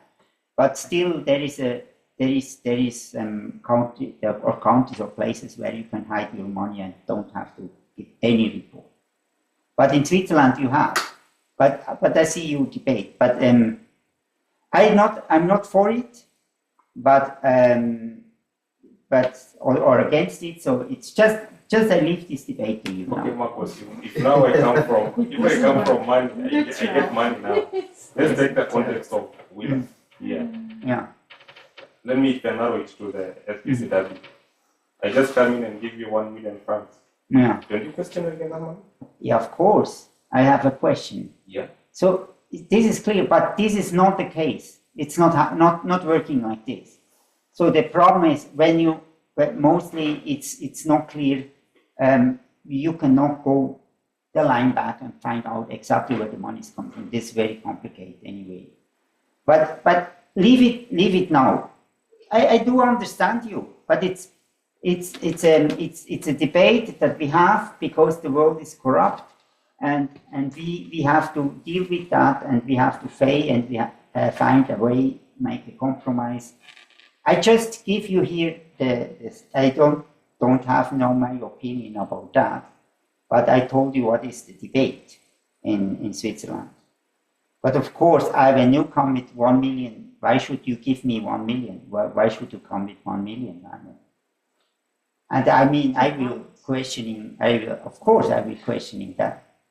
Yes. Yeah, I really wish that Switzerland can come up with that law that when it is coming huge money coming from another country that way, that at least they have it. That's clear regulation. It's like, they need to know the source, you know. I something like accountability kind of, because it's already been going on. The people all over the world is hiding their money in the Swiss bank. Yeah. And they have that already is happening. And they have At least if they can come up with that law, that will be helpful actually. Yeah. But that would not be beneficial for Switzerland. And I think they have a structure of hiding that money, that it is not traced. That's why there is offshore accounts here. And the point is, if you are not part of the solution, you are the problem.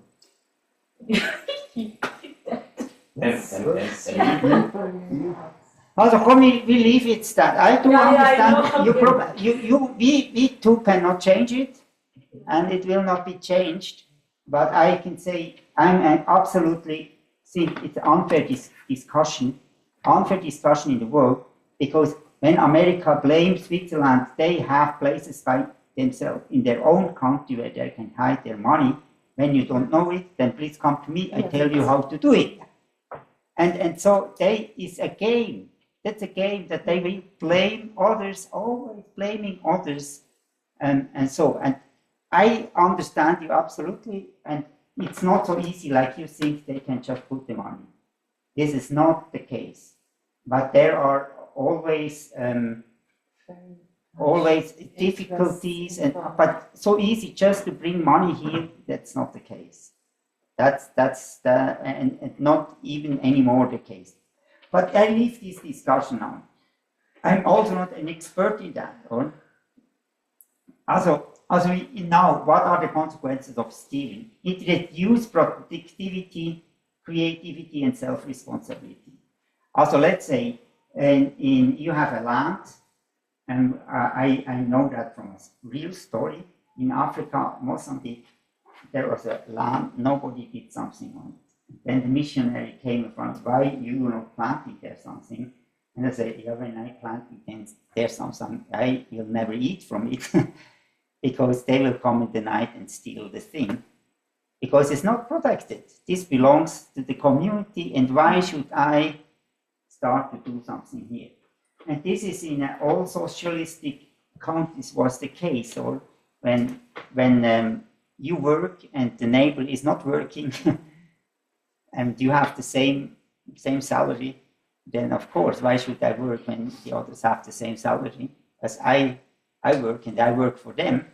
Or, I mean, when you say, God say, okay, when you work, then this belongs to you, and this is somehow protected, and therefore nobody else can steal it. But just to think, when this is allowed to steal and take, then you will not plant, you will not do something. Creativity and productivity is going back, and this was often in the socialist, or it was always in the socialist country. Or too many taxes also, some say it's stealing, or when the state takes too many taxes. And sometimes I think it's really too much.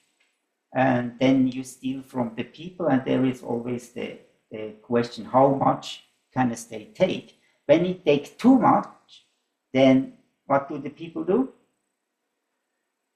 They hide things. Yeah, they hide. They don't declare, they do it in the black market. I mean, that's the state cannot just take what they want. I think that is also a danger, and the state have to see how much is enough. And when we had the tithe in the Bible, and you can probably say, yeah, it should be around the tithe. I don't know.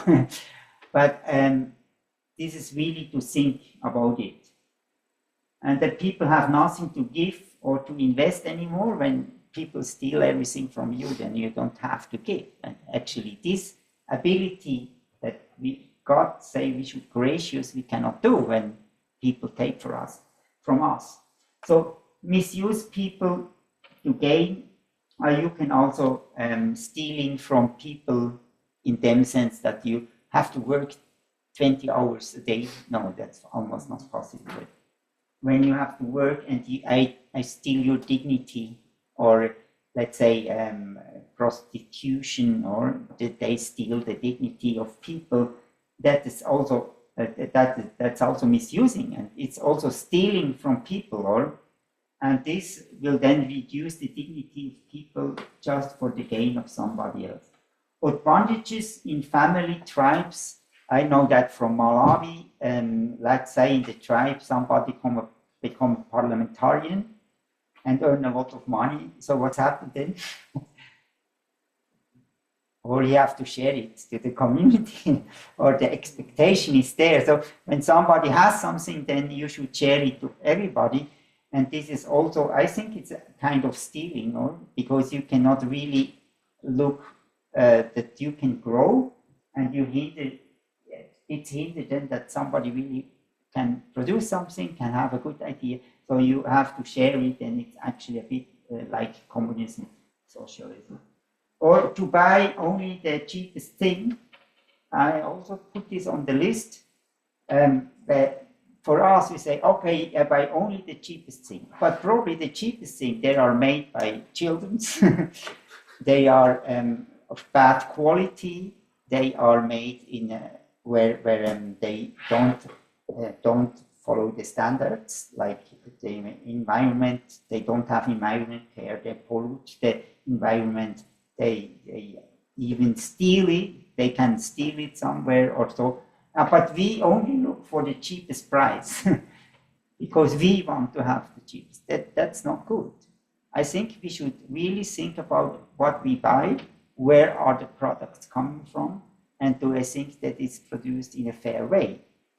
And you cannot always do that, but I think the best is buy local products where you know it's from these people. And I think this can also be stealing.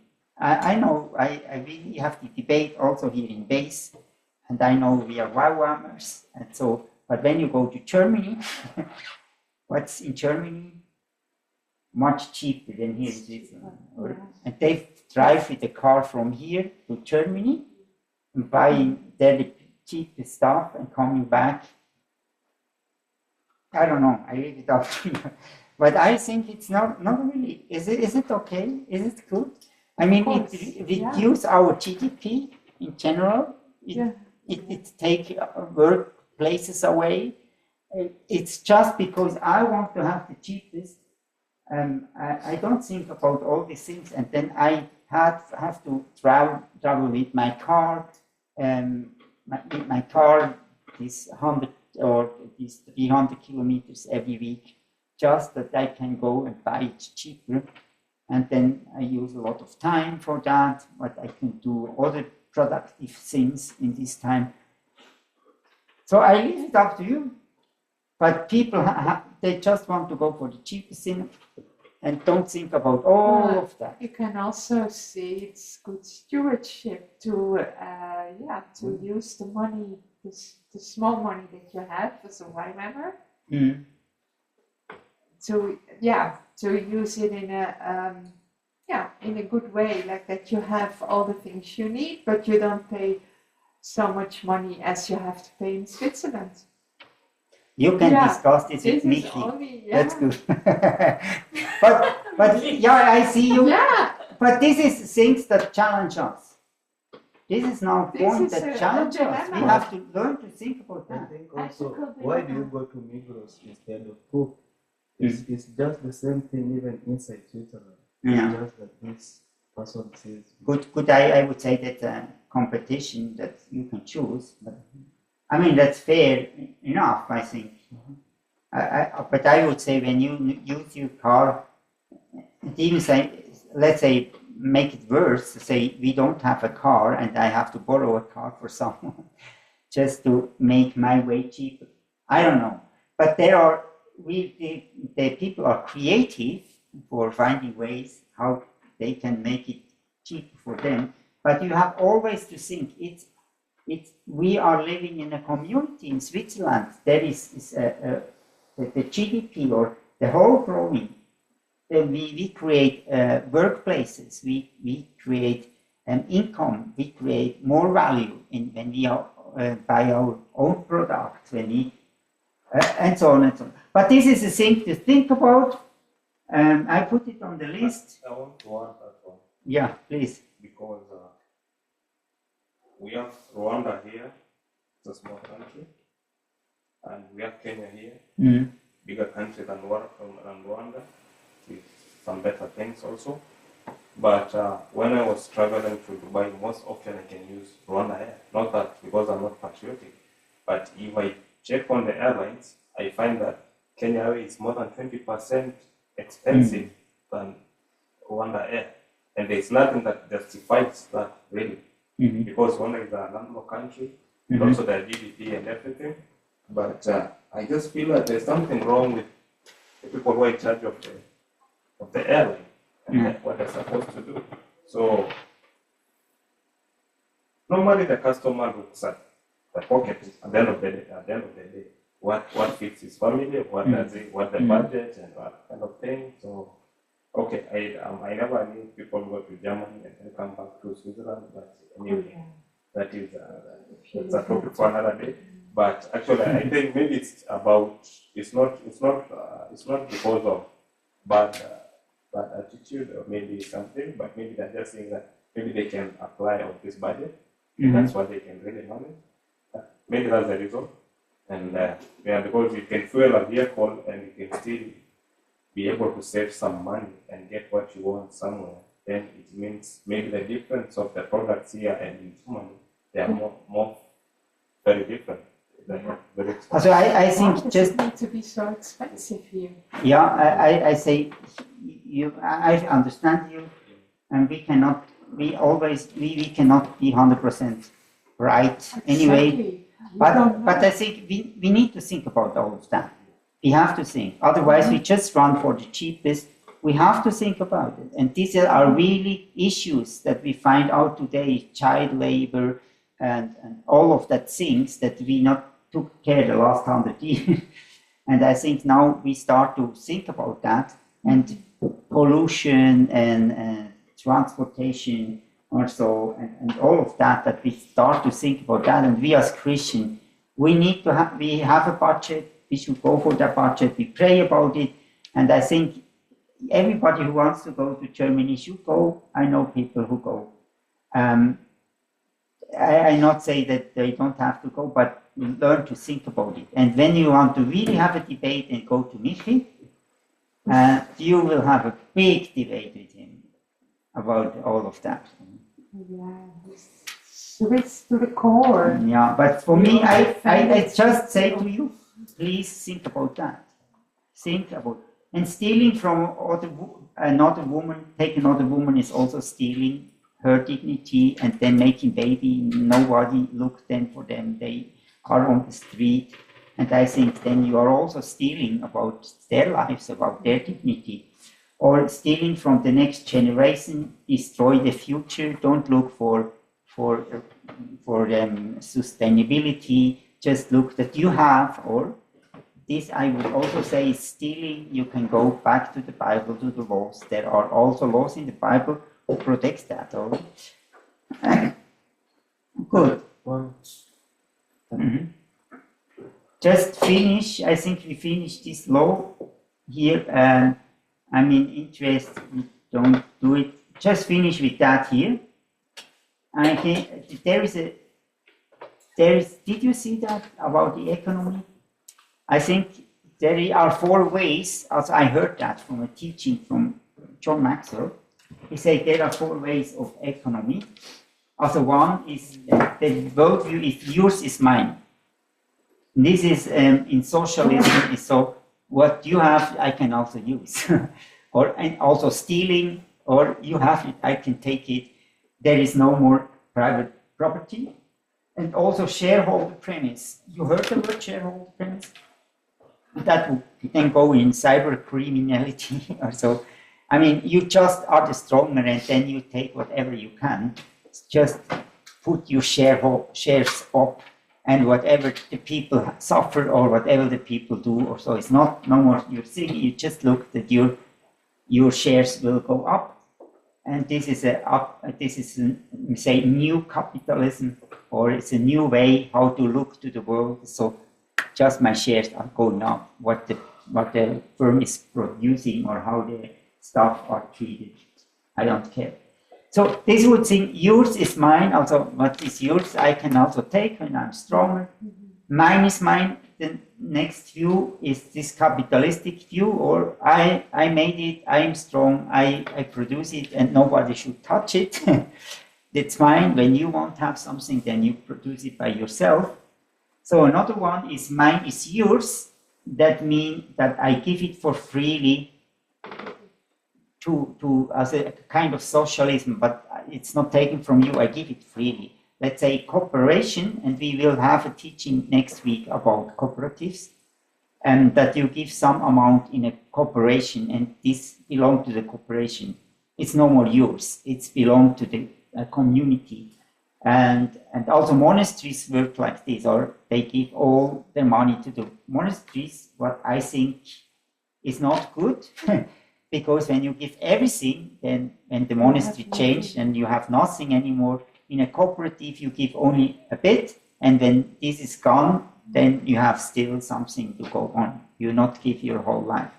So, but this is a way kibbutz also working that. You worked in kibbutz? No. Oh, not in kibbutz. No.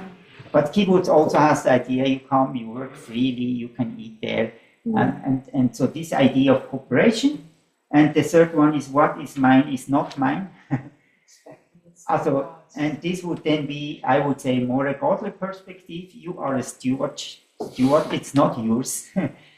God gave you to take steward, and so you take now the responsibility to take care of it, multiply it, but also help others to grow or invest in others. Give when there is need, to give to others. And this is then also the social market system, or where you say that was then the application in the West, or that you say, okay, social market system, the economy is like capitalism, or they produce and they have the right to take it by their own. But the state is a social state and has the right to take taxes from them that they can pay for the social care. So you have a bit between socialism and communism. That's so the compromise came from Christians to handle it. So the idea that it's not all yours, so that you also everything what you produce it belongs a bit to the community, but not all. Thank you very much for listening, and I will give back to you. Yeah, thank you. I think also it was quite interesting for many of us that we can't even finish the discussion.